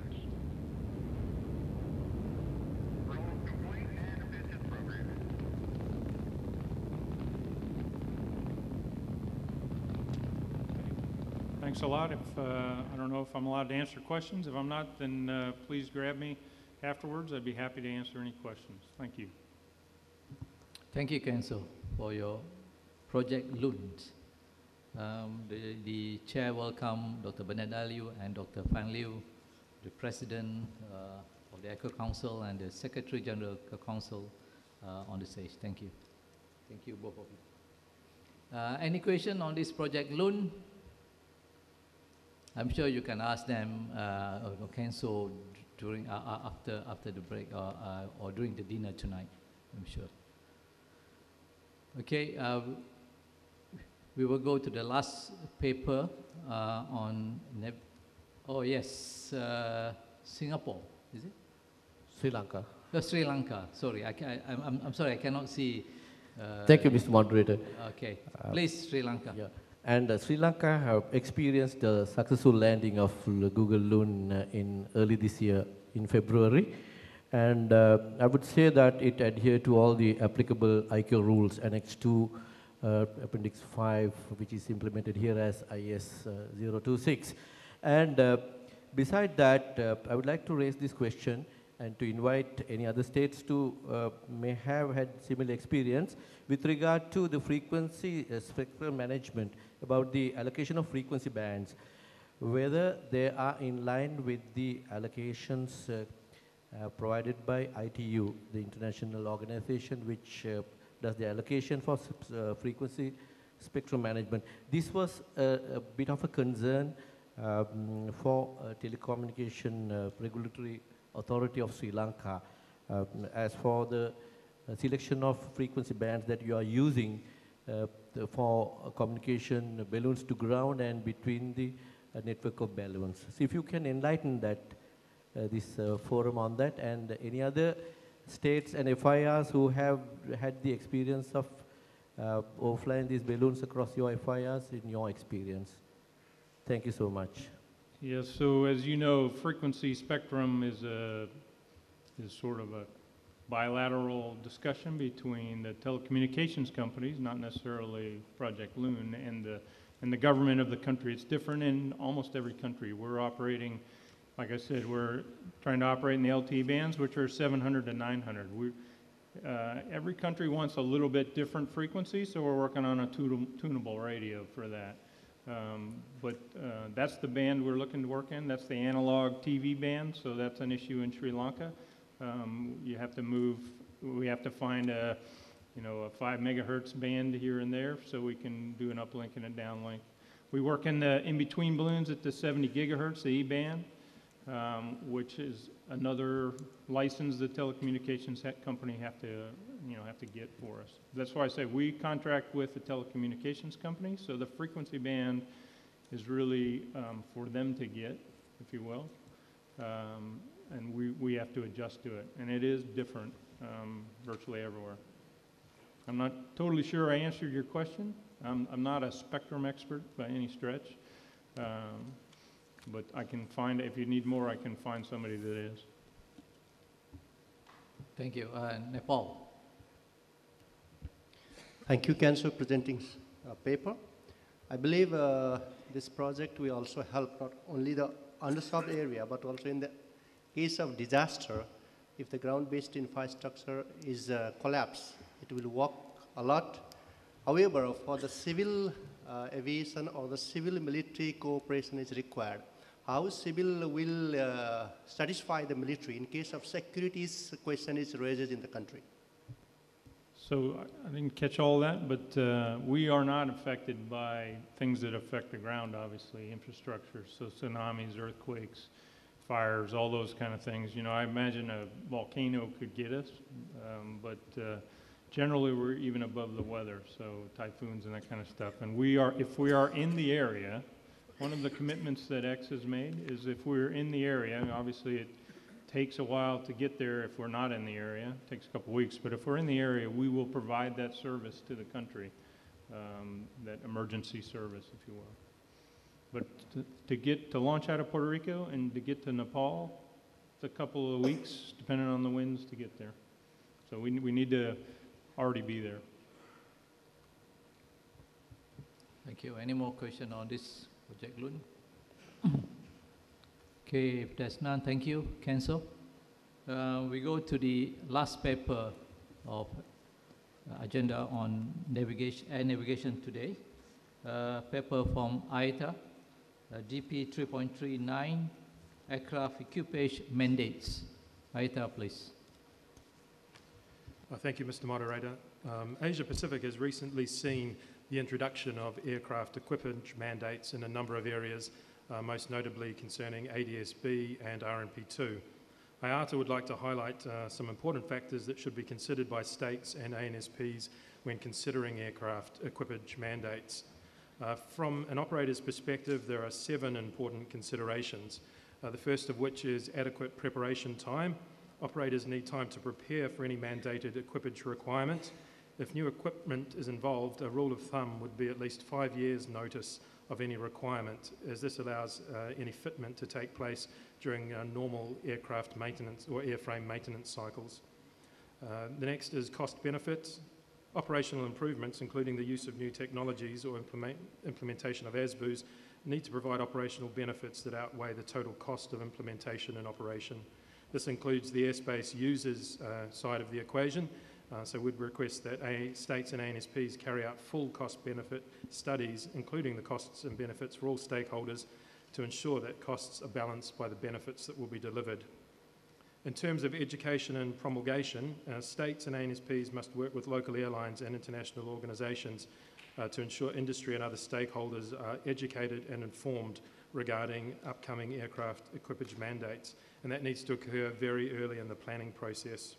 Ideally, the dialogue should begin with user consultations pertaining to the selection of appropriate solutions. In terms of service outcomes, we consider that states and ANSPs should ensure the service delivery efficiencies enabled by an aircraft equipage mandate are actually delivered operationally coincident with the implementation of the mandate. If service delivery is delayed, any related aircraft equipage mandate should also be delayed accordingly. We would also state that states and ANSP should consider offering operational advantages to early adopters of the desired equipage or capability to help offset the costs of being an early adopter. In terms of harmonisation, we believe it's essential that states and ANSPs harmonise requirements with neighbours, at least regionally and ideally globally, and harmonisation should include implementation dates. Regulatory considerations are important, and if ANSPs are initiating change, it's essential that regulators are involved very early in the planning process, as experience shows that regulatory approvals can often cause issues. And finally, if the high seas are involved, states must ensure the appropriate ICAO processes are followed, including amendments to the required ICAO provisions. With those considerations stated, the conference is invited to note the information contained in this paper and consider an action to ensure regulators take into account the factors raised in this paper when planning aircraft equipage mandates in their jurisdictions. Thank you. Thank you, Aita. I think your message, we heard it loud and clear. I think the NSPs have to do consultation with the industry before any mandates on equipment. Any comment on this? Any objection to this? I'm sure that that's what we will do, to consult with the industry before any mandate on any equipment. Anyone? Yes, Sri Lanka.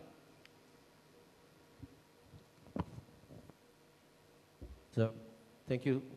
So, 5-year notice for preparation for equipment mandate for aircraft as per 1.1 and from ANSP's point of view, ANSPs were, sometime back ANSPs were lagging behind in terms of the aircraft capabilities. So, and with regard to the implementation of PBN and then came the ADSB and so on, I think the aircraft manufacturers were far ahead on the equipage, and only thing respective airlines were reluctant to have their fleet, entire fleet or a good percentage of the fleet equipped with this equipage due to the cost factor. So that if the, while the aircraft manufacturers are forecasting the future technologies and adapt it to their own equipment, and if the airlines also be aware of the forthcoming future developments and make their budgeting timely, so that I don't think this 5 years is too long of a period of notice for an airline to have their fleet to be equipped. It's an opinion only. Thank you so much. Thank you, Sri Lanka, for your input on that. Any more on this subject? Okay, we actually ahead of time. We have completed the papers that been allocated for today's agenda on air navigation. We had a small discussion with the chairman, and we thought of going for one more paper that's supposed to be presented tomorrow morning. We will do it now before we go to the presentation from Sri Lanka on the next generation of aviation professional.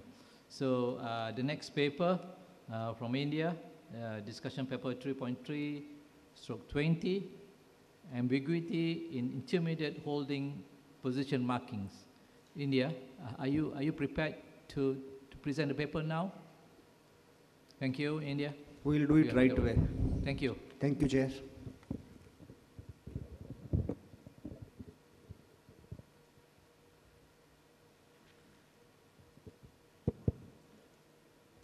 Yes, India, you have the floor.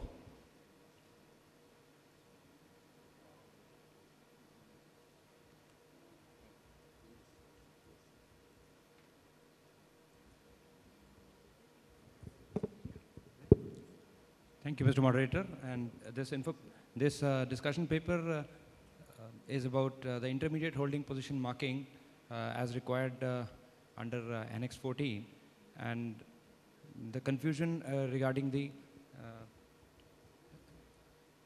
intermediate holding position marking, which has been experienced in case of some airports in India, wherein the taxi layout is a slightly complex one. So I'll just take to the straight away to the 2-point the figure on page 2. As per NX 14, the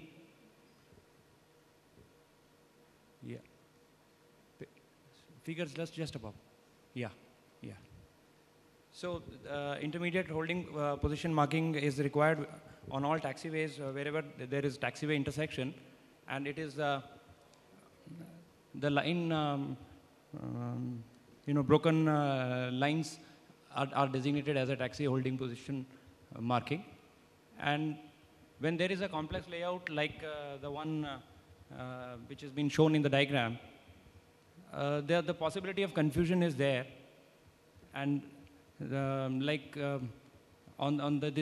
is a parallel to a taxi track which is being connected by a short length taxiway. Taxiway Alpha and Taxiway Charlie are the two parallel taxi tracks, and Taxiway Bravo is a short length connecting taxiway in between. So as per the requirement, the taxi holding position, intermediate holding position marking are marked on Taxiway Bravo for Alpha as well as for Charlie. Now the aircraft, while taxiing on to from Taxiway Alpha to Charlie, and if advised by the controller to hold short of Taxiway Charlie to efficiently manage the traffic, there is a scope of confusion, because there are two very closely located intermediate holding position markings, and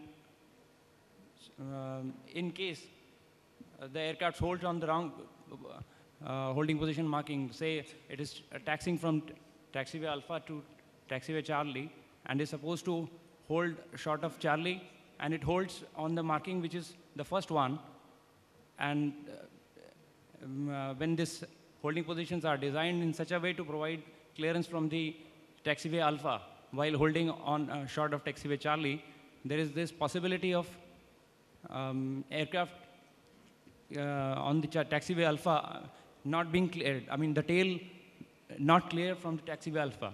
And if based on this clearance, the controller gives taxi on Taxiway Alpha, the possibility of the collision is there. So this kind of a hazard is introduced because of this the kind of marking we have. So what this discussion paper proposes is that the existing characteristics of intermediate holding position marking may be reviewed to include one additional continuous line towards the side where the aircraft is intended to be held up before the intersection, which means it gives a sense of direction to the aircraft that in case we have one more solid line, so the aircraft is supposed to hold on the solid line to avoid the confusion. So this will give a clear indication that the aircraft is required to hold on that point. So the action by the conference is to take the note of contents of this paper and to recommend ICAO to consider reviewing the existing intermediate holding position marking as suggested.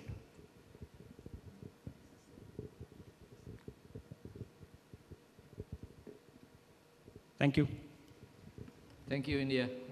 It is very technical, and I think you have to recommend it to the AGA panel, the aerodrome panel, ICAO in office. ICAO, you like to comment on this? Thank you, Chairman, and thank you, Moderator. The paper by India, it raises some interesting practical problems associated with the provision of intermediate holding positions and also short connecting taxiways. In Annex 14, Volume 1, the Table 3.1, it contains specifications governing the taxiway to taxiway separation. In addition, the note 2 to the table, it cautions that the distances in table 3-1 do not guarantee sufficient clearance behind the holding aeroplane to permit the passing of another aeroplane on a parallel taxiway. So these factors have to be taken into account when determining the separation between the parallel taxiways. Moreover, if we go by the separation distance, that's the minimum separation distance which is provided in table 3-1, say for code F, which is I think about 91 meters, and if an aircraft is to park there, a code F aircraft, which is say a 747-800, the length of which is nearly 74 or 75 meters, then I don't think that it's possible for any aircraft to pass either the taxiway or taxiway B, which is shown in the sketch in India's paper. Secondly, in Annex 14, Volume 1, Para 5.4.3.9, it contains a recommendation that a location sign should be provided at an intermediate holding position. The provision of this sign at the IHPs provided the much needed information to crews on which positions to use. Some states have elevated this recommendation to a mandatory standard. The provision of signs at intermediate holding position was also more appropriate for all weather operations, such as when the surface markings are partially obscured by the surface contaminants in yeah. So the proposal from India to have a continuous line on the holding side of the intermediate holding position is already in use in some states. In at least one state, the proposed marking are used to delineate ATC controlled and non-controlled areas on the apron. So, Mr. Chairman, the Secretariat would like to propose that India presents this paper to the AOP subgroup, which will meet sometime next year, to look into more in detail on the proposal by India and make recommendations to APANPAC and then to the Aerodromes Operations Panel in headquarters. Thank you, Chairman. Thank you, Moderator. Thank you, Akio. India, so you please bring up your paper to the proper subgroup. Thank you very much. Thank you, Akio. That's ends the paper for today on air navigation, and now we'd like to present to you the next generation aviation professionals of Sri Lanka. So I leave it to them to present this to all of you. Please.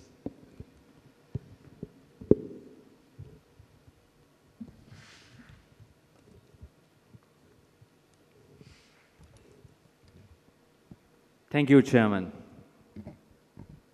Ladies and gentlemen, now you are going to witness an interesting presentation by some of the young aviators in Sri Lanka. You witnessed them, and some of you were received by our young aviators early this morning. And I can tell you that they have been extremely excited by this, extremely excited about this moment, and they have been practicing so hard to make this moment a reality. At the Civil Aviation Authority of Sri Lanka, we believe, just like what Mr. Nelson Mandela said some years ago, that education and awareness is the most powerful weapon to change the world. On those lines, around the year 2008, Sri Lanka felt that aviation was not being, the knowledge of aviation was not being transmitted to the grassroots areas where children were not able to learn much about aviation.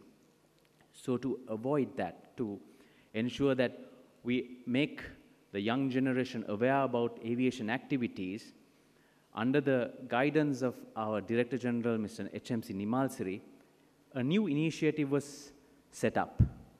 And this initiative was to set up aviation clubs around the country.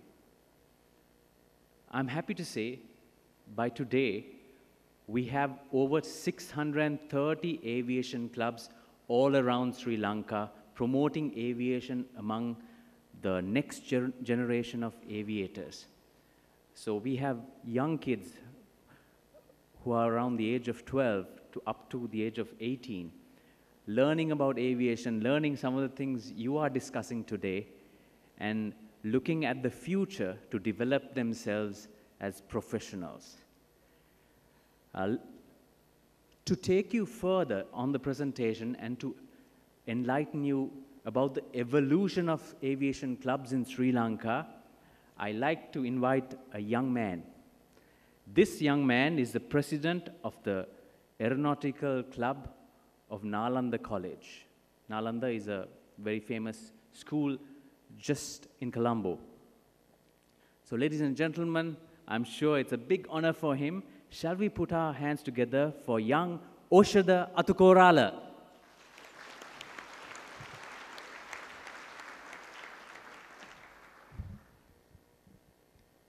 Thank you, Mr. Rehan. A very good evening to you, ladies and gentlemen.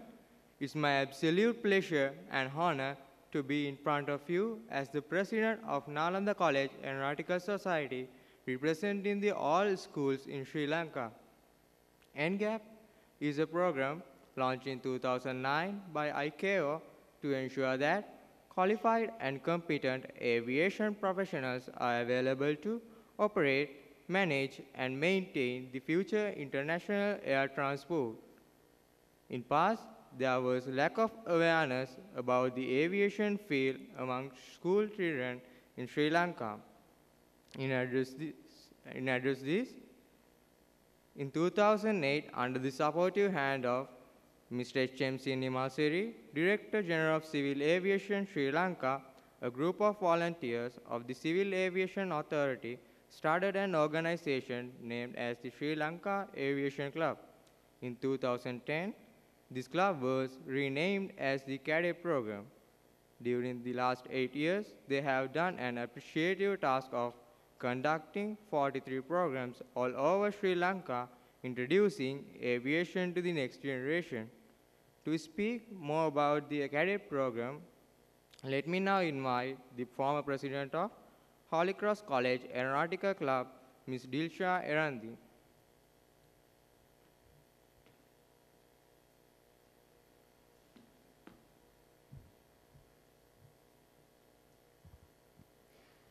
CADEC, the Civil Aviation Development and Education Committee, was started in 2008. A group of volunteers in the Civil Aviation Authority of Sri Lanka formed the Sri Lankan Aviation Club, simply known as the SLAC, which was funded by themselves. The main objective of the club was to enhance the knowledge of the school children on aviation. To achieve this, a magazine was published by the SLAC containing various articles related to aviation. The club also started conducting educational programs on aviation. One of the main tasks undertaken by the CADEC was establishing aviation clubs in schools. Today, more than 600 clubs have been formed, covering almost all the parts of the island. These clubs are not just limited to city areas, but have been spread all over the country, including rural areas. The success achieved by the CADEC in forming these clubs in schools can be seen from the activities organized by the members of school aviation clubs. The Guansara magazine, published by the CADEC, is issued for free, targeting school children mainly in the rural areas. The main objective of issuing this magazine is to educate children on the evolution and new trends in the field of aviation.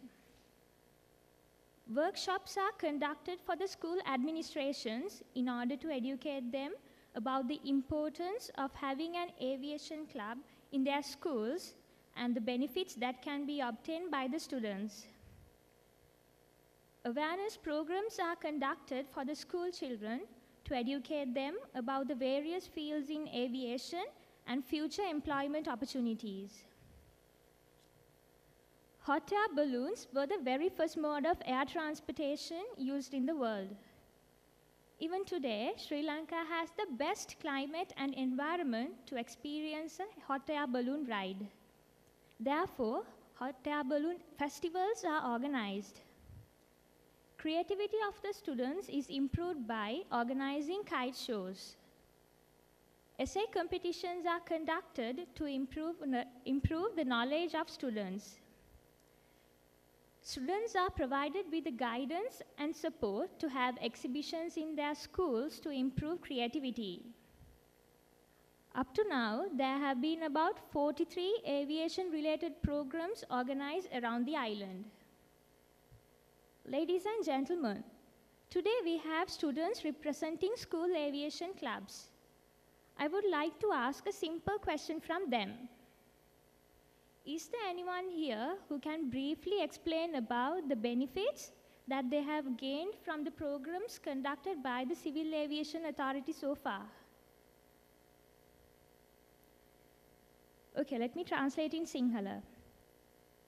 කාට හරි පුළුවන්ද මේ තාක් දුරට ශ්‍රී Lanka civil ගුවන් සේවා අධිකාරිය විසින් සංවිධානය කරලා තියෙන ක්‍රියාකාරකම් වලින් තමන්ගේ ජීවිතයට ලබාගත් දේ පිළිබඳව පුංචි පැහැදිලි කිරීමක් කරන්න.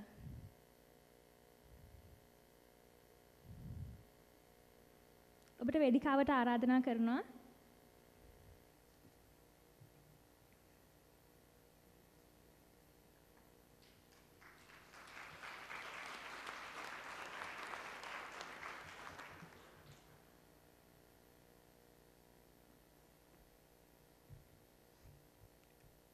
ඇත්තටම එවියේෂන් කියන්නේ අපි හැමෝම ගොඩක් ආස දෙයක්.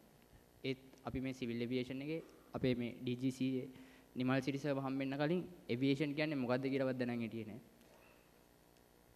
අපි DGCA හම්බෙන්න ආවට පස්සේ DGCA අපිට එවියේෂන් කියන්නේ මොකද්ද කියලා දීලා අපිව දැනුවත් කරලා මඟ පෙන්නලා අපිව යොමු කරනවා කැඩෙක් එකට. අපි කැඩෙක් එකත් එක්ක සම්බන්ධ වුණාට පස්සේ දැනගන්නවා එවියේෂන් කියන්නේ මොකද්ද කියලා. ඇත්තටම මම පොඩි කාලේ ඉඳන් ආසාවෙන් හිටියේ පයිලට් කෙනෙක් වෙන්න.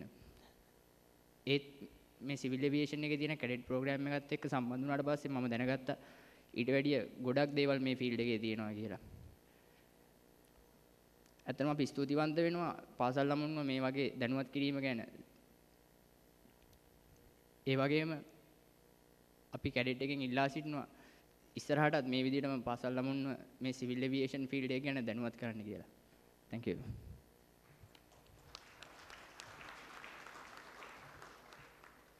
If I summarize what he said, he says that he wanted to become a pilot in the beginning since he knew very little about aviation.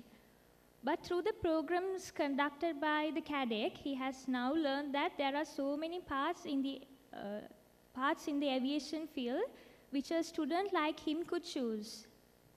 He strongly believes that they will be getting further support from the CADEC in the future, and also with the formation of NGAP Sri Lanka, he believes that they will be able to achieve their future goals successfully.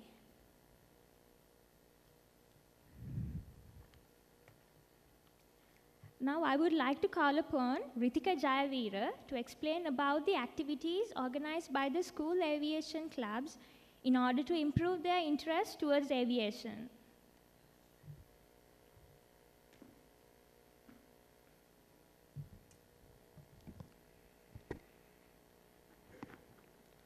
Thank you, Disha. Ladies and gentlemen, I will be talking about the experience we gained through the aeronautical clubs in Sri Lanka. Firstly, the main role of an aeronautical society is to organize and conduct lectures and workshops for students. As I told you, there are many competitions organized by aeronautical clubs in schools like remote control flying competitions, inter-school quiz competitions, kite competitions, and etc. We as young aviators gain a lot of knowledge from these competitions. The winners in these competitions are awarded with certificates, trophies, and sometimes scholarships. RC flying is in high demand among young aviators, and it opens them a new pathway in aviation. They are practically demonstrated, and it helps us to understand basic aerodynamics. With all the work these clubs have, they haven't forgotten to spread the aviation knowledge among new schools and strengthen their aviation community. Almost all the aviation clubs in Sri Lanka organizes field trips. They are organized annually. The main objective of these trips is to visualize the knowledge the aviation students get and updating it with the advancements in aviation.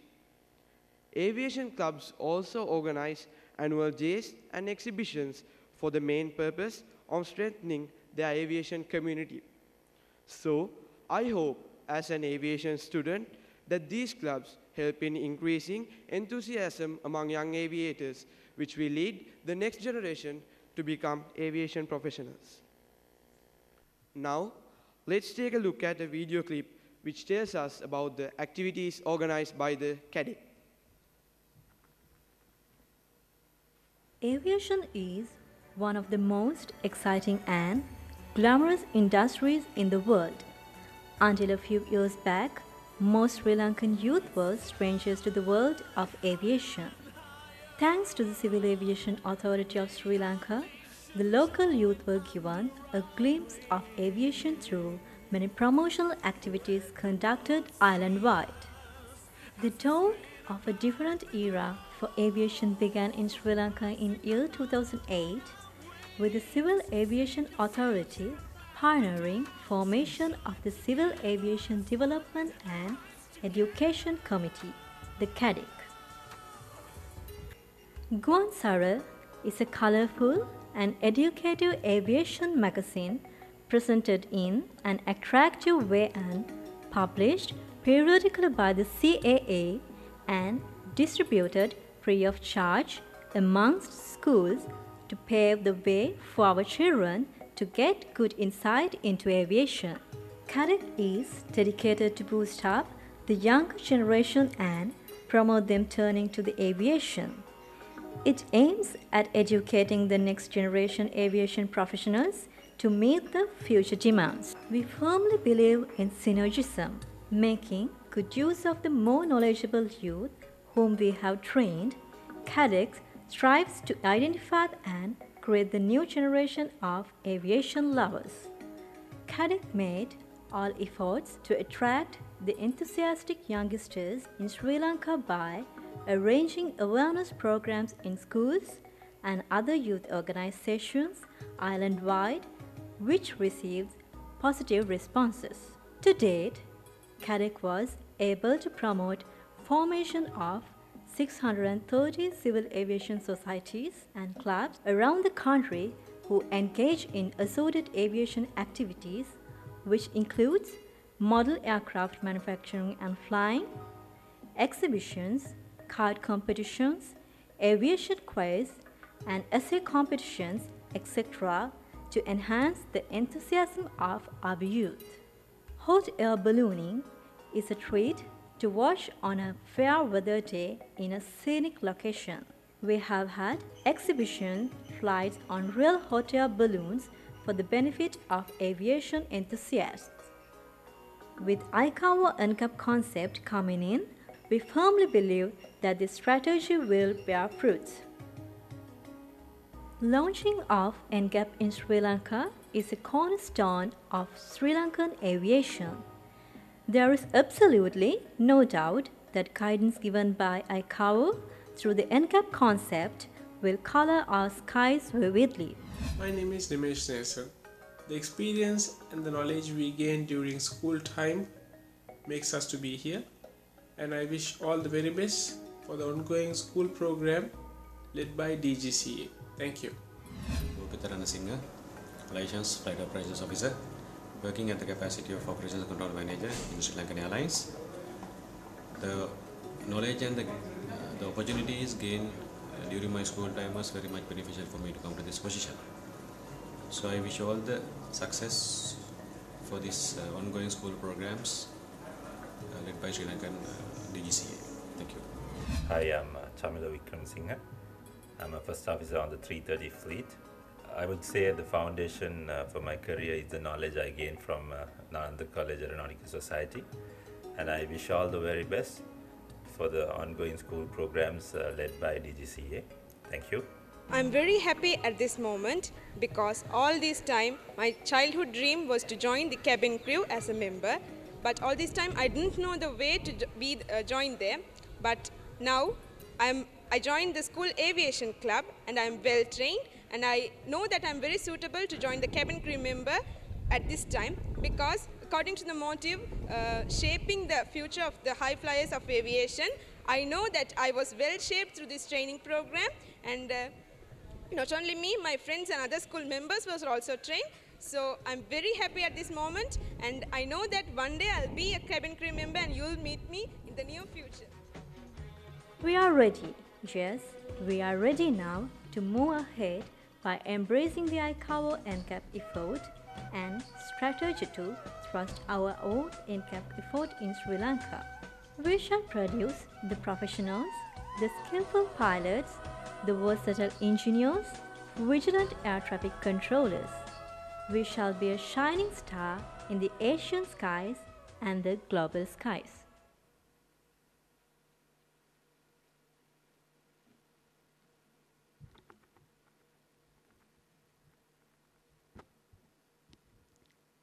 We have some of the past pupils here with us today who have participated in the CADEC programs, and I would like to put forward a question for you.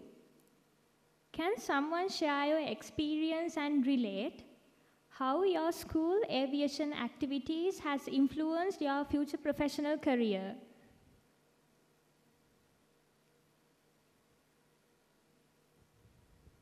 Thank you. A very interesting question. Good evening, ladies and gentlemen. Most of the people think that aviation is a very narrow field which includes only pilots and engineers, but that's incorrect. Talking from my personal experience, I was the president of the Aeronautical Society of my school, prestigious Nalanda College, and now I'm starting to become a doctor. And after finishing my higher studies, I'm planning to serve this field as a medical professional. So I'm glad that I can connect my professional life with my passion in the near future. Thank you very much. Thank you very much for your comment.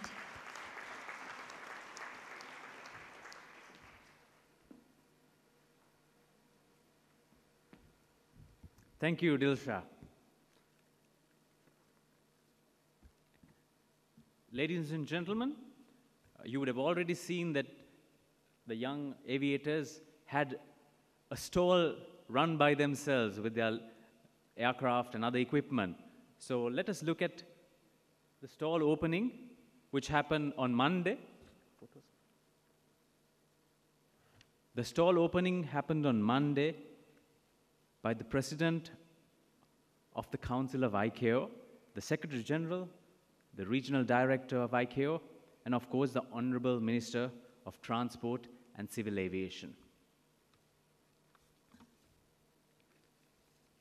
Have you already visited that stall? How many of you have visited their stall? You have? Right, fantastic. All right, let's move on to the next activity, which is the launch of their web page. And to do the honors, let me invite our dignitaries, the President of the Council of ICAO, to the floor. Sir.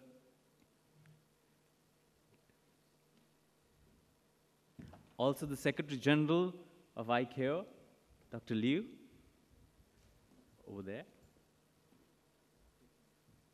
Let me also invite the Regional Director of ICAO,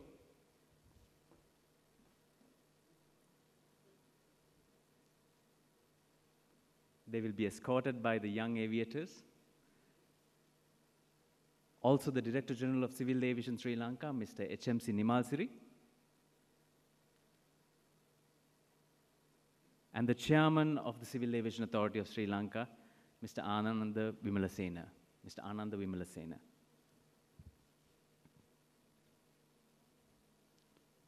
Let me also invite members of the NGAP Working Committee, Mr. Duncan, Mr. Prabhat, and Mr. Gimhan, to come to the floor. We also have the Secretary, Mr. Nilantha Tennakon, Secretary of CADEC.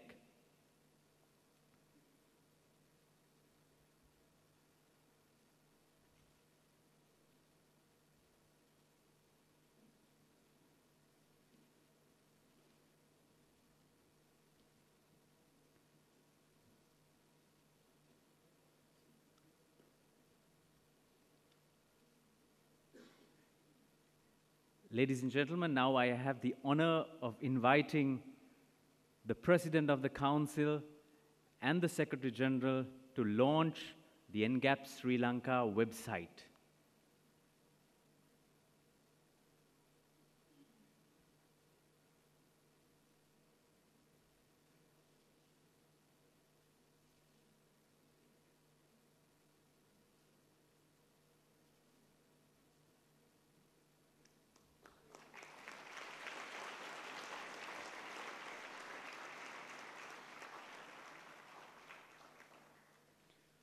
Right. I would like the dignitaries to remain on the floor. Let me invite the Chairman of the Civil Aviation Authority of Sri Lanka to present a token of appreciation to the President of the Council of ICAO.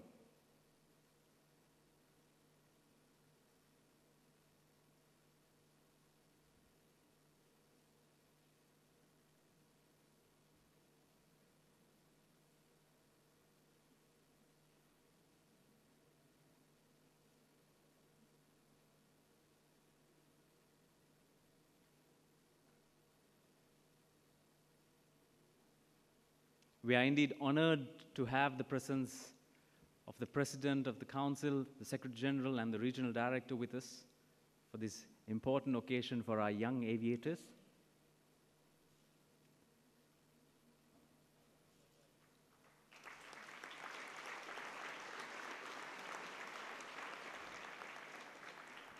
Let me also invite the Chairman to give a token of appreciation to the Secretary General of ICAO.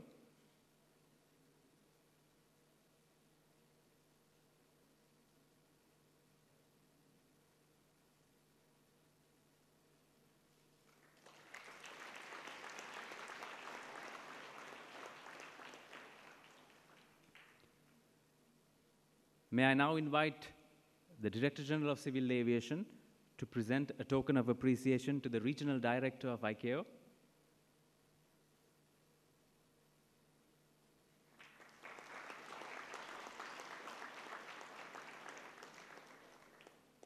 Ladies and gentlemen, we also have a token of appreciation for the man behind this project, the brainchild of all the activities we have done to promote aviation among the young children of Sri Lanka, and it will be presented by 2 students, and it will be awarded to our Director General of Civil Aviation, Mr. HMC Nimalsiri.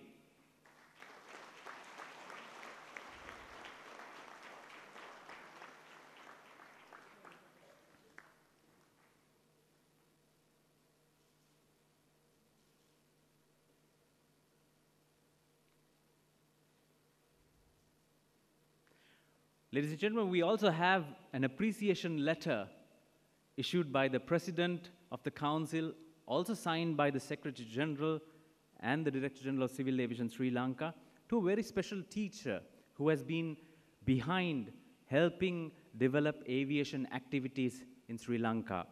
She's the teacher in charge of the Nalanda College Aeronautical Society, and she has been at the forefront of promoting aviation.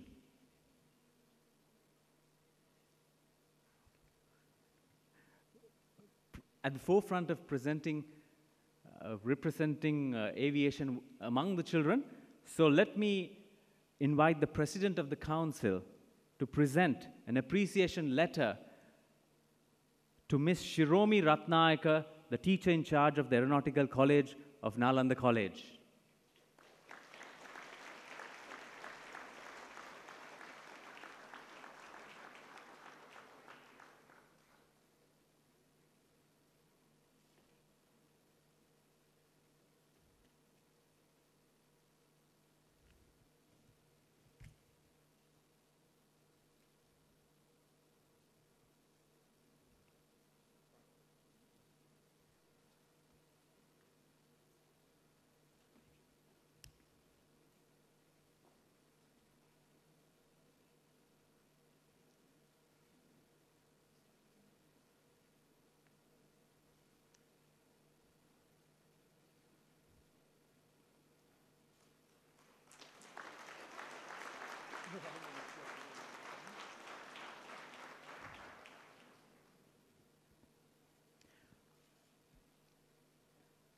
There is also a token of appreciation to the chairman of the Civil Aviation Authority of Sri Lanka, which will be given by two of the students. Ladies and gentlemen, can we have a round of applause as well?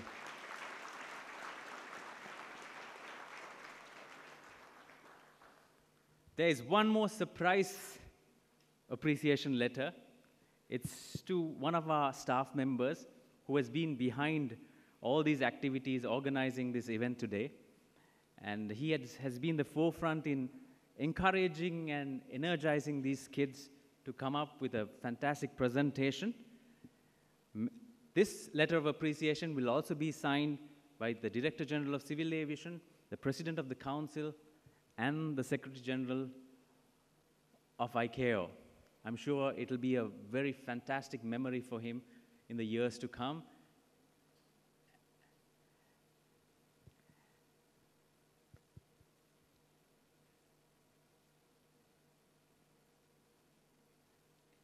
Indeed, it's not every day that you'll receive a letter of appreciation from the President of the Council and the Secretary General.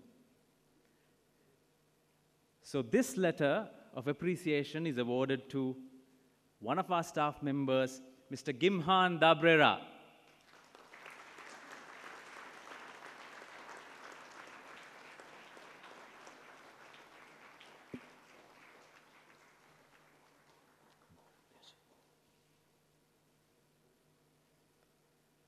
Let me now invite Dilsha back on stage.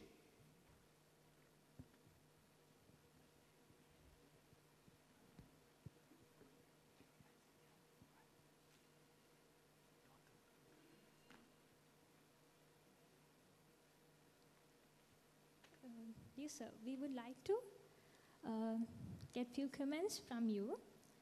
What do you think about our country?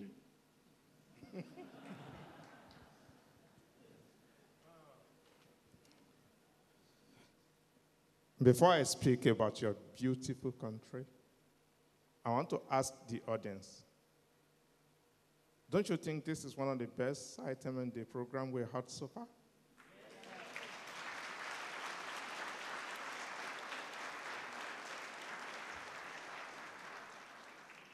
I'm sure some of us remember 40 years ago, 50 years ago, and with what we have seen today, we can be very, very, very hopeful of the future of our industry.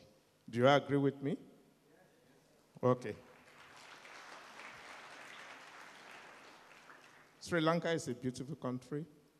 It is no wonder that Sri Lanka is described as the jewel in the Indian Ocean. And since we have arrived, all of us here, we've been very happy with the reception we've received. We've seen the warmth of your heart. We've seen the beauty of your country. But beyond that, we've seen the hard work that is being done to elevate the level of civil aviation in this country. And the contribution to the meeting we've had today also underscores the importance that you attach to your region and the leadership under you, Mr. Nimasiri, which we really appreciate. And the contribution also to the global aviation community and the support that ICAO enjoys from its relationship with Sri Lanka. Let me say that we are very pleased to be here. Your country is beautiful, your people are beautiful, and your aviation sector has a lot of hope, which we really appreciate. And let me also say this. We'll be having the 39th Assembly soon. Can you organize a booth during the 39th Assembly to underscore this beautiful program of the next generation of aviation professionals in order to demonstrate it as an example to our member states? Thank you. Thank you very much, sir, for your comments. According to your opinion, what do you think, what are the areas that we need to improve in order to increase the knowledge of school children on aviation? First, what I would say, Civil Aviation Authority, DG, and also your staff really have done great job. And I fully agree with the president. I should say this is one of the best memory I have. And I see just this little girl with me, and what she said, I asked her, what you want to be as your career? She told me, pilot.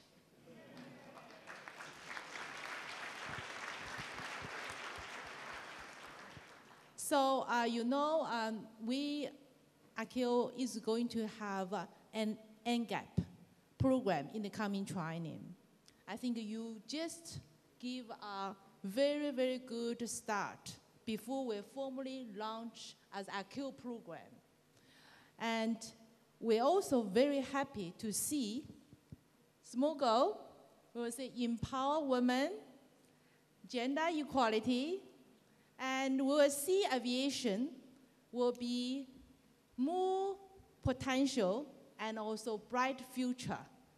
And I'm very, very thankful for this event, for this program, for this presentation. And I would say, ICAO, we need to more to promote NGAP. And also, I would say, in the near future, ICAO would like to organize the competition context by participation of school girls and boys to our headquarters. I hope in near future it will realize. Thank you so much for this opportunity. Thank you.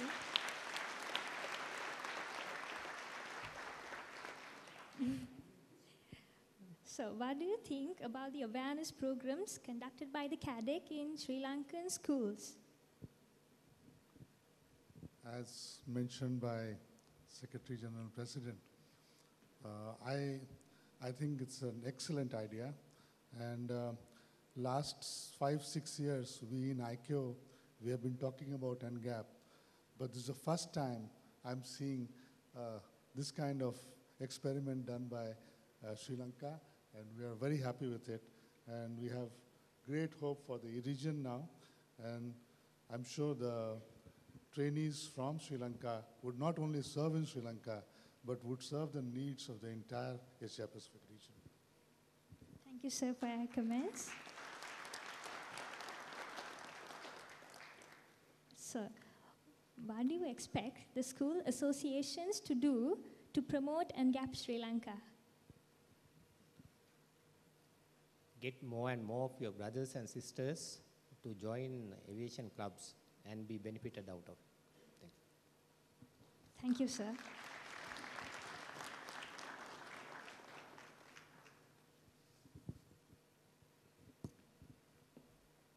Thank you, Dilsha. May I now invite all the dignitaries back on to the head table?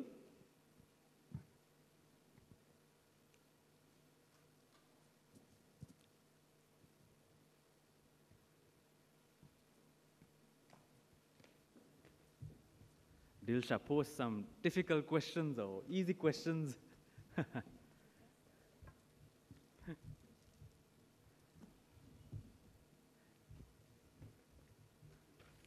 Ladies and gentlemen, to propose the vote of thanks, let me now once again invite young Oshada Atukorala on stage.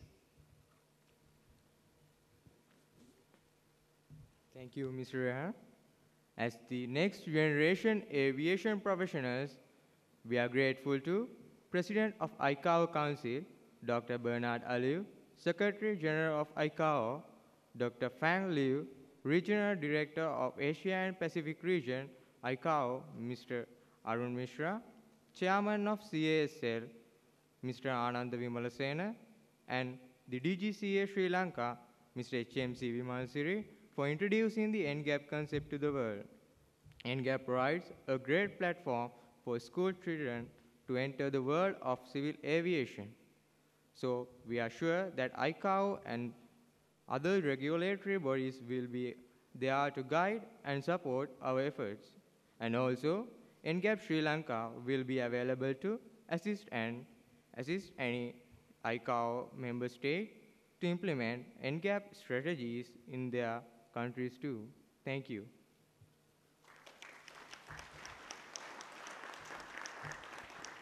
Thank you, Oshada. And that brings to a close our presentation on NGAP Sri Lanka. Before signing out, let us all put our hands together once again for a final round of applause for all these young children and the dignitaries on the head table. Thank you very much, ladies and gentlemen.